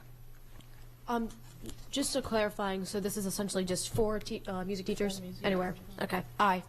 Ms. Antoine? Aye. Ms. Shawhang? Aye. Mr. Lyde? Aye. Ms. Ellis? Aye. Mr. Grant? Ms. Corkado? Ms. Hummer? Aye. And Mr. Golan? Aye. 8-0, motion passes. Okay. Thank you. Amendment number 30. Ms. Urea.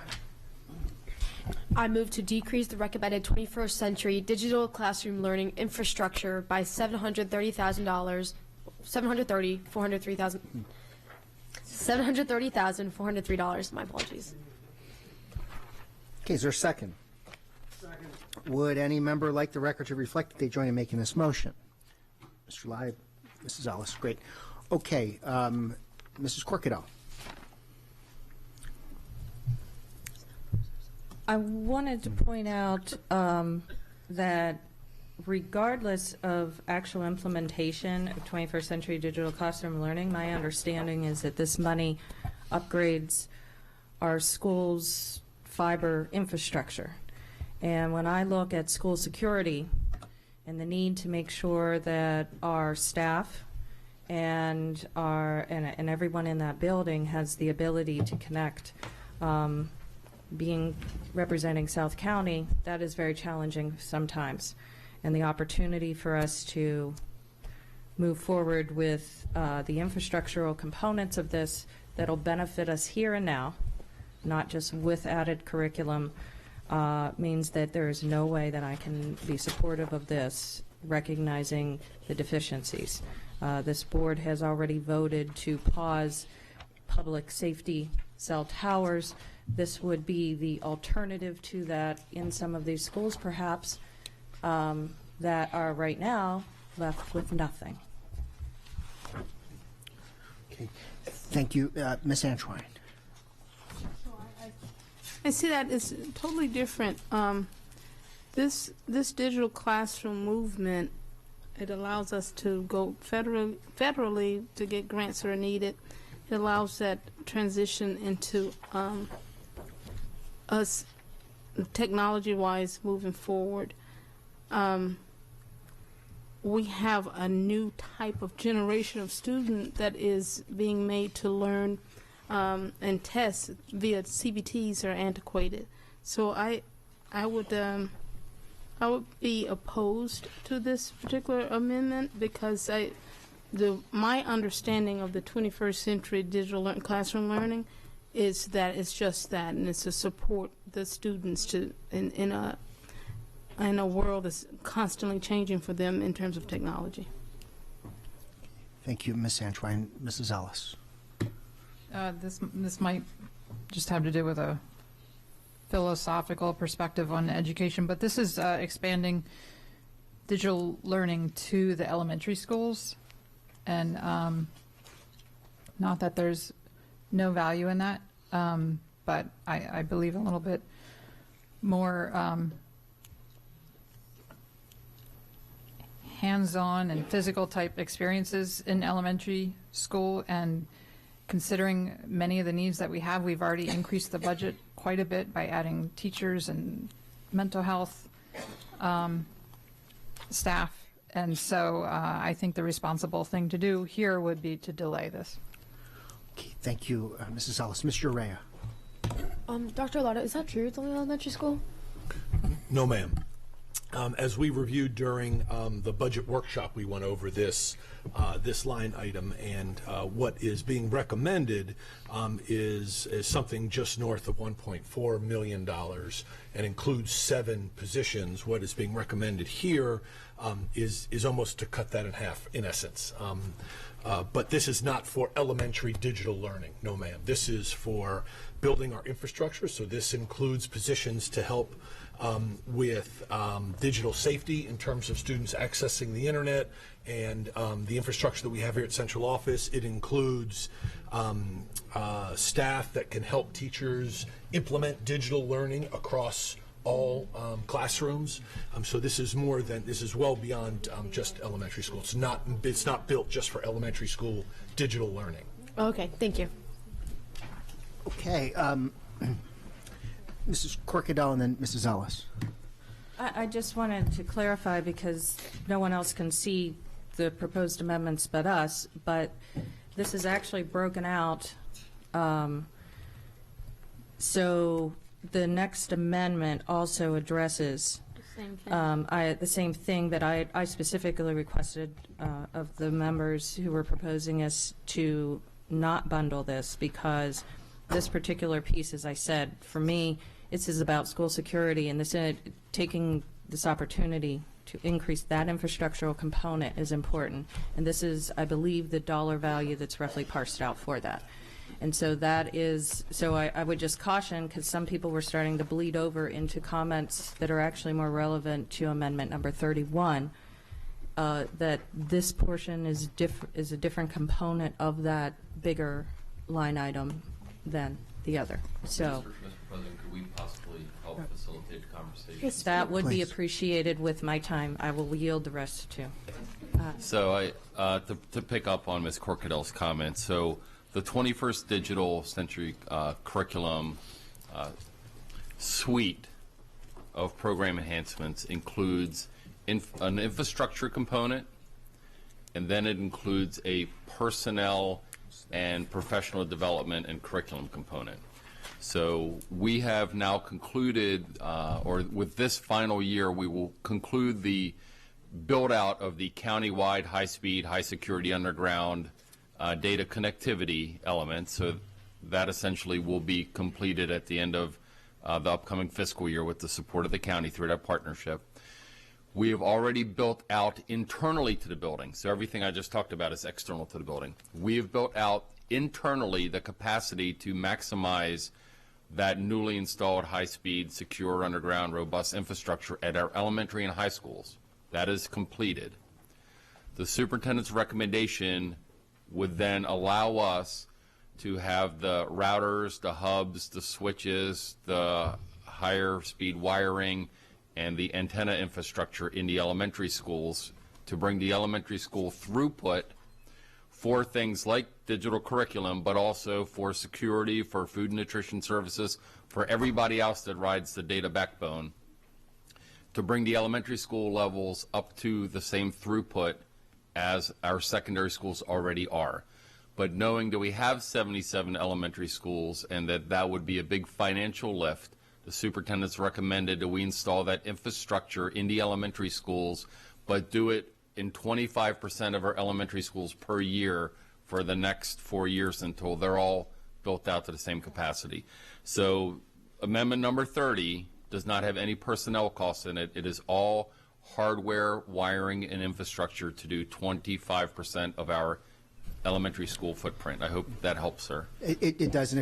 Tremendously. And if I may just ask a follow-up clarifying question. You threw out the 25% number. So once this starts, we've got to really proceed over 4 years, roughly, to make this equitable throughout the county. Is that a fair statement? Yes, but it doesn't presuppose your answer for the next 3 years. I mean, yes, if you wanted to make it equitable, it would. I will say Ms. Antwine touched on an important point, though. Much of this hardware is E-rate eligible. So this, we will be getting a substantial credit from the School and Library Commission on this. The true value of the install is actually, more than this actually, but we're able to get it at a reduced rate for many of those components because of that federal program. Excellent. So we've got Mrs. Thank you for this. Can I, because it was my question, just to wrap up. So to clarify, this is what I consider the biggest bang of bucks is whenever we're tandeming money to do core assets. And this is one of those examples where by at least this portion of the money, not the rest of it, for the program will ensure that we're taking advantage of those opportunities and making sure that the other things that are relying on that technology are still able to move forward. And I know that school security and advancement of it includes, in an ideal world, an ability to have those connections that we currently do not. Right. Depending on which piece of hardware it is, and I gave you sort of a laundry list, some of those hardware components we can buy at 50% less than what the market value is of that because of the discount we get through that federal program. So it is a pretty good return on your investment to pick up on your point. Sounds like a good ROI if I've ever heard. Okay. Thank you. Mrs. Ellis and then Mr. Leib. So just to clarify, this is for the elementary schools.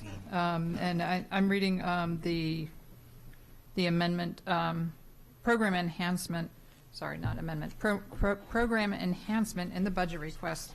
And it's, I guess the reason I'm supporting this is it's all geared towards academic benefits. And it said if not approved, it would lead to loss of instructional time for the children in the classrooms from a digital learning perspective, and that's the perspective I was taking by supporting this amendment.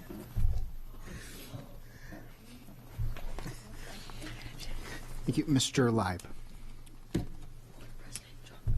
Mr. Saknovich, what is the status of the wireless networks in our elementary schools today?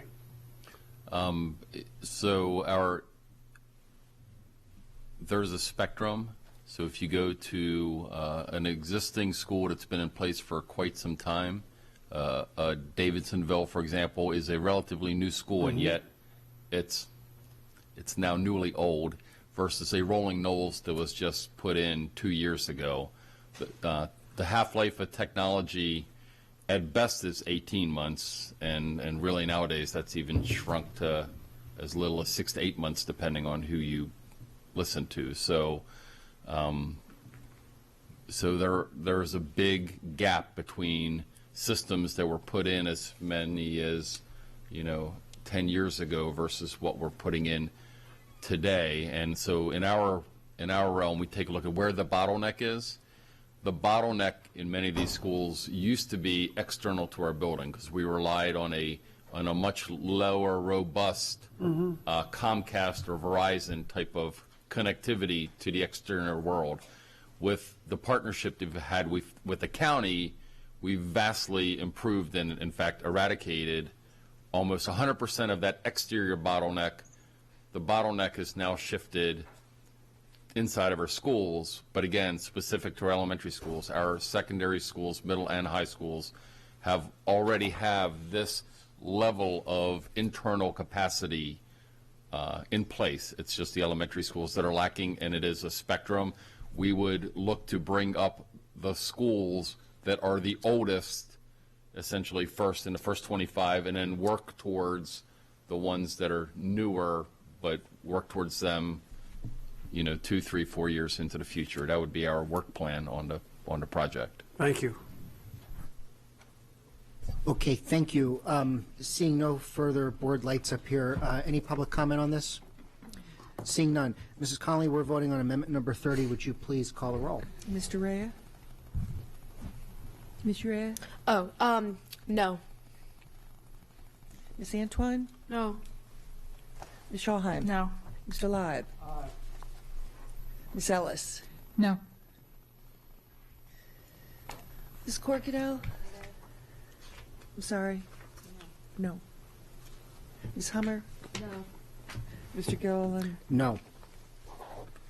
All right, so that's 1, 2, 7.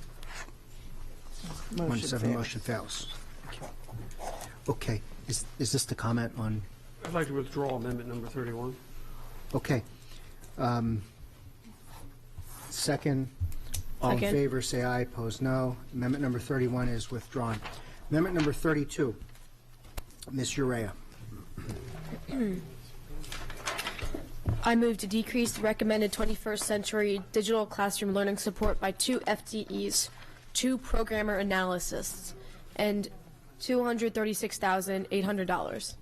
Okay, there's a motion. Is there a second? Is there a second? Second. Oh, okay. I didn't mean to wake anybody. I was just, I thought this would float away. Would any member like the record to reflect that they join in making this motion? Seeing none. Okay, we've got a motion that's been seconded. Mr. Live. My error. Oh, no, okay. Seeing no board comments, any public comment? Seeing none. Mrs. Conley, we're voting on amendment number 32. Would you please call the roll? Ms. Urea? No. Ms. Antoine? No.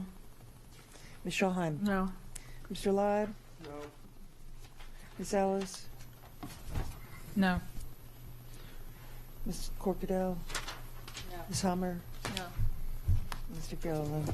No. 0 Whose to 8. amendment was Motion this? fails. Oh, okay. Amendment number 32 fails. I'm sorry. Amendment number 33. Ms. Urea. I move to decrease the recommended additional telecommunications and business management support specialists equipment repair from 21st century digital learning by 1 FTE and $138,800. Is there a second? Second. Okay. Would any member like the record to reflect that they join in making this motion? Seeing none. Any board comments? Seeing none. Any public comment? Seeing none. Mrs. Connolly, we're voting on amendment number 33. Would you please call the roll? Ms. Urea? No. Ms. Antoine? No. Ms. Schulheim? No. Mr. Live? No. Ms. Ellis? No. Ms. Corkadell? No. Ms. Hummer? No. Mr. Gilliland? No. 0 8. Motion fails. Thank you, Mrs. Connolly. Amendment number 34. We're starting to change the subject a little bit. Ms. Urea. I move to increase community ambassadors by $76,680. This funds 4 community ambassadors. Okay, there's a motion and a second. Would any member like the record to reflect that they join in making this motion? And we've got a number of hands. Great. Okay, Ms. Antoine. I had a question. So we are adding to Dr. Lotto's recommended 4 to bring us up to 9? I mean, bring us up to 8? Yes. Okay. Thank you. Any other board comments? Any public comment? Seeing none. Mrs. Connolly, we're voting on amendment number 34. Would you please call the roll? Ms. Urea? Aye. Ms. Antoine? Aye. Ms. Schulheim? Aye. Mr. Live? Aye. Ms. Ellis? Aye. Ms. Corkadell? Ms. Hummer? Mr. Gilliland? Aye. 8-0. Motion passes. Thank you. We'll now move to amendment number 35. Oh, I'm sorry, 35 was withdrawn. It was? It was supposed to be. It wasn't? Okay, then I take that back. I'm sorry. Sorry, my bad. Somebody motioned for it.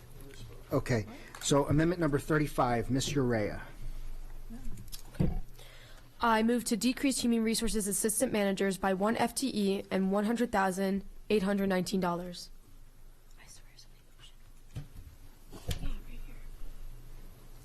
Oh, yeah, somebody did, that was withdrawn. Oh, that is my apology. It was 36. Okay, okay, so we're good, okay. No worries, it's okay. No, sorry, okay, no problem. So, The next one. with 36 will be withdrawn. So amendment number 35 is on the record, it's been read, there's been a motion, is there a second? My apologies. Second, okay. Board discussion, Mr. Live. I'd just like to note for the record that this is an existing position and is occupied. Mrs. Hummer. Yes, I would like to know, because this is to eliminate a position and basically fire an existing employee, how did this suggestion come about that this position was not needed? If anyone can share that rationale.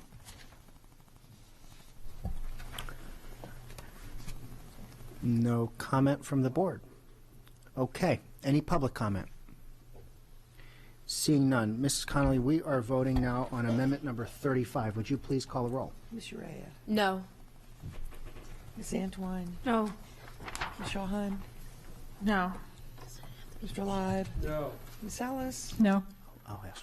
Ms. Corkadow? For the record. Ms. Hummer? No. And Mr. Gilliland? No. All right, so that's Okay. 0 to 8. So we're, Motion fails. and we're withdrawing 36? Yes, so we've got a motion to withdraw amendment number 36. Is there a second? We can just do it? Okay. All right, great. I just wanted to be clear for the record. All right. So amendment number 37. I'm sorry, Ms. Antwine, were you? I'm looking through here, and there are several existing positions. I can go ahead and tell you I'm not for firing anyone. And so I was trying to see if I could motion that those all be bundled, and we decide whether or not we fire them. I would second that. Which numbers? This would be amendments, looks like 37 through 43.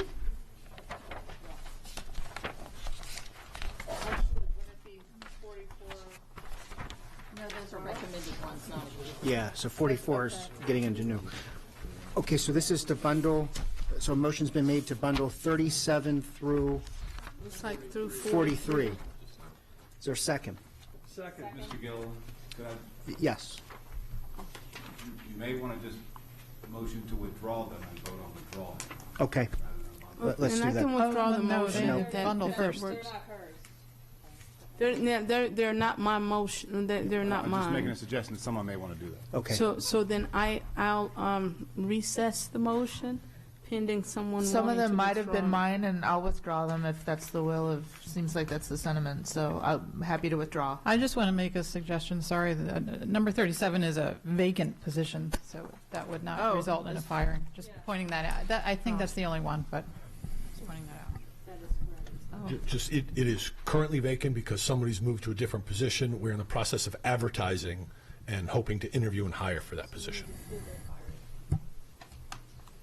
Okay. So just so we're clear, so there was a motion. Is that motion been withdrawn? That motion's been withdrawn. If the position is currently vacant, then I think we should So from what I'm Amendment 37 separately. what I'm understanding is vacant because someone left the position, but we're actively recruiting for that position, which means people may have put in applications with the expectation that But they'll we be wouldn't hired. fire someone. I'm just pointing out, it's not the same thing. I'm just pointing out that you don't necessarily want to consider them the same way. We can separate it. I just want to, when it comes to hiring, firing, recruiting, otherwise, I kind of want them bundled so we can vote on Let me suggest this, then, in the interest of time, let's vote on Amendment 37, then bundle 38 through 43, okay? Or withdraw, yes. Okay, so Amendment number 37, Ms. Urea. I move to decrease the alternative education, student support services, secretaries by 1 FTE and $62,100. Is there a second? Second. Okay. Would any member like the record to reflect that they join in making this motion? Seeing none. Any board comments on this amendment? Seeing none. Any public comment on this amendment? Mrs. Connolly, we're voting solely on amendment number, I'm sorry. If I could just share, so that the board is aware, while, again, it is a vacant position, and we're in the process of advertising and hiring to fill that position, this is a position of one. There's one person that supports, as a secretary, alternative education. Okay. Mrs. Connolly, we are voting on amendment number 37 only. Please call the roll. Ms. Urea? No. Ms. Antoine? No. Ms. Schulheim? Knowing that it's just the one secretary for the whole department, no. Mr. Leib? No. Ms. Ellis? No. Ms. Corkadell? No. Ms. Hummer? No. Mr. Gilliland? No. That's 0 to 8. Motion fails. That could have been bundled. All right. Miss, for comment, Ms. Urea. I would just caution the board members before trying to fire anybody. I know I personally haven't met with all departments, so I can't speak for any department that I haven't met with. I don't know what you do. I know it's very pertinent to the school system.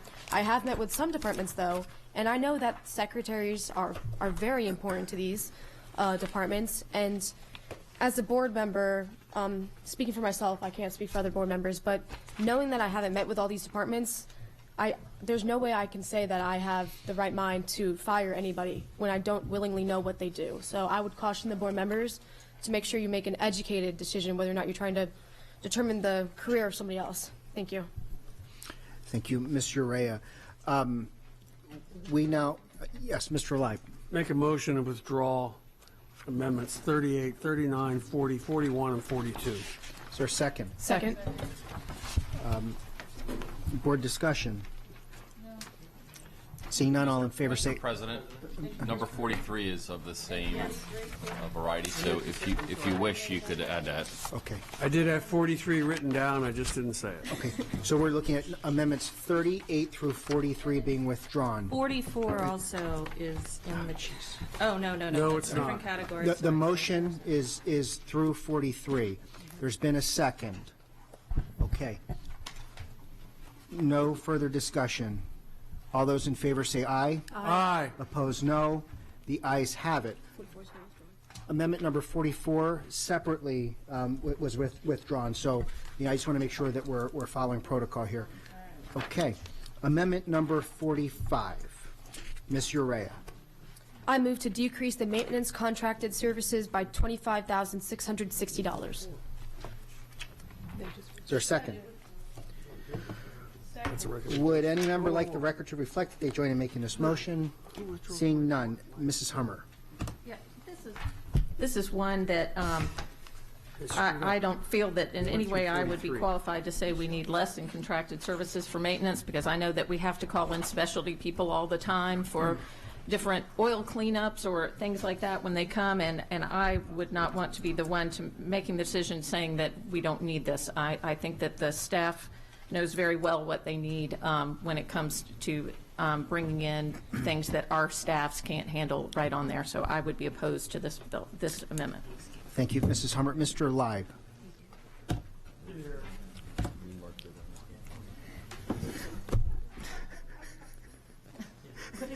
Here, here. Mrs. Corkadell. I just want to note that this proposal is to reduce it back to its previous year's funding, to a funding level in 2018.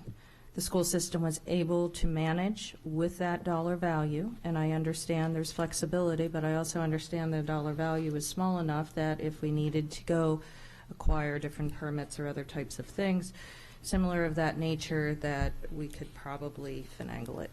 I just think it would be prudent and responsible when we are asking so much above and beyond to at least demonstrate some measure mark of accountability and offsetting all of our askings. And although this is very small, and I had agreed to withdraw based on the overall sentiment of the membership not to make the hard choices to do offsetting cuts. On this one, I just want to clarify that this is not haphazardly reducing. This is a funding adjustment that I did discuss. Okay, thank you. Mrs. Corkadell. Ms. Antoine. So I would be opposed to 44 and 45, and it's simply because just last meeting we put out $3.3 million for a water heater.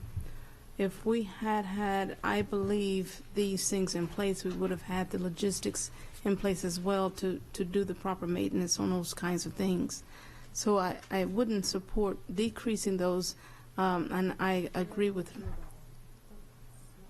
45 then, okay. So, This is a fund, my understanding is this is a fund that is used for, in its use, it could, this is something that is anticipated as a possibility of needing to spend, and I think in our overall picture and profile, that we can do without it.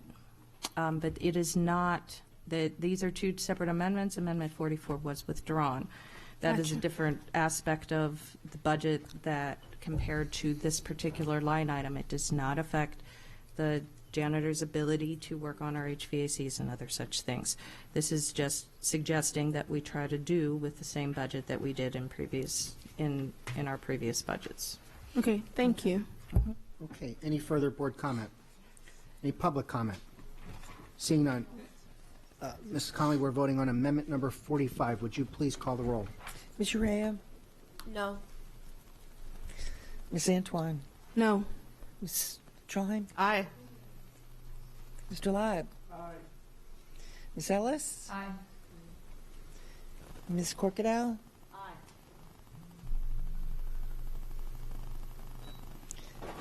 Ms. Hummer? No. Mr. Gilliland? Aye. 5 in the positive, 3 in the negative. Motion passes. Thank you, Mrs. Connolly. Amendment number 46. Ms. Urea. I move to decrease human resources advertising by $27,000. Is there a second? Would any member like the record to reflect that they join in making this motion? Seeing none. Mrs. Hummer. Yes, we are putting forth a budget that is, we're asking to hire well over 300 new FTEs in this, and on top of the normal turnover that we have in any year, and we're going to need to be putting out there for more advertising. Plus, our advertising is becoming more digital and things like that, less of the job fairs, but more getting out there, and I think this is a multilingual as well, and we're asking for a lot, and we need to have the resources there to fill those positions we're asking for, and so I would be opposed to decreasing this budget. Okay. Thank you. Any further board comments? Any public comments? Seeing none. Mrs. Connolly, we're voting on amendment number 46. Please call the roll. Ms. Urea? No. Ms. Antoine? No. Ms. Schulheim? Aye. Mr. Live? No. Ms. Ellis? No. Ms. Corkadow? Aye. Ms. Hummer? No. And Mr. Gilliland? No. So that would be 2 in the positive, 6 in the negative, 2 to 6. Motion fails.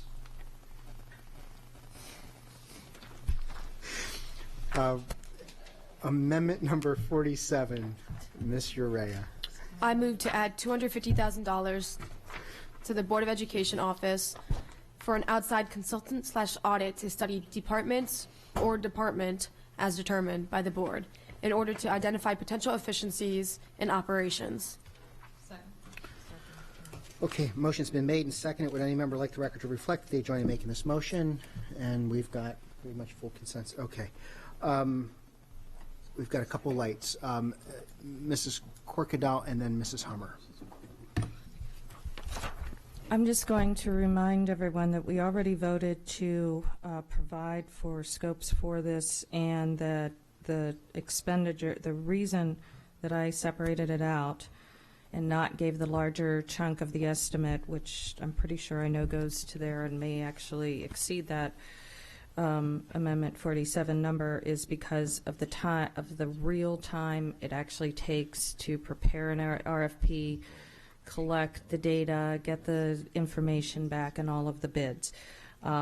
So I would just like to just share that the amount encumbered, actually encumbered as a result of this, would not be realized till the FY 2021. And so I had set this up so as not to encumber monies unnecessarily. I would not be supportive of that, but because I believe also that the concept was already enveloped in the 48 that we voted, in Amendment 48 that we voted on in right after Amendment number 6 earlier.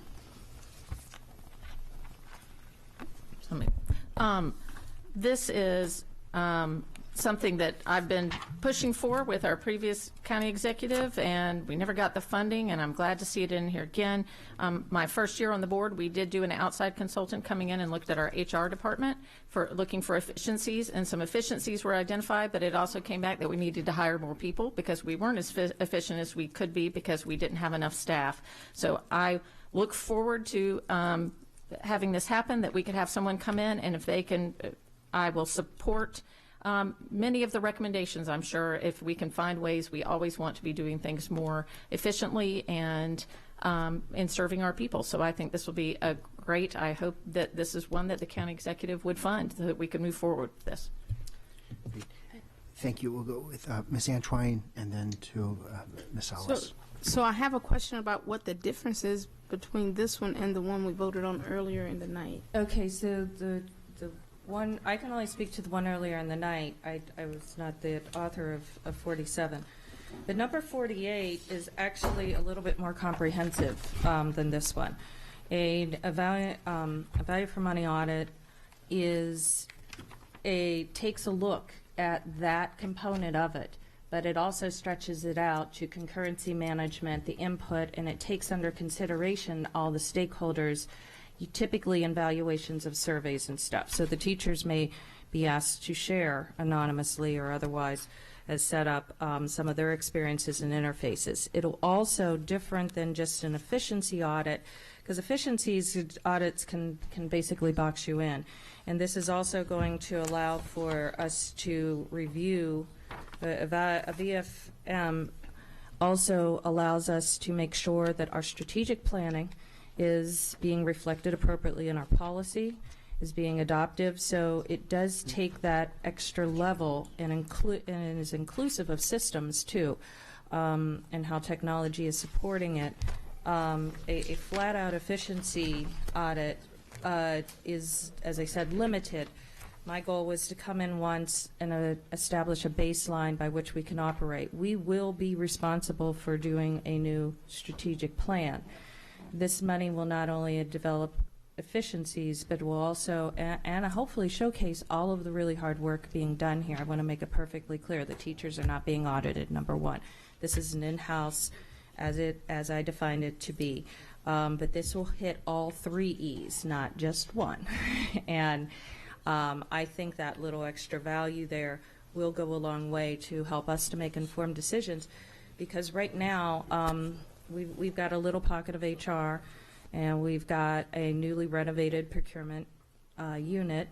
They got a major overhaul, but their connection back to the larger that has never been analyzed, to me, is troublesome when I go to do the bigger picture. So I think we can capture those little things like the transportation. We can take that consultant's information and then realize it. When we start talking about budgets, and I know the uneasiness, I agree with removal of positions. It's not really a removal, it's reallocation.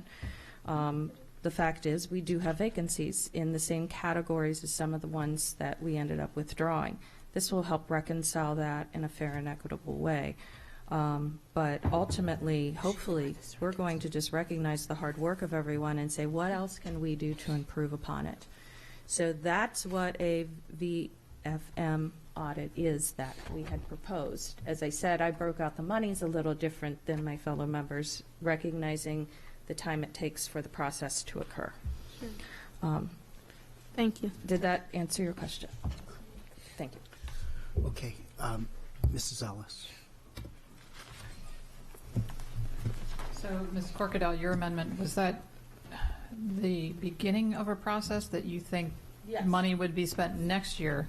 That is correct, because really they won't be able to perform to spend the money because you have to develop the RFP. So the first step would be, since our internal audit does have ongoing audits required by state and by by the feds ongoing there, I recognize that he's probably going to need staff to assist to even develop the RFP. The size and scope, this is an enterprise level audit, and therefore that is what that first 56,563, it's an equivalent to staff support to develop it so that next year we're spending the money on the audit itself. So I guess. Okay, I'm not sure what your question is, though. So this year's is prepare, RFP it, get the money back, and then we know the exact value to add into the budget next year.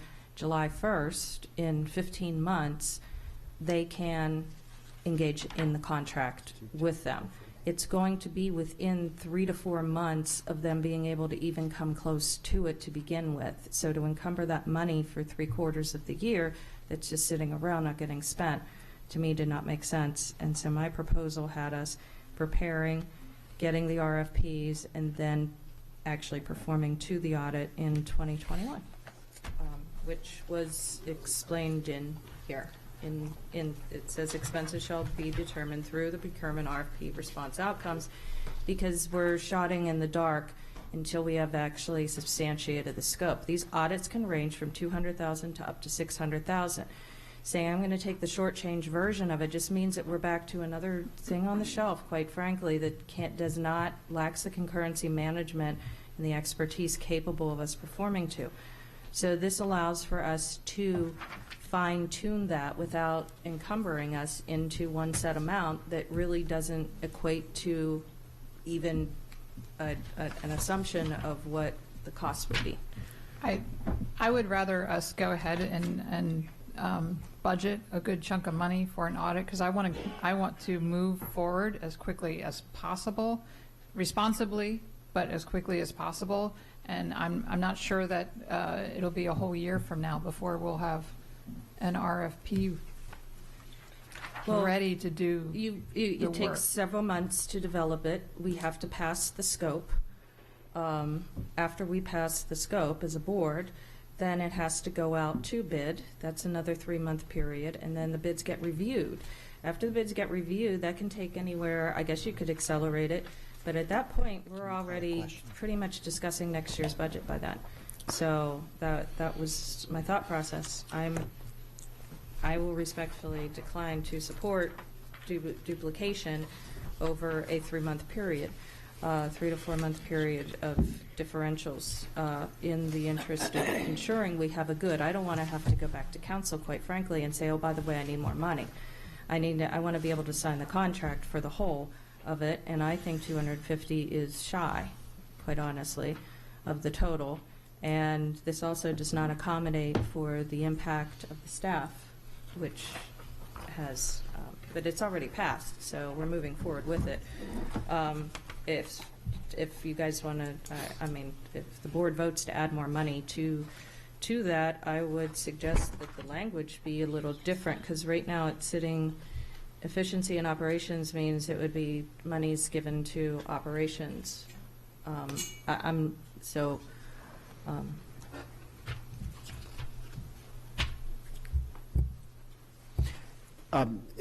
just for the record, when I read, in operations, I didn't necessarily interpret that as Alex Shaknovich operations. I interpreted that as school system operations, the system-wide operations. So that was my interpretation when I read that. And again, I don't remember who the maker of the motion was, but maybe that's getting technical for me at this late hour. Ms. Urea. I call the question. Thank you. So motion, second. All those in favor of ending debate say aye. Opposed, no. The ayes have it. Mrs. Connolly, we'll now vote on amendment number 47. Could you please call the roll? Ms. Urea? Aye. Ms. Antoine? Aye. Ms. Shawhan? Aye.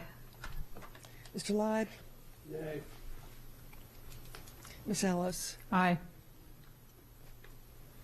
Ms. Corkadell? Nay. Was that an aye?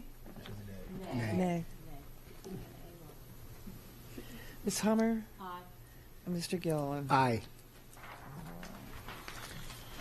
So that is 6 in the positive, 2 in the negative. Motion passes. Amendment passes. Thank you, Mrs. Connolly. Amendment number 48 has already been voted on, so we're now on amendment number 49. Ms. Urea. I'm sorry, Ms. Schallheim. Oh, got it. Okay, thank you. I'm sorry. No worries.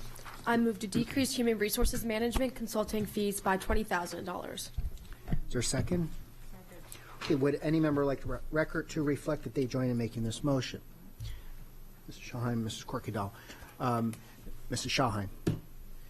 So in my lengthy conversation with Mr. Sheknovich, it was brought to my attention that this money isn't always used.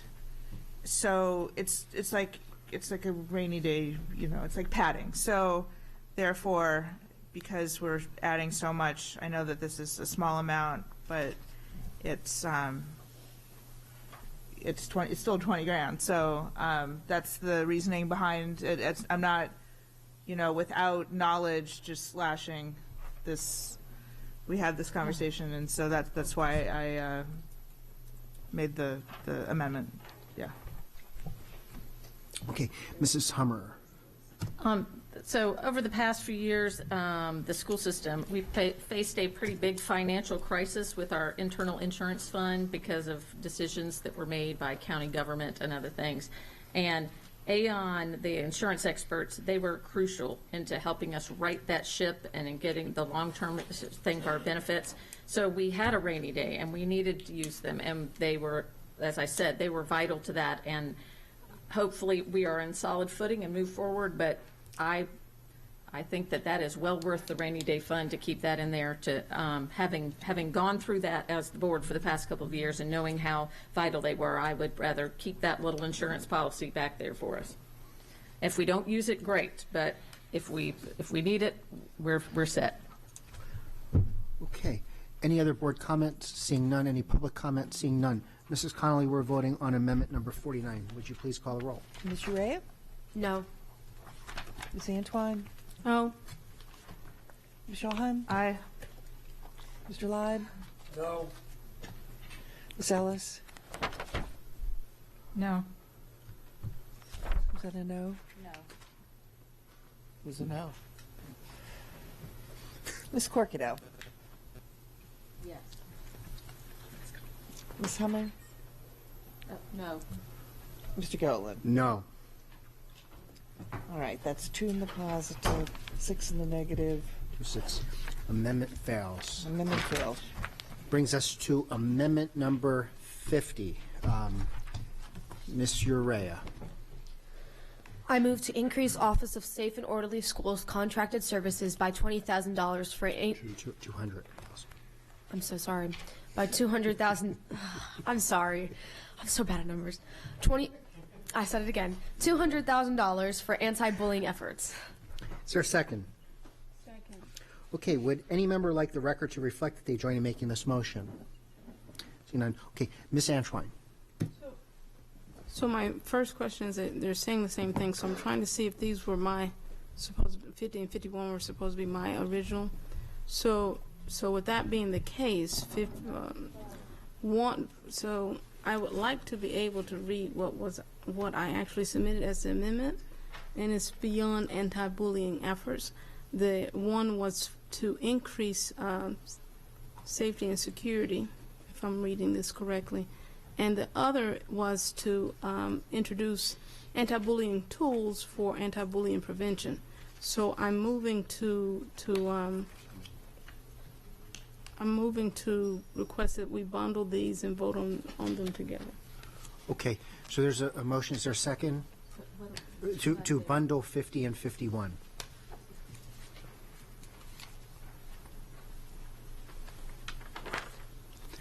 Seeing no second. Oh, it was. I'm sorry. I apologize. So there has been a second. So we're now voting to bundle 50 and 51 at the amendment maker's request. All those in favor say aye.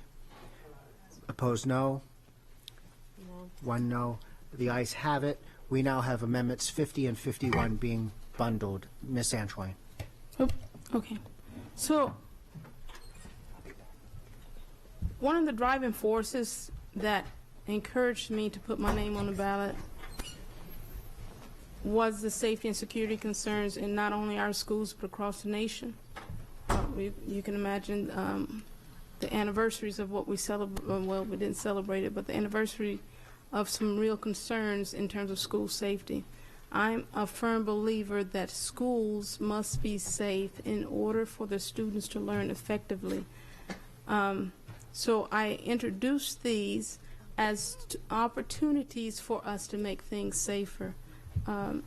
Specifically, our tools that we currently use for anti-bullying prevention are, I believe, not modernized enough to accommodate those victims that may be utilizing it and wanting to report.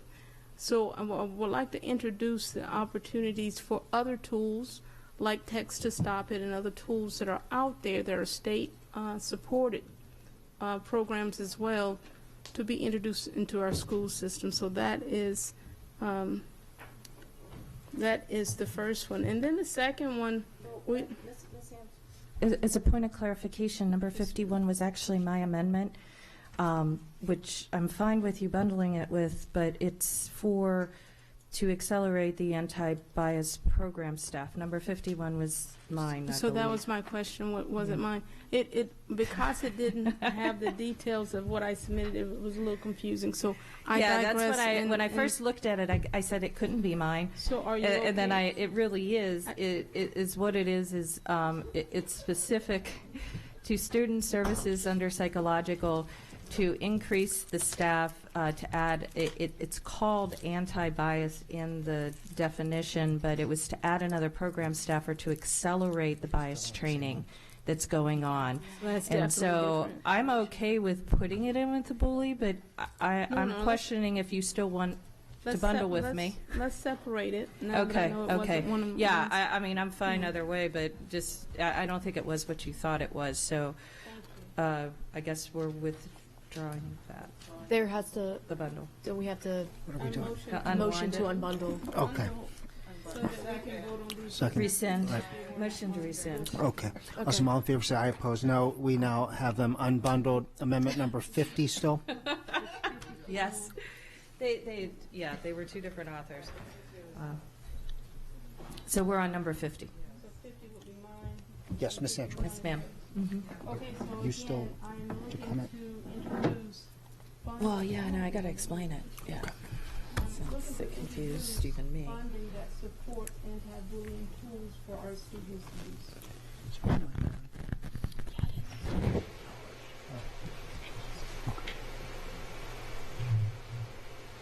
I was making sure your mic was on. I couldn't hear it. It was that? There we go. I'm looking to support, looking for, we want to introduce funding that will allow, if the Office of Safe and Orderly Schools decides to, it would allow them to introduce other tools to support anti-bullying efforts. Is that a motion? That is just an justification for number 50. Okay. You're not, okay. Got it, okay. Mrs. Hummer and then Ms. Urea. Okay. It's, I fully appreciate everything Ms. Antoine said and the importance of us having anti-bullying efforts and the tools that expose her. I don't disagree with her at all, that our staff could do many more great things with additional funds, but I cannot support an expenditure that's so general. I want to be able to defend the things that it's very specific things of personnel or things like that. And I believe that if Dr. Arlotto felt that there were things that we weren't able to do because of the existing budget, that he would have specified what they were. So I'm going to vote no on this one, but not in any way to say that I don't support increased anti-bullying efforts, and I fully appreciate the intent behind it. Ms. Urea. I am a huge supporter of anti-bullying efforts as well. Ms. Hummer just asked my exact same question, so thank you. Mrs. Ellis? I'm going to be no for now, but I would like to see us put something in the budget next year that is more specific. I saw a presentation on the text-to-stop technology. I'm very intrigued by what they're accomplishing with that, and I think if we get our ducks in a row and everyone becomes a little more educated on that, we'll have more support next year. Okay, Ms. Sanchwein. So I want to make this clear. I don't know how much more specific I can introduce this as. We need more tools for our students to report when they are being bullied, and tools that they are, and needs to align with the means that they get it done. And this is not a promotion for a specific tool, but we also need to introduce something that the state supports as well. The safety and security reports that have come to us concerning those tools show that they're underutilized. But the complaints and the concerns that come to us from parents show that bullying definitely exists and is accelerating in many cases. So this is why we need to put funding in there so that those that do manage that, Dr. Arlotto and those offices, can have the resources they need to identify how they can best manage and to manage bullying prevention in the schools. And that's what that money would be for. Okay. Mrs. Corkadell. I'm going to just echo similar sentiments that Ms. Ellis and Ms. Hummer had stated. Bullying is a systemic problem that is debilitating to any institution facing it at the level that we are. But I do always have concern that, and takes very seriously my responsibility to make sure that and part of accountability and funding is being able to say with specificity what the money goes for. That's when I think people get nervous, even if they want to support it, because it doesn't have a direct attachment to it. And further was not originally requested by the staff who's responsible for it. So I guess in not just this one, but there's other ones too. I'm not going to comment each and every single time, but I'll just say if it doesn't have a specific attachment or staff blessing, I mean, we're not enhancing an existing. This is for something new. So in these new instances that will be coming up, I will unfortunately have to, I'm going to feel compelled not to support it at this time, but anything coming forward thereafter that has the specificity and support of staff of how best to deploy it. I don't believe in encumbering funds until we know what those funds are going to be encumbered towards. Just like with, I had spoken with my audit, I have concerns about that. I think a transparency and the accountability balance does dictate that we are make sure that we're not just tossing money over, because people will find a way of spending money. And I don't want it spent irresponsibly. I want it to go for anti-bullying. And I know that there are specific things out there and specific initiatives, so I would like to see them attached to them. So, Ms. Antoine, I appreciate your efforts, and not just this, but I know coming up in many other ones too. I just, at this moment in time, don't feel comfortable with that for the financial auditability component. Okay, thank you. Mr. Rea. For the sake of time, and I'm pretty sure we understand where everybody's at with this, I call the vote, or I call the question? Okay. Is there a second? Second. Okay. All in favor say aye. Aye. Opposed, no. The ayes have it. We now have ended debate, and we're going to vote on amendment number 50. Mrs. Connolly, please call the roll. Ms. Urea? No. Ms. Antoine? Aye. Ms. Schulheim?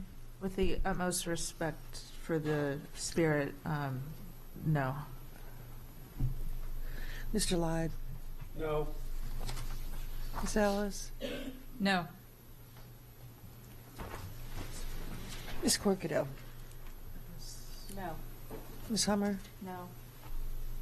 And Mr. Gilliland? No. All right, that's 1 in the positive, 7 in the negative. Motion fails. Fails. Thank you, Mrs. Connolly. Amendment number 51.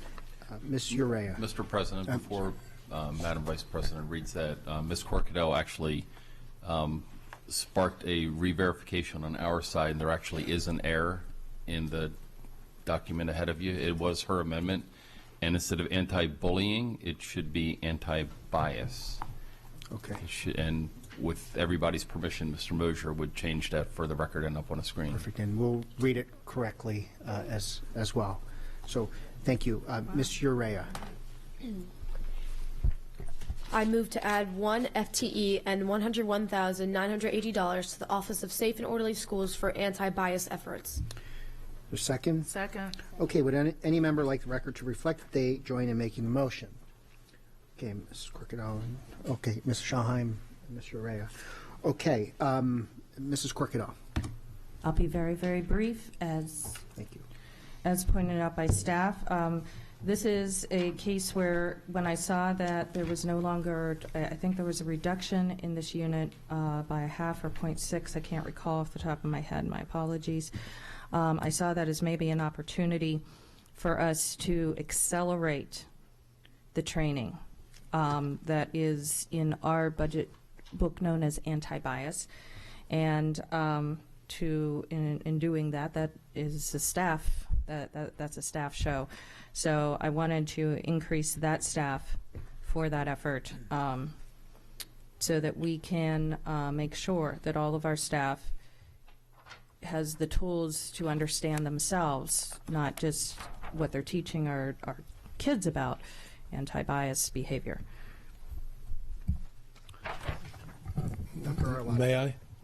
If I could, I can't offer a friendly amendment, but if I might suggest, because it's, right, I've recommended the whole budget, so I can't offer a friendly amendment to this. In terms of anti-bias training, the additional position, which I would certainly support, would be better placed in the Office of Equity and Accelerated Student Achievement. That's the group that's doing that specific work, as opposed to the Office of Safe and Orderly Schools. So a very different office that has different responsibilities. Mr. President, I would like to withdraw this amendment and propose a replacement with the based on the language set forth by staff to reallocate to the diversity unit. Office of Equity and Accelerated, and what he said. I'm going to just say what he said. All right, that's so a mouthful. That's a revised. That's a revised motion. Is there yes, a second? it's a revised motion, still for the same Second. purpose. Same purpose. Same just purpose. really revising the name, keeping the. I'm always fiscal happy impact. to make sure it lands in the right unit. Okay. And my apologies. Thank you. Thank you. Any further discussion? Any public comment? Seeing none, Mrs. Connolly, we're voting on a revised Amendment 51. Would you please call the roll? Ms. Urea? Aye. Ms. Antoine? Aye. Ms. Shaheim? Aye. Mr. Leib? Ms. Ellis? Aye. Ms. Corcadell? Aye. Ms. Hummer? Aye. Mr. Gilliland? Aye. That's 8-0. Motion passes. Amendment passes. Thank you. We've already voted on Amendment number 52. We'll move to Amendment number 53. Ms. Urea. I move to increase the Office of School Performance Materials and Instruction by $100,000 to address overcrowding. Is there a second? Second. Okay. Would any member like the record to reflect that they join in making this motion? Okay. So is this me too? This is you, yes. Okay. So again, the details of my 4 was not here. So you guys have shared that these were generalized, which they weren't. They were quite specified. In terms of overcrowding, we looked at ways to reduce overcrowding in lieu of capital funds to do overarching renovations. my school visits revealed that the teachers, administrators, and even the students are already managing those types of logistics. They are with their own funds. They are rearranging furniture. They're buying tools that allows them to learn differently. They're doing outside education. So this $100,000 would go towards those internal renovation projects throughout the schools, so that they would have the funds that they need to address overcrowding until we can use capital funds to renovate or reconstruct or even build new classrooms. Okay, thank you, Ms. Antoine. Any further board comments on this amendment? Seeing none. Any public comment? Seeing none. Mrs. Connolly, we are going to vote on amendment number 53. Would you please call the roll? No. Ms. Antoine? Aye. Ms. Schallheim? No. Mr. Leib? No. Ms. Ellis? No. Ms. Corkadell? Oh, Away. I'm sorry. Ms. Hummer? No. Mr. Gilliland? No. Okay. That's one in the positive, 6 in the negative. Motion fails. One away. So thank you. Motion fails.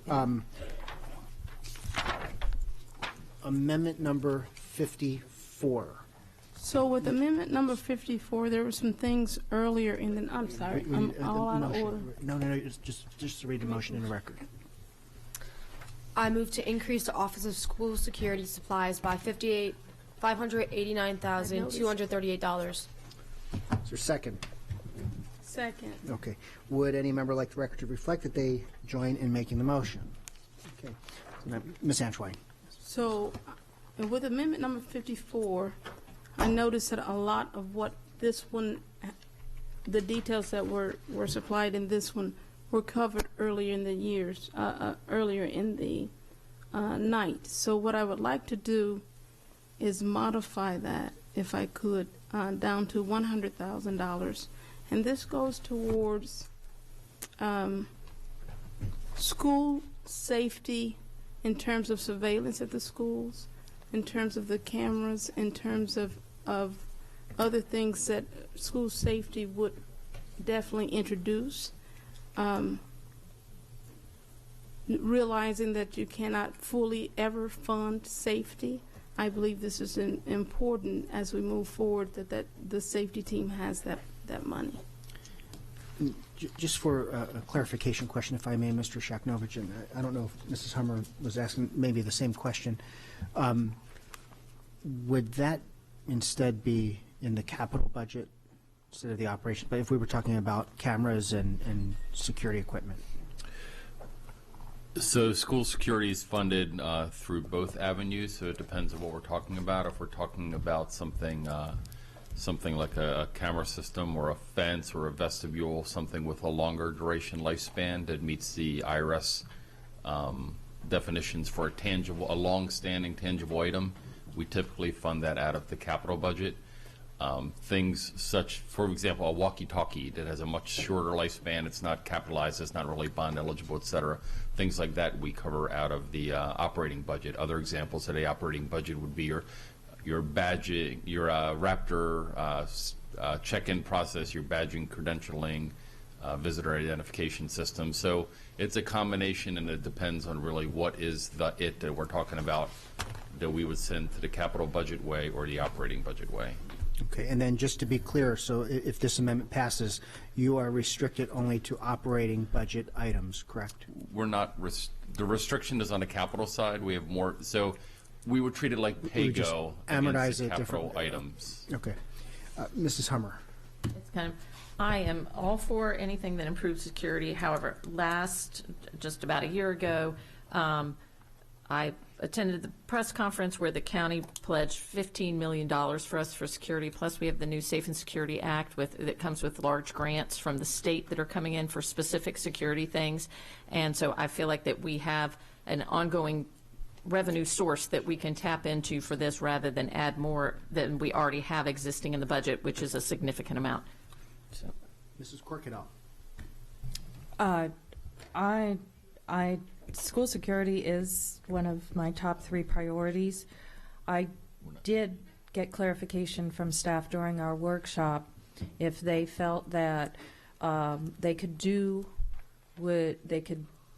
more if I gave them more this year, and the answer, I believe, was no. So I'm going to rely on that as my guidance in this particular matter, not in absence of school security, but in absence of details. Okay. Seeing no further board comments, any public comment? Seeing none. Mrs. Connolly, we are now voting on amendment number 54. Would you please call the roll? Ms. Urea? No. Ms. Antwine? Aye. Ms. Shawhan? No. Mr. Leib? No. Ms. Ellis? No. Ms. Corkadow? No. Ms. Hummer? No. Mr. Gilliland? Aye. So that's 2 in the positive, 6 in the negative, 2-6, motion fails. Thank you, Mrs. Connolly. Amendment number 55, Ms. Urea. I move to increase Office of School Security contracted services by $100,000. Second. Second. Okay, would any member like the record to reflect that they join in making this motion? Seeing none. Ms. Antwine. So since I made the amendment from 54, and I thought I requested that 55 be removed earlier, but I am motioning that that we withdraw Amendment 55. Okay, great. All in favor say aye. Opposed, no. The ayes have it. Amendment 55 is withdrawn. Amendment number 56. Ms. Urea. I move to increase the Office of Equity and Accelerated Student Achievement Materials of Instruction by $10,000. Is there a second? No second. Amendment fails. Amendment number 57. Ms. Urea. Wait. Let's back up. So I'm looking to bundle 56 and 57. I'm sorry. Okay. Shoot. Procedurally, what do I do? Okay. Let's do this. So we'll reintroduce, if you would say so move. All right. Not Ms. Antwine. Yeah. Reissue it. For the sake of Ms. Antwine, I will motion to reintroduce Amendment 56. Second. Okay, great. I will second. Second. Discussion. Seeing none, all in favor say aye. Opposed, no. All right, the amendment's been reintroduced. Now, Ms. Antwine, is there a different motion to bundle? Yes, I motion to bundle 56 and 57. Is there a second? Okay, discussion. Seeing none, all in favor say aye. Opposed, no. The ayes have it. We now have amendments 56 and 57 bundled into one. Ms. Antwine. So these are the specified line items that you guys referred to earlier. I was looking at the 2018 costs and expenses from this office, and I believe they could do with a $40,000 increase rather than the decreases that were recommended. Okay, and Ms. Antwine, if I may, just so we read into the record number 57, which hasn't been read yet, Ms. Urea. The second amendment that is being bundled is Amendment 57. I move to increase the Office of Equity and Accelerated Student Achievement Professional Development by $30,000. Okay, thank you for that. So we've got Amendment 56, increasing MOI by $10,000, and 57 increasing PD by $30,000. Okay. Wait. Did we second both? We need to second both? Second. Okay. Ms. Antwine, further discussion? No, sir. Okay. Any other further board discussion? Any public, I'm sorry, Ms. Shawhan. I have a question. Do we know why it went down so drastically between 2018 and FY19 from almost 30,000 to 6,000? Was it? Do we have a specific? So it was that those funds were redirected to fund the community ambassadors because we knew we were losing the the grant from the city of Annapolis. So we redirected funding within Dr. Gillen's budget to fund those positions. So if you had the money, it would obviously be used to this. There's things they could have done with that money, but they were trying to save community ambassadors. Got it. Thank you. Okay. Any further board comment? Seeing none, any public comment? Seeing none. Mrs. Connolly, we are voting on bundled amendments 56 and 57. I'm sorry, one question, Ms. Urea. I don't know who this question would be directed to, Dr. Arlotto or Ms. Gillens, but I support this, but rather than just giving a dollar amount, is there anything that you think would be better for us to direct our money towards? Dr. Arlotto.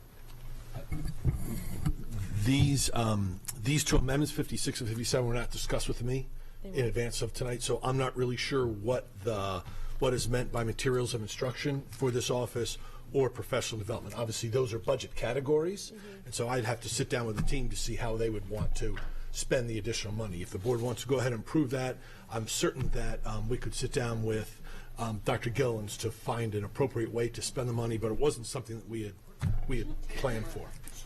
Okay, I understand. She's all smiles. No, I could see it from here. I understand she'll take the money. I was just wondering. I don't have anything. So to answer your question, I don't have anything specific to offer you as to how that money would be spent. It's just not something we've discussed up to this point. I wasn't aware of these.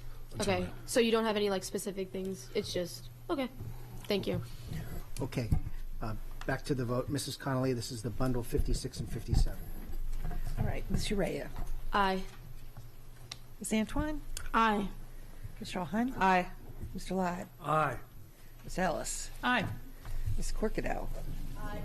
Ms. Hummer? Aye. And Mr. Gilliland? Aye. All right, 8-0, motion passes. Okay, thank you. Amendment number 58, Ms. Urea. I move to increase the Office of Partnerships, Development, and Marketing Community Event Supplies by $1,000. Is there a second? There's no, okay. I know it's late, so, all right, would any member like to reflect that they join in making this motion? Seeing none, Ms. Antoine. So, I'm sorry, yes. So I want to make it clear that I'm reading this like we are trying to advertise, and this is the office that does it. And so the money that was removed from it, I am proposing that we put it back in there to expand their software capabilities as well as their abilities to go to market outside of the school system. So I have a motion to bundle 58 and 59 as well. Second. Discussion, seeing none, all in favor say aye, opposed no. The ayes have it. We now have amendments 58 and 59 bundled. For the record, Ms. Urea, can you read Amendment 59? So the second amendment being bundled is Amendment 59. I move to increase Office of Partnerships, Development, and Marketing Software by $1,050. Okay, so two amendments. One, again, just for the record, one to increase community event supplies by $1,000, and one to increase software by $1,050. Ms. Antoine. That's it for me. Okay. Any other board? I saw another light, but it went off, so all right, that's good. Seeing no further board comments, no public comment, or any public comment, seeing none. Mrs. Connolly, we are voting on a bundle of Amendment 58 and Amendment 59. Would you please call the roll? Ms. Urea? No. Ms. Antoine? Aye. Ms. Rawheim? No. Mr. Live? Aye. Ms. Ellis?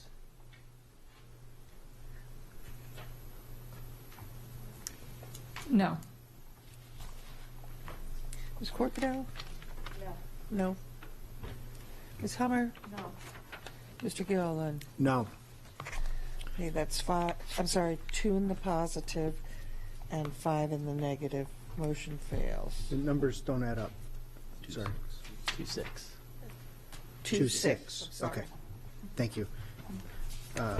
2 in the affirmative, 6 in the negative. The amendments fail. Amendment number 60, Ms. Urea. I move to increase the Office of Professional Growth and Development, professional development by $40,000. Is there a second? Seeing no Second. Second, okay. I'll slow down, but I just don't want us to be here any longer than we have to. So I want to make sure we're doing it right. So now there is a second. So it would help if you guys would second it, because I'm going to make comments on these things. And I have to introduce these other details that were not put in here. So I'm multitasking.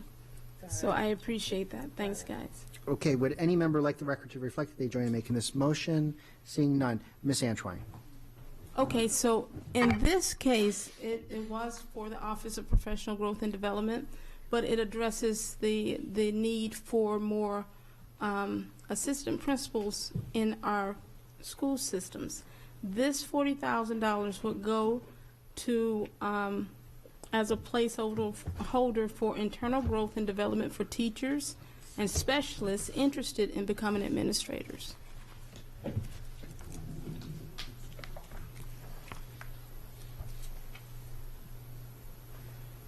Okay. If I just may, and I'm sorry, in just the interest of time, Dr. Arlotto, how is that captured now? You know, an emerging AP, how are they getting that professional development, or at least guidance to make that career change?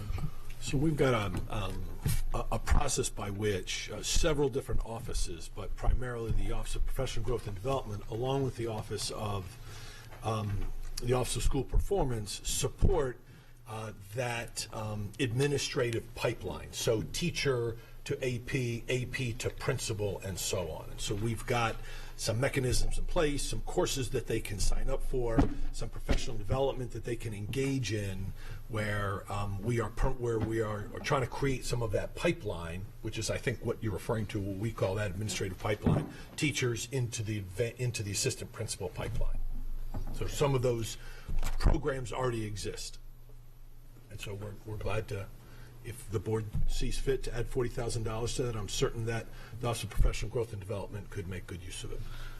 Okay. Any further? Thank you for that. Any board comments? Any public comment? Seeing none, Mrs. Connolly, we're voting on amendment number 60. Would you please call the roll? No. Aye. No. Ms. Ellis? No. Ms. Corkadell? No. Ms. Hummer? No. Mr. Gilliland? No. All right, that's 1 to 7. Motion fails. Okay, amendment fails. Amendment number 61, Ms. Urea. I move to increase career and technology education by $20,000. Second. Would any member like the record to reflect that they join in making this motion? Seeing none, Ms. Antwine. So these next amendments are in the curriculum and instruction area. It is meant to increase those subject matters. So I am making a motion very carefully with the results I'm getting tonight. But I want to, I would like to be able to bundle, it looks like 61 to 72. Second. Second, right. All right, okay. So there's a motion to bundle Amendment 61 to Amendment 72. And then just, can we get a second? Second. All those in favor say aye. Aye. Opposed, no. The ayes have it. Just for the record, Ms. Urea, starting with Amendment 61 you read, starting with Amendment 62. Ooh, okay. Starting with the second bundled amendment, I move to increase environmental literacy and outdoor education by $20,000. The next is I move to increase high school English language arts by $50,000. Moving to Amendment 64 is I move to increase elementary reading by $200,000. The next I move to increase English language acquisition by $20,000. The next is I move to increase music by $100,000. I move to increase Office of Instructional Technology by $10,000. And I move to increase signature programs by $50,000. I also move to increase International Baccalaureate program by $20,000. And I move to increase Performing and Visual Arts by $100,000. I also move to increase Science, Technology, Engineering, and Math, STEM, program by $200,000. And lastly, I move to increase Advanced Learner programs by $20,000. Okay. So I did want to say on Amendment 60, I'm sorry. No. So where it talks about outdoor education, that was actually for Arlington Echo. 62. 62.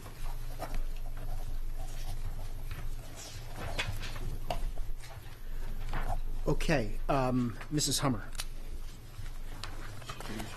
I will say that all of these are fabulous. I love them. I think that I would love to give more money to every one of these programs because they're doing amazing things, and I know they could do amazing things with even more.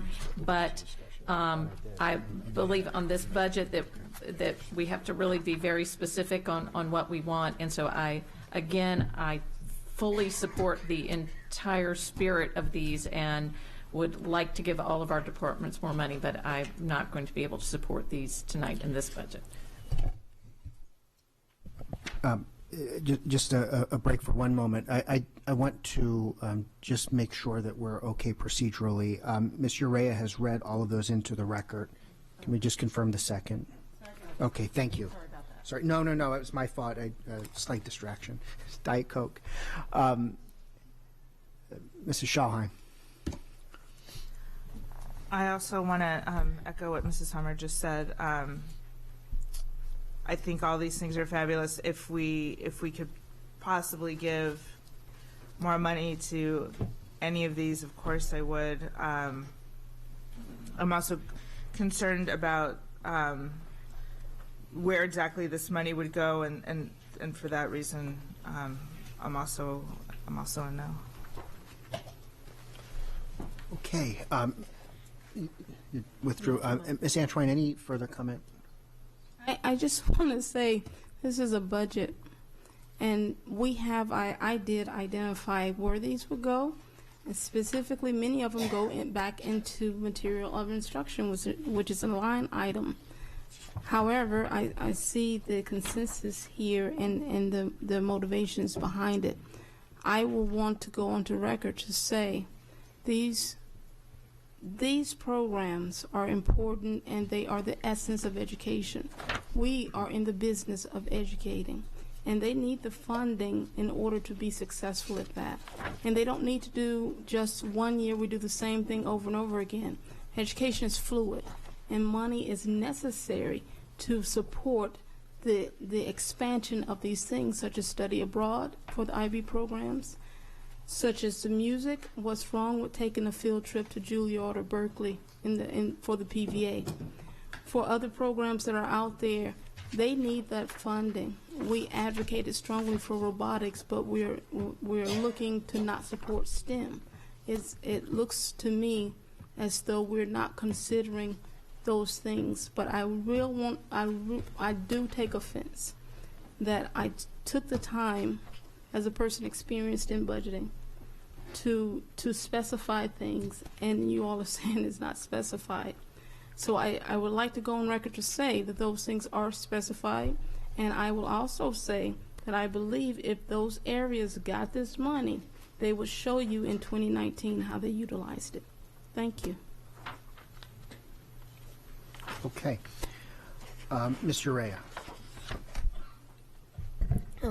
I would just like to say, Ms. Antoine, thank you so much for putting these amendments forward. I just think me and some other fellow board members just have just trouble with these numbers, because I just have a hard time finding that department heads would just do these a little bit, in my opinion, ambiguous numbers.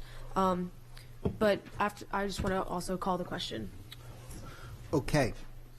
Second. All in favor say aye. Opposed no. The debate's closed. We are now voting What was the first one? 61.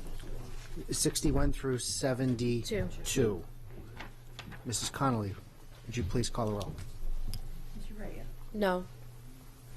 Ms. Antwine? Aye. Ms. Schwalheim? No.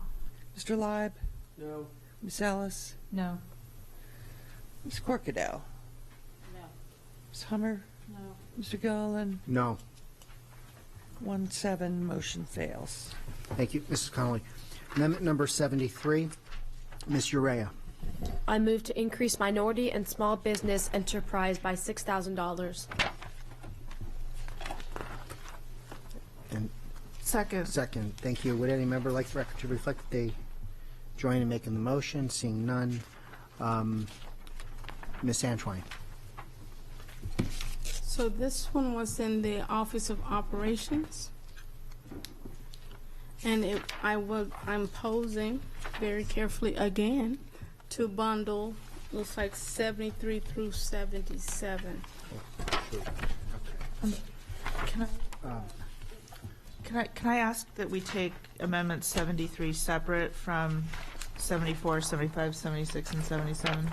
Is that a motion? Okay. Yeah, that's the Yeah, motion. or we, actually, if you withdraw, we've already got a motion for 73, and then when we get to 74, we'll just bundle the remainder, if that's okay? Sure, I'll withdraw the motion. Okay, thank you. So we're on Amendment 73 for office supplies of increase of $6,000 for minority and small business enterprise. Further comments, Ms. Antwine?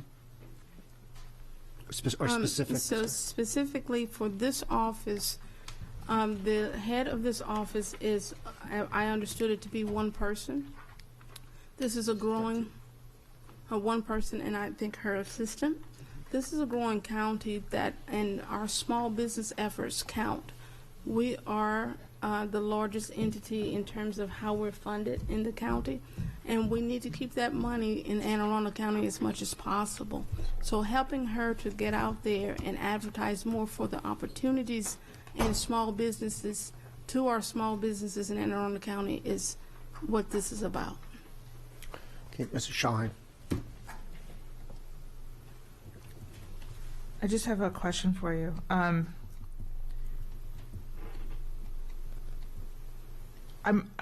I support adding money to this department for sure. Is office supplies the line item that you're committed to? Because to me, office supplies are like paper clips and pencils and whatnot. Would it be better served in like professional development or I'm not sure what else, but yeah, or creating a marketing line item? Would you be supportive of those? Yeah, but it's yeah, but that's the line item first. Look, it's the yeah. So I am looking at, well, I won't even go into the details on that, but I am looking at the marketing, the actual marketing, as I described earlier, so that we can introduce our opportunities outside of here more effectively and keep our money within Anne Arundel County as much as possible. Anne Arundel County is huge for small businesses, and often they default to maybe the federal state opportunities, not knowing that they have so many opportunities here in Anne Arundel County. So then my question is office, because I am supportive, so long as it goes to marketing, and I don't see a marketing line item. So would you be open to a friendly amendment if your intent is to increase marketing, right, and advertising for this stuff, to create a line? Because I'm afraid that office supplies is like pens and paper and stuff. Can I suggest before you start to make a friendly amendment, Mr. Shaknovich may have a. Yeah, I had a question before we get to there. Okay. Well, hearing the conversation, we would be comfortable with advertising. I think is a term of art that we use, and it's generic enough that it would allow Ms. Avery and that department to undertake what we've heard. So, okay, advertising would be a good term. Can you make that friendly amendment? Yeah, I'd like to make that friendly amendment. So the friendly amendment potentially, I don't want to put words in your mouth, but you want to nix office supplies and talk about advertising. I want to add the money, but I want it to actually go to advertising. So under, I guess it would be other charges, adding a line item that just says advertising and adding $6,000 to that. Okay. So I accept that amendment. Okay. Mrs. Corkadell, you're done? Okay. Seeing no further board comments, any public comment? Seeing none. I'm sorry, Ms. Antwine. I just wanted to make the motion to do the bundle for the next amendments. Yep. Yep. Okay. Okay. So we're now. Yes. So we are now. Yes, I'm just pressing my button. Okay. Yeah, she's being preemptive for the next one here. We are now voting on amendment number 73 solely. Mrs. Connolly. No. Aye. Ms. Shaw? Aye. Mr. Lott? No. Ms. Allen? Aye.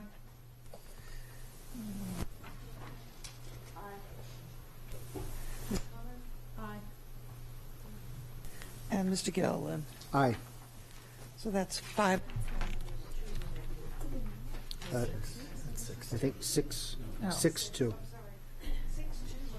Okay. Thank you. Now we've got a bundle motion. Ms. Antwine.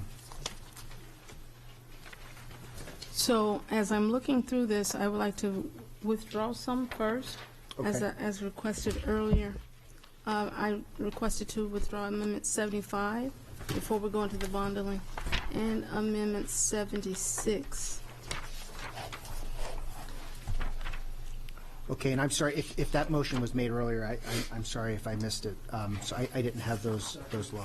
So we're withdrawing. Motion has been made and seconded to withdraw 75 and 76. All in favor, say aye. Opposed, no. Okay, we're now on Amendment 74. So these are under the Chief Operating Officer. In my dealings with, I want to do the explanation and then I'll do the bundle. In my dealings with you all, I am seeing how you go above and beyond to ensure that we understand the operations of our school system. I heard you when you said, okay, we have to do this, we're doing that, or we're doing otherwise. So in my cost analysis, I was looking at ways to forecast funds that will support future operational costs. So I looked with the current recommendation, for example, on in the legal field, there was a cut of $50,000. I am proposing that we put that back in there. The Office of Finance and Purchasing, I want to support them as well, but I requested to withdraw that because it was brought to my attention that those may have been decisions by the department heads with the superintendent as costs that they were willing to forego. So then on to the facilities division, it is my understanding that our custodial support only works part-time. So this would allow us to advertise more for more custodial support.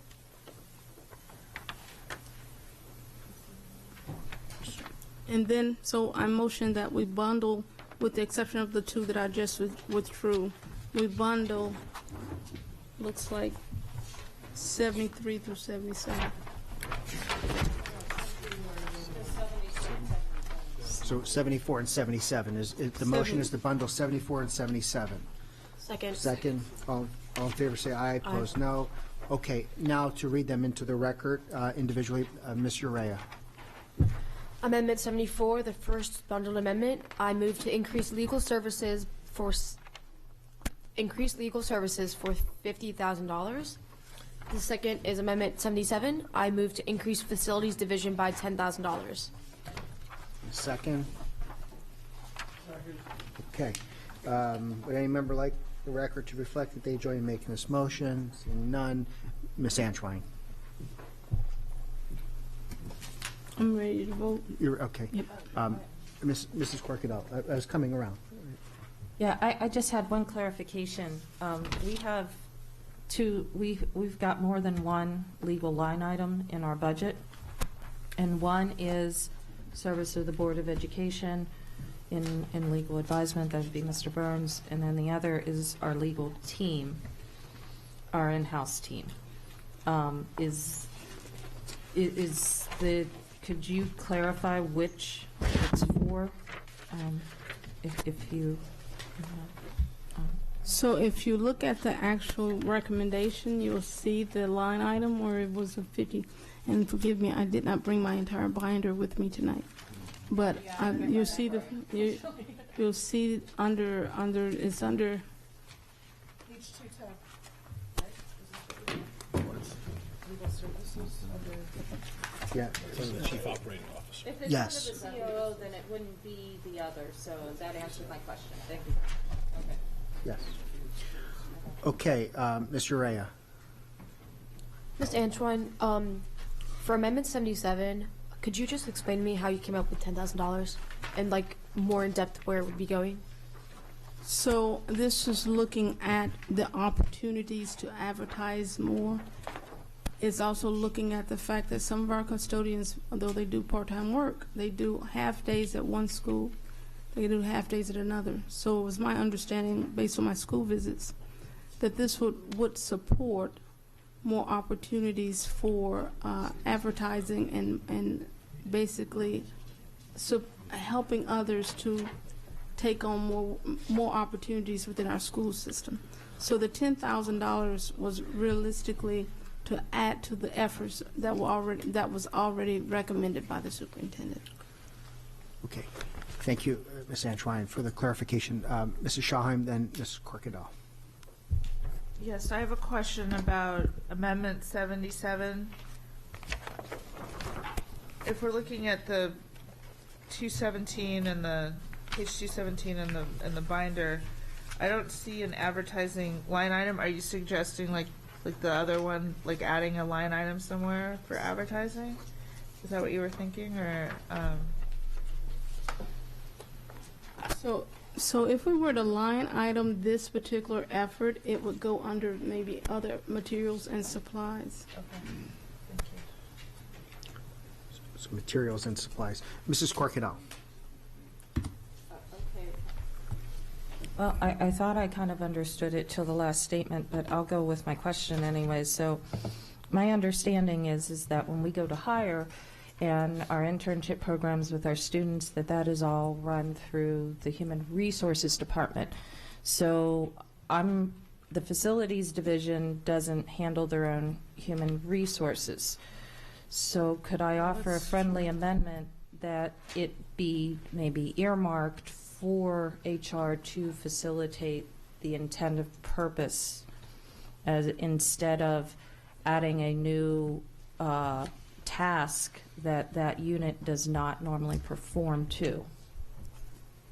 So it was my understanding that fell under facilities, but if it does not, then I would be willing to put that back into money that we already voted on earlier in the night, and I'll withdraw that particular amendment.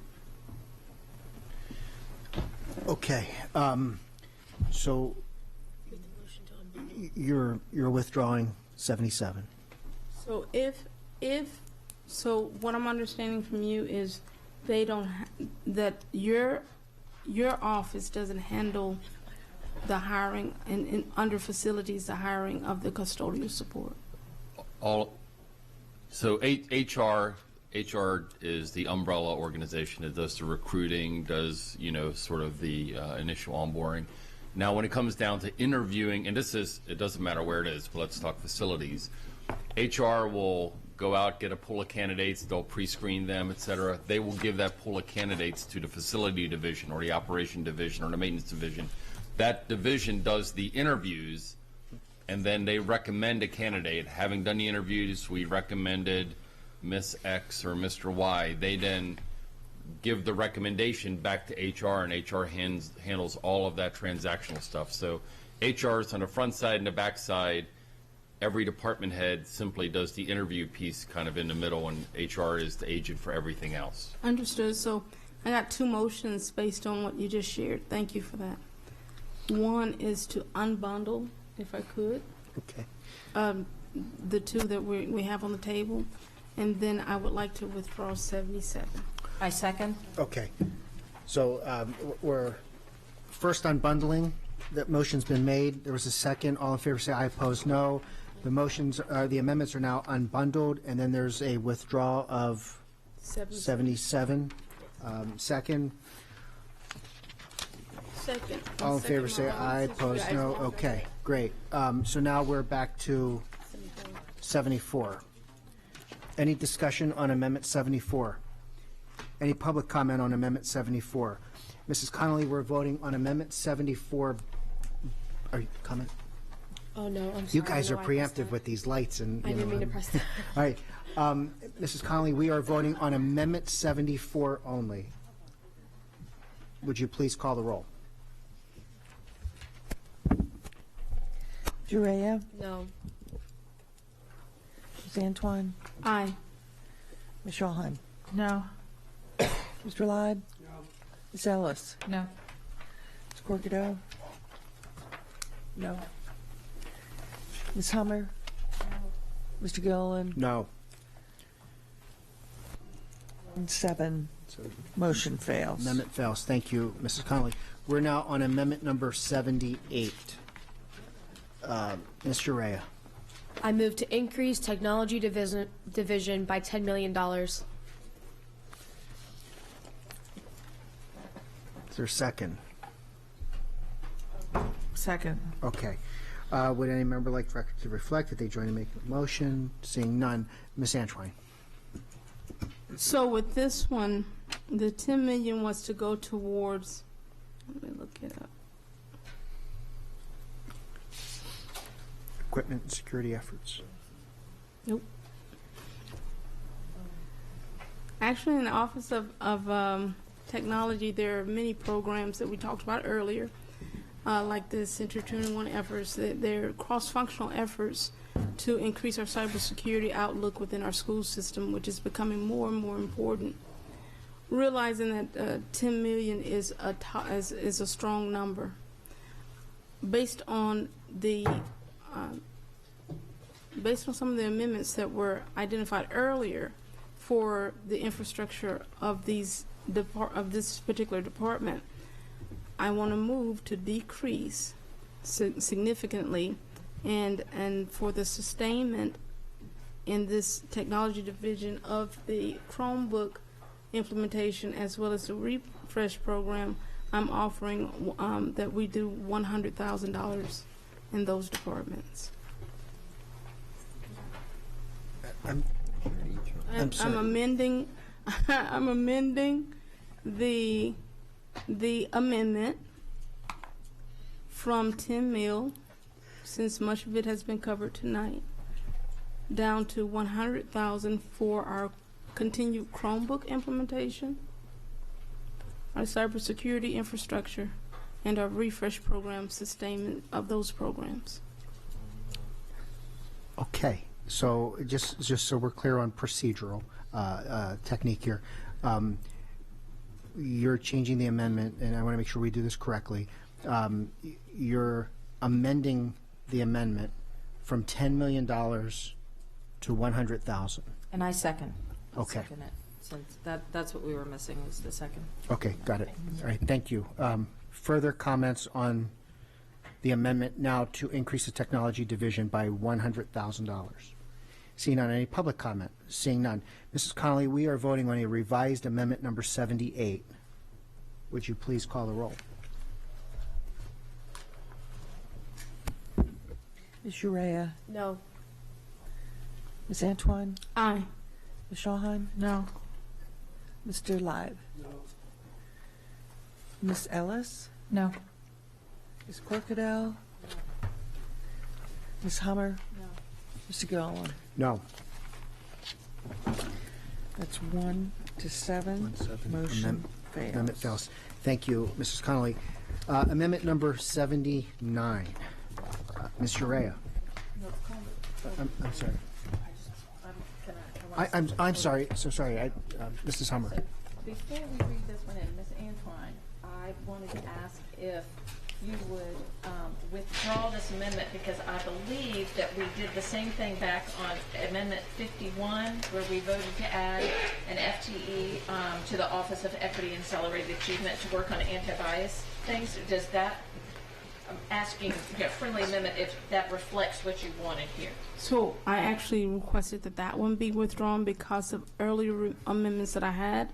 No, 51 we voted on and passed. What I'm saying is I had already requested that one be withdrawn earlier before tonight's meeting because I had other amendments that basically said the same thing. So I'm now motioning, since it is here, I'll do a motion to withdraw that amendment.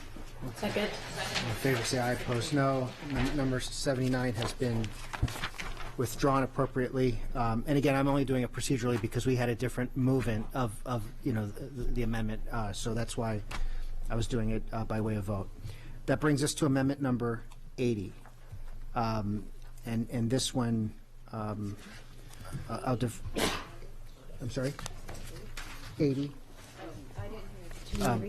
Ms. Urea. Julie, are you? Last but not least, Amendment 80. Second to last but not least, Amendment 80.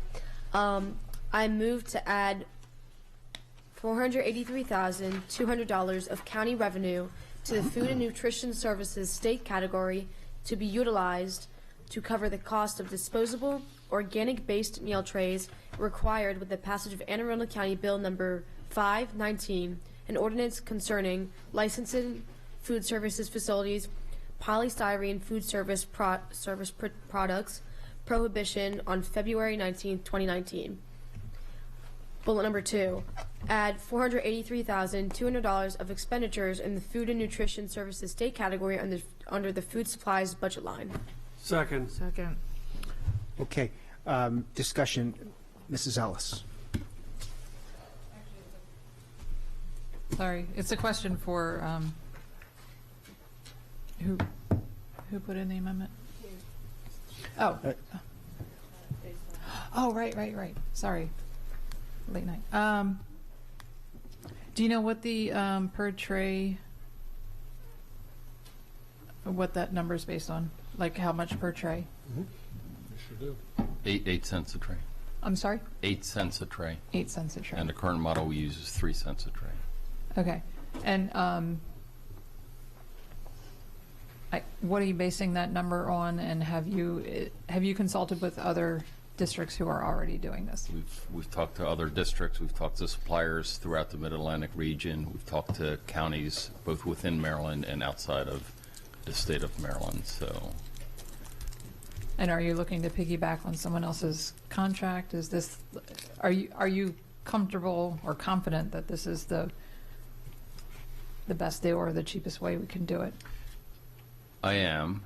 There's a couple moving parts. So the state has a bill as well.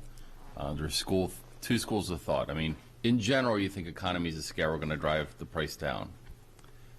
However, in a market where there are options, suppliers may be incentivized to keep the price down to draw your business towards them. So there's two schools of thought. As more of these bans pass, or the state passes a statewide ban, economies of scale will prevail and prices will come down. Or conversely, some of those market inducements have disappeared because now it's a mandate, and suppliers may actually not be as easily persuade to lower prices. They may actually increase costs because they no longer have an incentive to compete for your business. Your business is now required. So we've taken all of that sort of into concert, and there are a number of options, and we sort of picked the midpoint option of the ones that we analyzed. So we've also signaled to the county. I mean, obviously, we don't want a windfall. I mean, ultimately, if the price is less than this, but we're not there yet. The one thing that I will say about this is the ordinance that essentially was before the county had a implementation date of January 1 of 2020. We indicated to them that our business practice is best when we start the school year off and then run the school year consistently that way. So although we would have the option of potentially waiting till mid-year, we feel it's much better to actually exhaust our existing inventory of the polystyrene trays between now and June. We'll restock with the new units, and we would much rather train our staff as well as bring the school children on board day one, right after Labor Day, and start using the organic product immediately.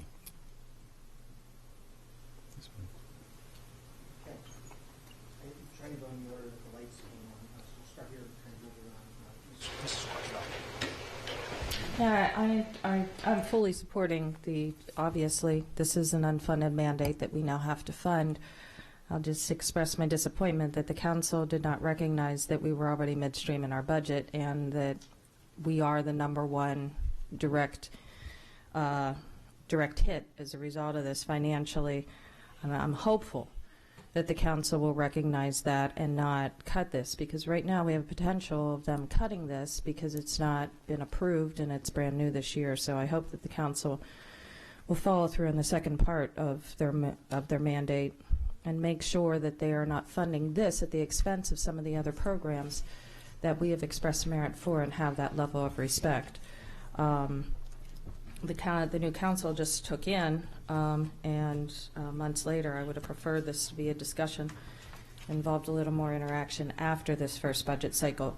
So I just wanted to go on record expressing my disappointment that when unfunded mandates come down the pike, that there are consequences to that, and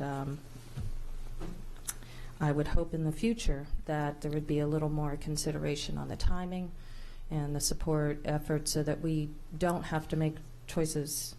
The mid-year seemed arbitrary, and I would hope in the future that the council would be a little more responsible to its partner here at ACPS in the future in implementing. I'm not opposed to us moving into this, but this is a fund that is traditionally all funded by federal and state, and so now we're going to have to come in and supplement that. And that opens up a door and sets a bad precedent, I think, in general, under the guise of something that who wouldn't support being more environmentally friendly and wanting to have a recyclable versus a non-recyclable.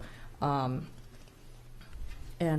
I was not asked for my input on it, at the very least. But I do appreciate the efforts to the environment, but I'm very concerned that the council has just got started with unfunded mandates and what's going to come next. So I just want to go on record personally as a member saying that I was very disappointed overall with how this rolled out. Okay, thank you. We'll go Ms. Urea, Mrs. Shahheim, and then Ms. Antwine. So I just had a question. I know you presented this information to us a couple months ago, or to me. Why is, in your opinion, your team's opinion, it best to go with the organic-based meal trays rather than reusable ones that you wash, that has the bigger cost now, but over time saves money? Just in your opinion.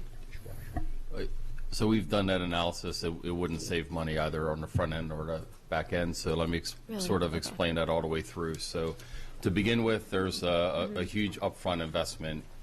None of our kitchens have commercial dishwashing equipment in them. Okay.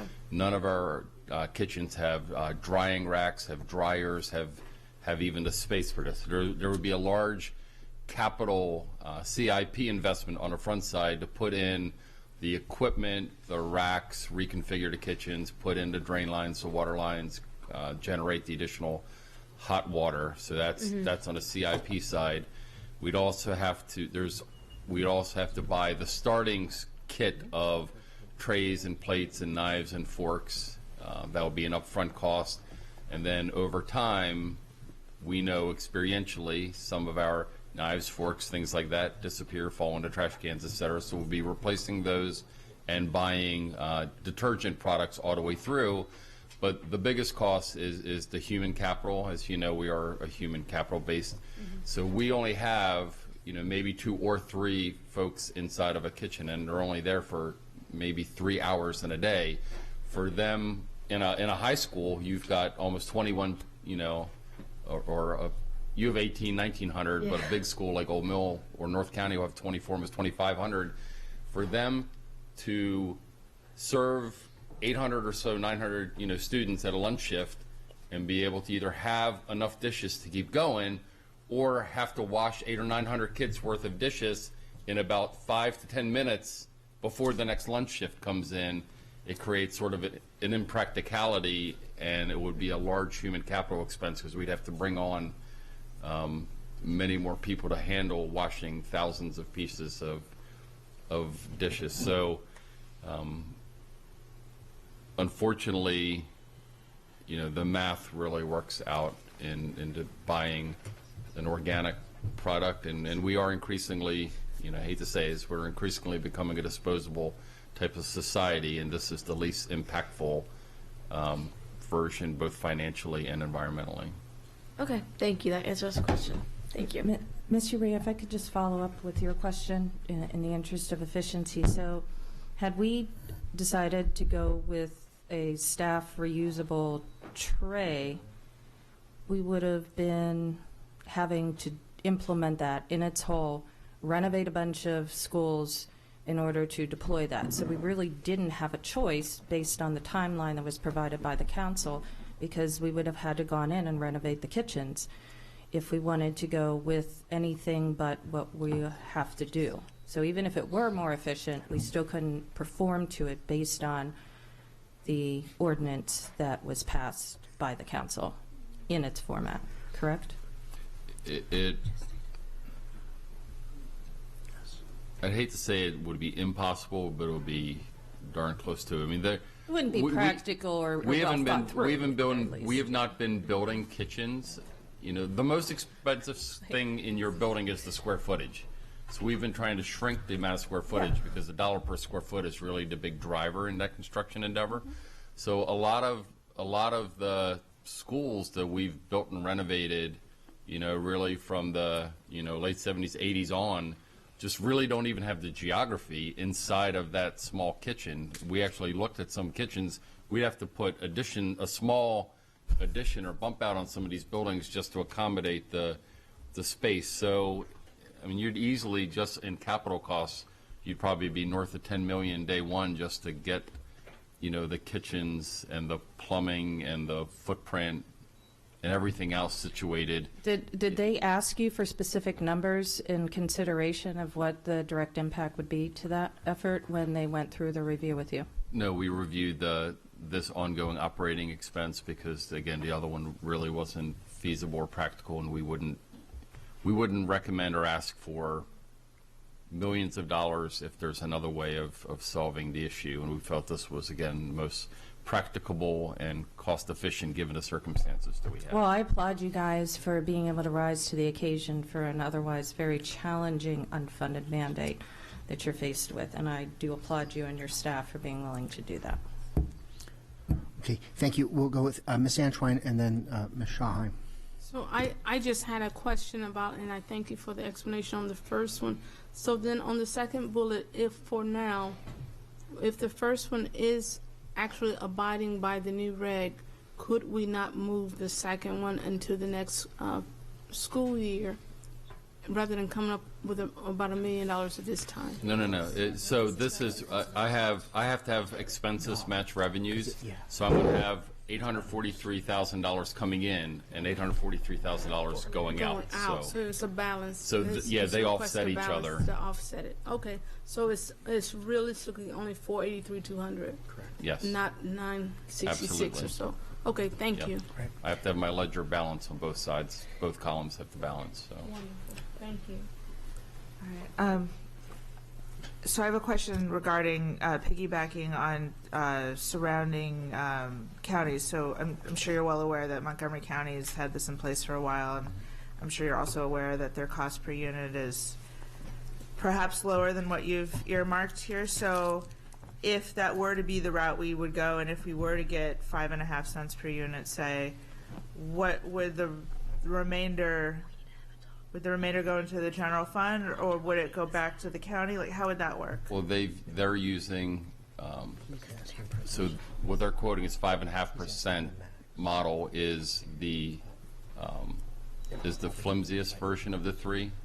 So that's our 6 cent version, basically, is what they're saying is their 5.5 version. So we've piloted the cheapest alternative. It is, we feel in our professional estimation, it is not a suitable alternative. Montgomery decided to go that way. Got it. We do not agree with our 6 cent model, which we disagree with, is equivalent to their 5.5. Because if you have hot, liquidy items, it would just go through the material? Right, so there's really 3 issues with it. The first issue is that the rigidity of the product is not up to par, so we call it potato chipping, but if you have an unbalanced load and you're holding the lower cost tray on one end, you have a phenomenon that it would fold and cave and half of the meal could get lost.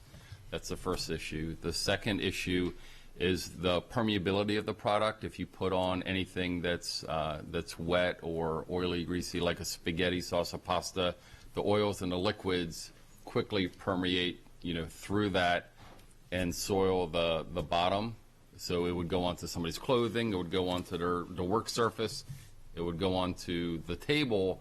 And again, processing lunches so quickly, we would have to very quickly be washing tables or facing families who would say, wait a minute, my youngster's slacks or skirt or something like that got damaged. But I think the biggest thing, and for those of you to know me, I don't really have a touchy-feely side, but this is what was explained to me. The youngsters were essentially averse to the lowest cost product.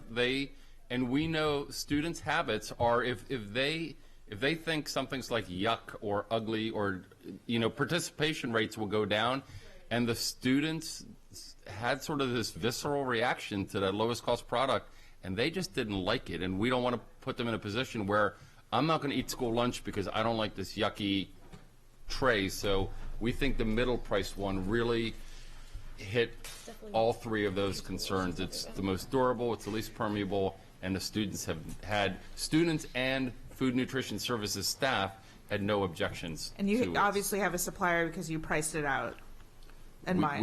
We've touched multiple suppliers, and that's currently we think that's a comfortable number. And again, we don't want to make a windfall. If it's less, if it winds up being less, we'll true it up with the county and ask for less money. Well, great, thank you. And I call the question. Okay. There's a motion to end debate. Second, all in favor say aye. Opposed, no. The ayes have it. We now have a vote, Mrs. Connolly, on amendment number 80. Aye. Ms. Antwine? Aye. Ms. Schallheim? Aye. Mr. Leib? Aye. Ms. Ellis? Aye. Ms. Corkadell? Aye. Ms. Hummer? Aye. Mr. Gilliland? Aye. 8-0, motion passes. Thank you.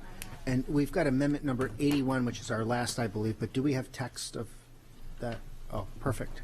So, Mr. President, what we prefer, maybe Mr. Mosier could just, it's up on the board, maybe he could just read it as a starting point. We think we've caught some of the sentiments, but then we can wordsmith it a little bit. And I'm sorry, just it's the late hour and my eyes at this point. Can you do like 120% or so? Or just at the bottom right. Well, I'm not that bad. Thank you. I know. So the language we have right now is add an additional $10 million compensation placeholder to provide for additional compensation enhancements for eligible Unit 1 employees by way of additional back steps / catch-up steps to make up for pay gaps between experienced steps and actual step placements on the Unit 1 salary scale to the extent possible and as negotiated with the exclusive bargaining representative group for Unit 1. Second, if there's a motion, I don't know. Second. So it's been moved and seconded.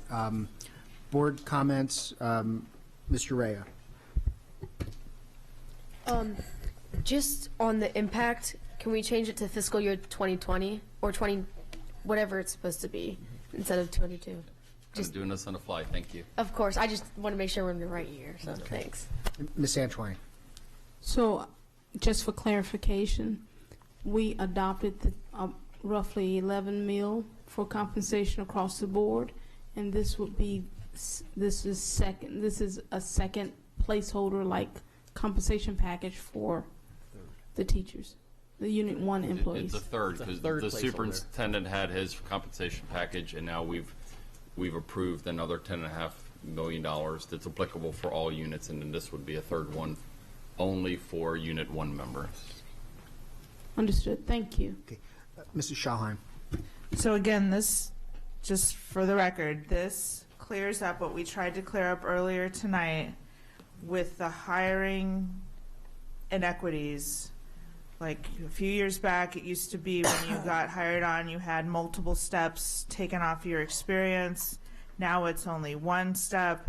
This creates an inequity, and inequities, as we've seen from tonight, need to be cleared up where we see them.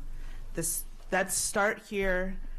We have the superintendent's recommended. We had what we did earlier.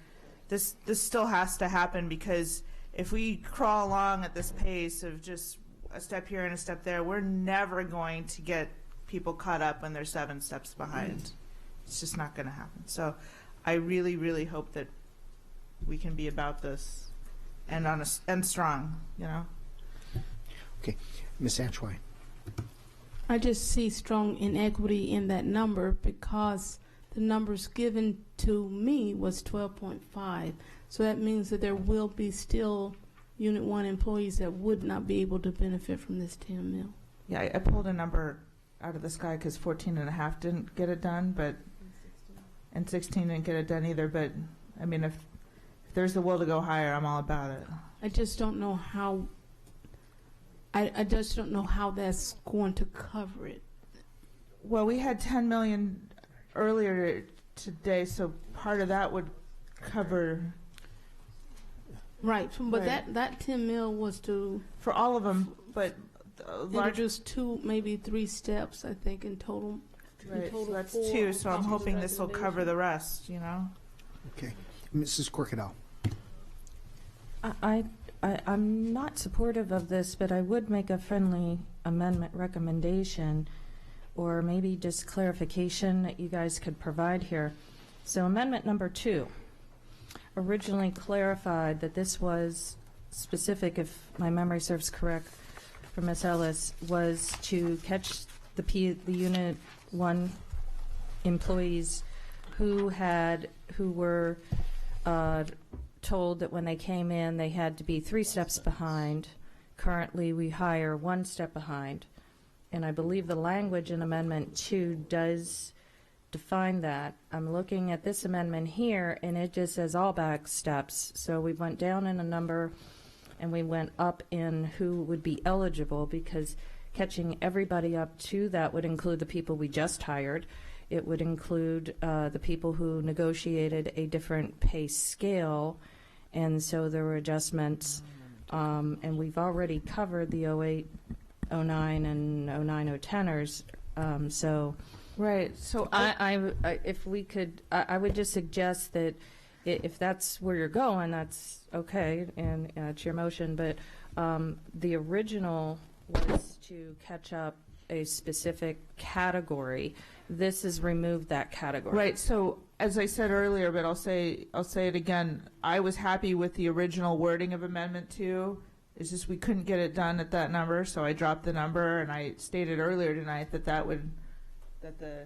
the rest of the wording of Amendment 2 was fine. So yeah, I accept that friendly amendment. Let's do 10 million with amendments to language as it's stated on page 1. Okay, so just so we're clear on procedure now, we're revising this to be $10 million. Let me rephrase. Are we taking Amendment 2 and just putting 10 million in? Okay. Yes, that's what I thought I said earlier, but yes, please. I'm All right, so I'm a little uncomfortable with this because I don't know that that will work. I don't know that you can just take Amendment 2 as written and substitute 10 million for 14 and a half. I think that we're probably better off because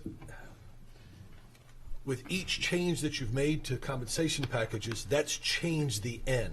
That's changed the number of people that would now qualify for additional steps, right? Because they're coming off the top as they're getting what is in the superintendent's offering, and then the 08, 09, and the 9, 10 people, you are changing the number. So we don't have a solid number for you the way we did for the 14.5 million that we could work out in advance.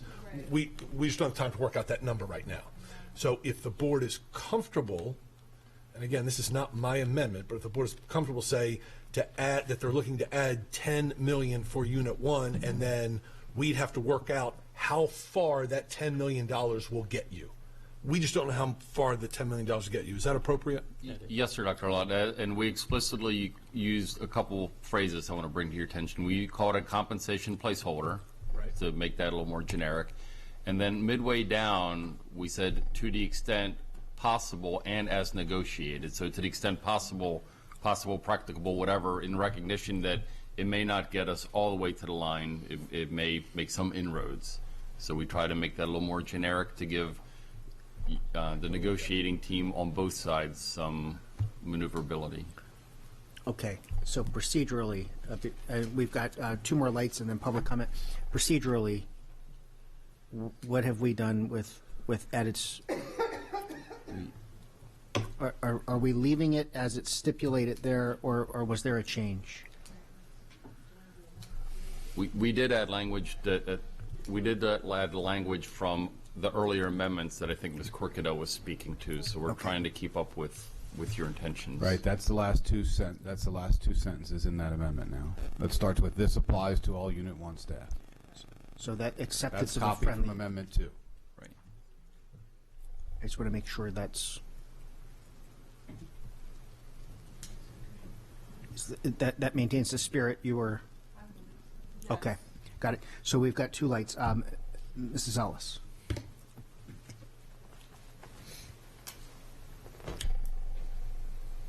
I can only go back and reiterate what I said earlier, which is that I feel very passionately that we are in a place right now that we haven't been before, and I don't believe we will be again.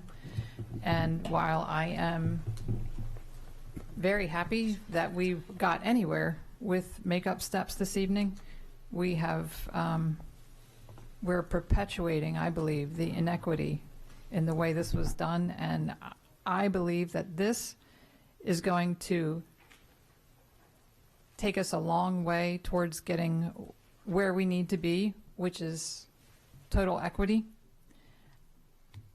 If we don't make a big impact right now tonight, I'm very concerned about how we're going to get there. And again, there are things coming down the pike that are going to impact our ability to do this. So I did not want to pass a budget this much in excess of the superintendent's recommended budget tonight.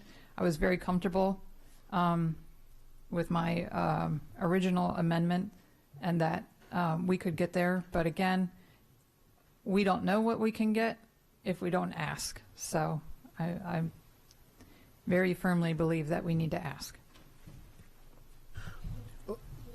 Yes, please. So I definitely, as you saw in that 16 mil, it would have covered the 14 mil as well as the back steps that we voted on tonight. However, it was shot down.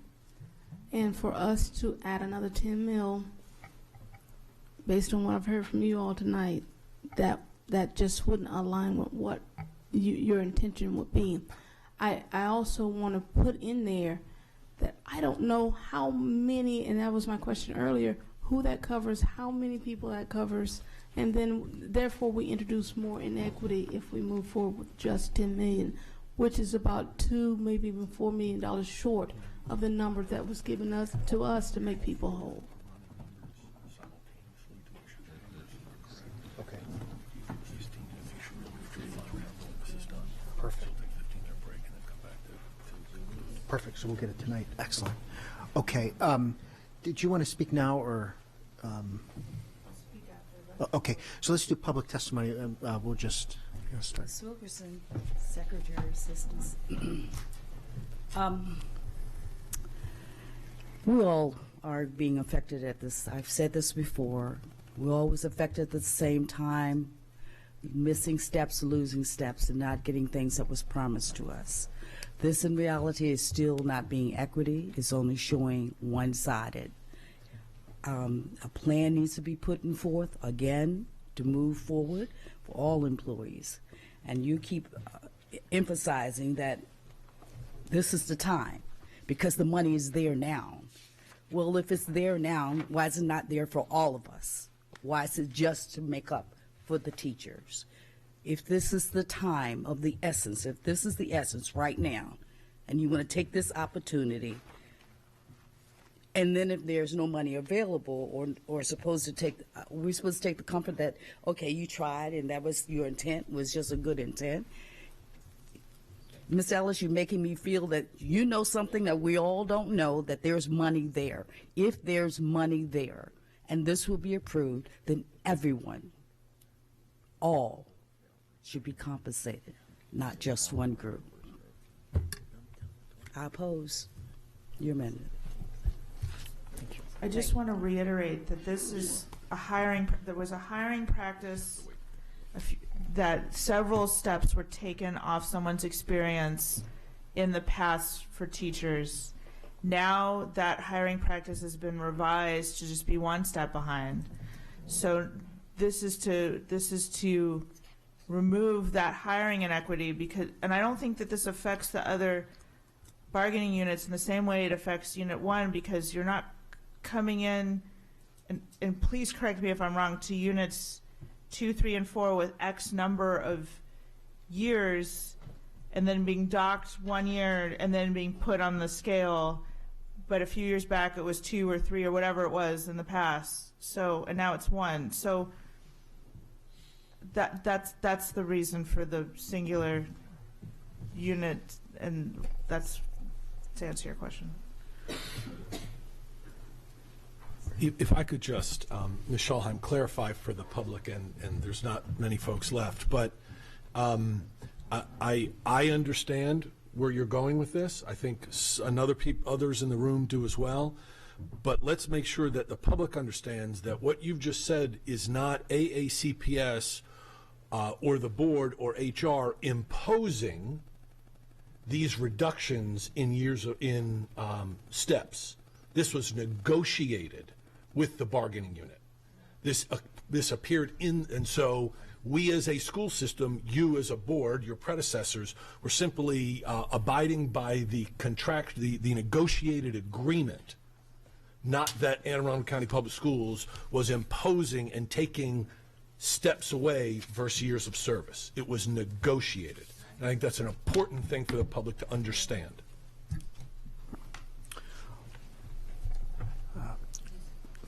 Councilwoman Rodvian.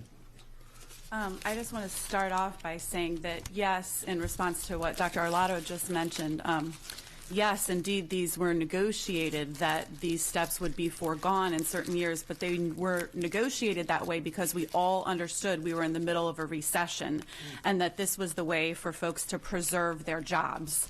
As opposed to having layoffs. So I just wanted to start there. I wrote down some notes. I wanted to first say thank you for sticking out this meeting. I think it's like 12:30. I actually lost track. I want to say thank you for the amendment that you already have put in place to add a compensation increase for all of the bargaining units. But as you've already mentioned, this amendment leaves many folks behind, many folks that are so while it may solve one problem, it may solve the compensation issue for some people, it actually will create an inequity that's even greater than what already exists if you don't, do something like what's presented here. I also wanted to let you know that during the discussions of the past 70 or so amendments, I connected with the county executive's office, and the county executive has expressed willingness to support any amendment that will restore lost steps and bring back equity to the pay scale in all bargaining units. So I actually would suggest that maybe I don't know exactly what figures are needed from the other bargaining units to restore equity in those units as well. But maybe suggest that this additional compensation or this additional amount be used to address issues in all bargaining units. And again, I really don't know the history of the bargaining units besides Unit 1, but I know that they're smaller and their cost, the cost of making up lost compensation is much smaller. I feel like for many teachers that have, been coming to these meetings and begging year after year after year after year to please help do something about this problem. We've all felt like this was the year. This was finally the year that our pleas would be answered by this board. It's part of the reason that I ran for county council. It was part of Stuart Pittman's platform. It was a big issue in this campaign, and voters supported it. And I ask that you allow us to correct this issue once and for all. And if we need additional amendments to this to make sure that all employee groups are addressed, then please make those amendments so we can move forward and not have to come back another year. Because I'm stubborn. I will be back until this is fixed. Oh, can I just mention one last thing? This is only for Unit 1, but one of my teacher colleagues took as much data as he could possibly find and calculated the total cost of teachers that were 3, 4, 5, 6, and 7 experience steps behind to move them to 2 steps behind at roughly $12.2 million. So I just thought I'd throw that figure out there. So this comes close. Thank you. So we've got a couple of lights, and then we'll continue with public testimony. Mrs. Corcadell. Yes, I would like to address the councilwoman. I have a couple clarifications.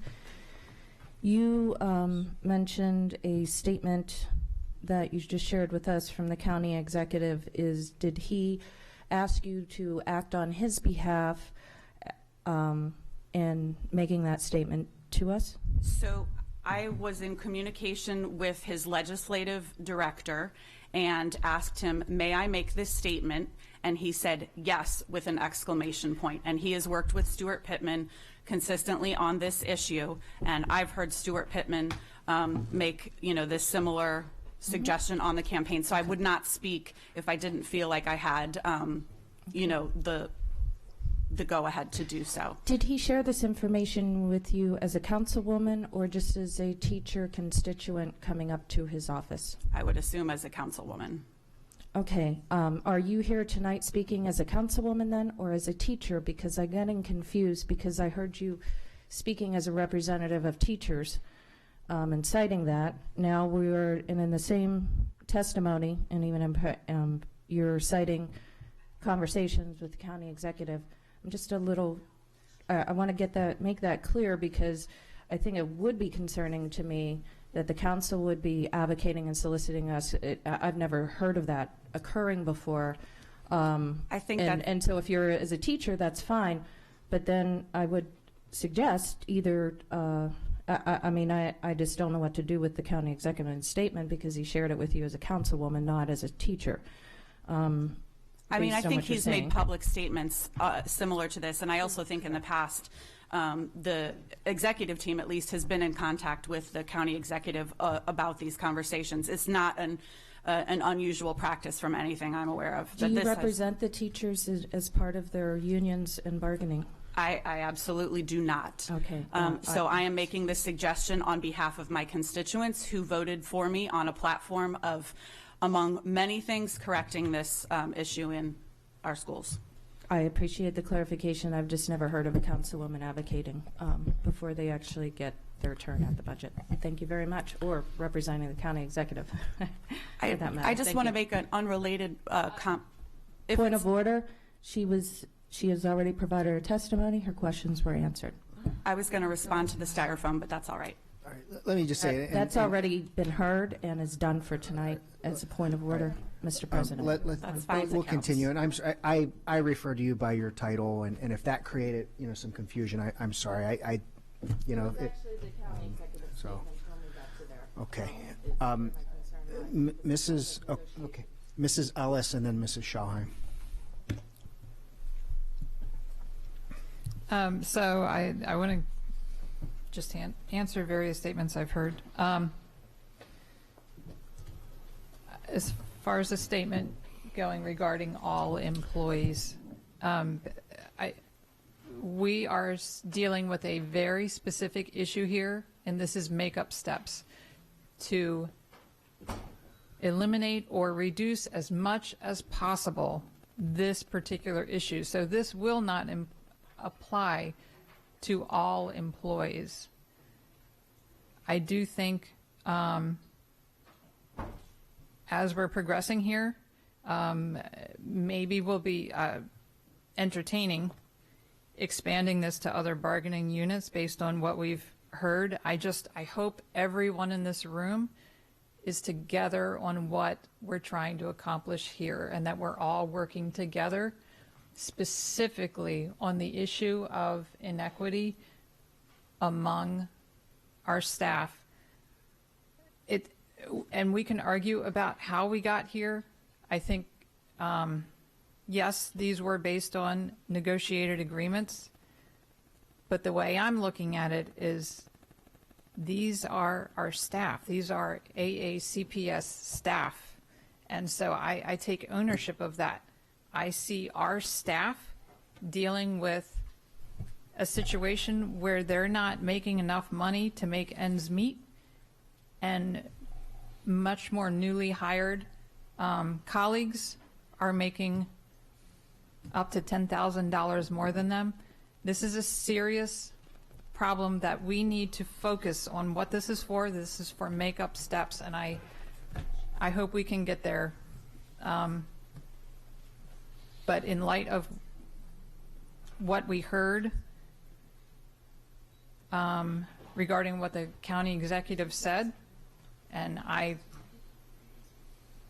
feel confident that based on that testimony, that is because he has made similar statements in the past. So now it's up to us to do our part. I think it'd be foolish not to ask based on what we know, and then it is up to our county executive and our county council to follow through on their part, but we have to do the ask first. Okay, Mrs. Schauheim, and then I'd like to ask members to suspend so that we can finish with public comment for those who've waited. So in light of what Councilwoman said, I'm going to amend that amendment for Unit 1 through, I guess 6. Unit 1 through 6. So you're including all units? I am including all units in light of the statement that Councilwoman Radvian read that came from County Executive's office. I don't think we're going to have this opportunity again. We're not our own funding authority, as we're all well aware. Like, we just put it in and hope for the best. It does not mean it's going to get funded, but I'm willing to ask for it, because if we don't ask for it, we're not going to get it.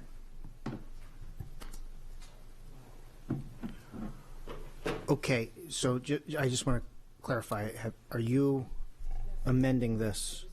No, okay. So units 1 through 6. You can keep the conversation up. We have to catch up with you. What?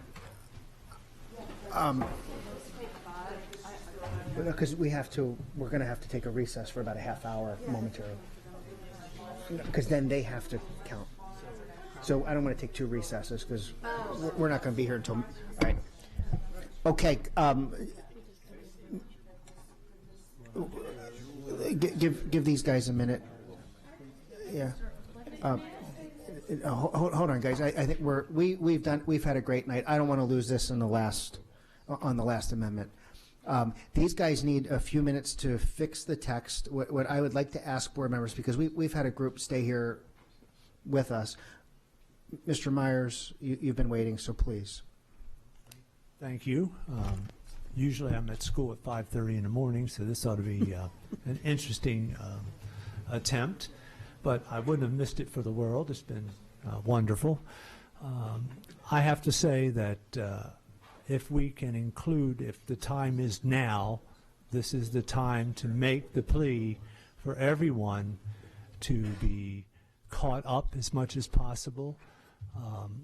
I don't think that it just would not look right to have the inequities between all the job groups that would exist if we just stayed with the initial thought of only Unit 1. They deserve it. I'll support them to the nth degree. But for my people, I have to say they deserve it also. The same inequities that teachers face, the administrators who have been and still are teachers face, to not include them in this would be demoralizing. And I would hear about it to no end. And I will promise you that you will have a stack of letters that would rival any other unit expressing their concern about how this was handled. So please take that into consideration. Include all units when you request your funding. Thank you. Okay. Let me suggest this. The superintendent has been talking with some of the staff. We're going to need to recess for about 15 minutes for them to give us a final tally. I'm trying to avoid us having to recess twice. So, another minute or so. Terry, can I make a statement? Yes, please. Ms. Ellis. I just want to make a statement based on Mr. Myers. Mr. Myers. Sorry. It's very important that I understand what the concern was all along about sticking with one unit. I hope everyone understands that it is all about the makeup step, that was what the funding was for, and I'm just looking for the will for this to be accomplished. I want this. I want total equity in our entire workforce. I assure you of that.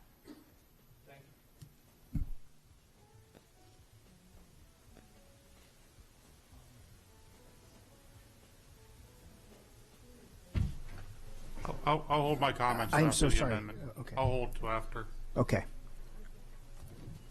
And again, just bear with us for one moment. I'm trying to avoid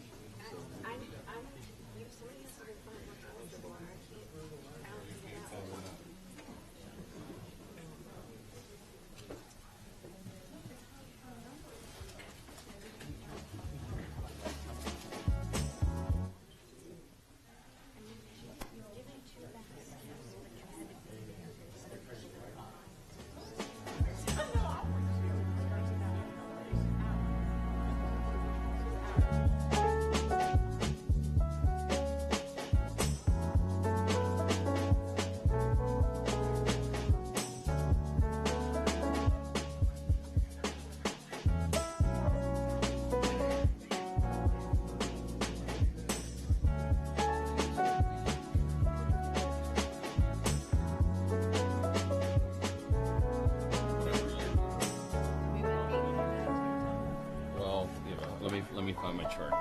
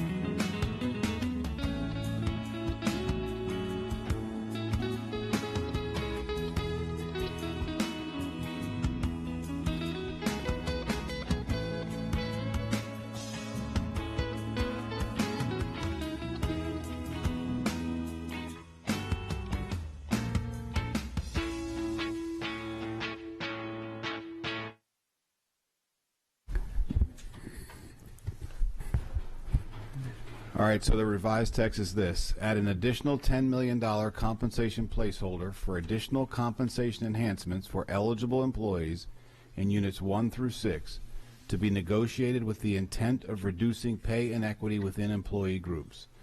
This applies to all Unit 1 through 6 staff who did not receive contracted step increases or step equivalents and/or were hired at a step lower than 1 year below their years of experience. This would not fund make-up steps for staff at the top of the pay scale or for years lost to personal leave. Okay, we've got a couple of lights. Mrs. Schalheim. Yeah, I agree with that. Thank you. Mrs. Atchwine. Would we say gap instead of inequity? As Dr. Alano pointed out, this wasn't a deliberate case of inequity, but we are facing a pay gap within employee groups. Any other, seeing no other board questions this time, Mr. Blake. Dr. Arlotto, President Jill, and members of the board, first of all, I'd like to just thank everybody for your public service. It's not easy to sit up there and advocate for your beliefs and your opinions and put it all out there in front of the public. So thank you for your service to the citizens of this county. On behalf of Unit 3 employees, we would support the amended amendment. Thank you. Okay, seeing no further public you are, okay.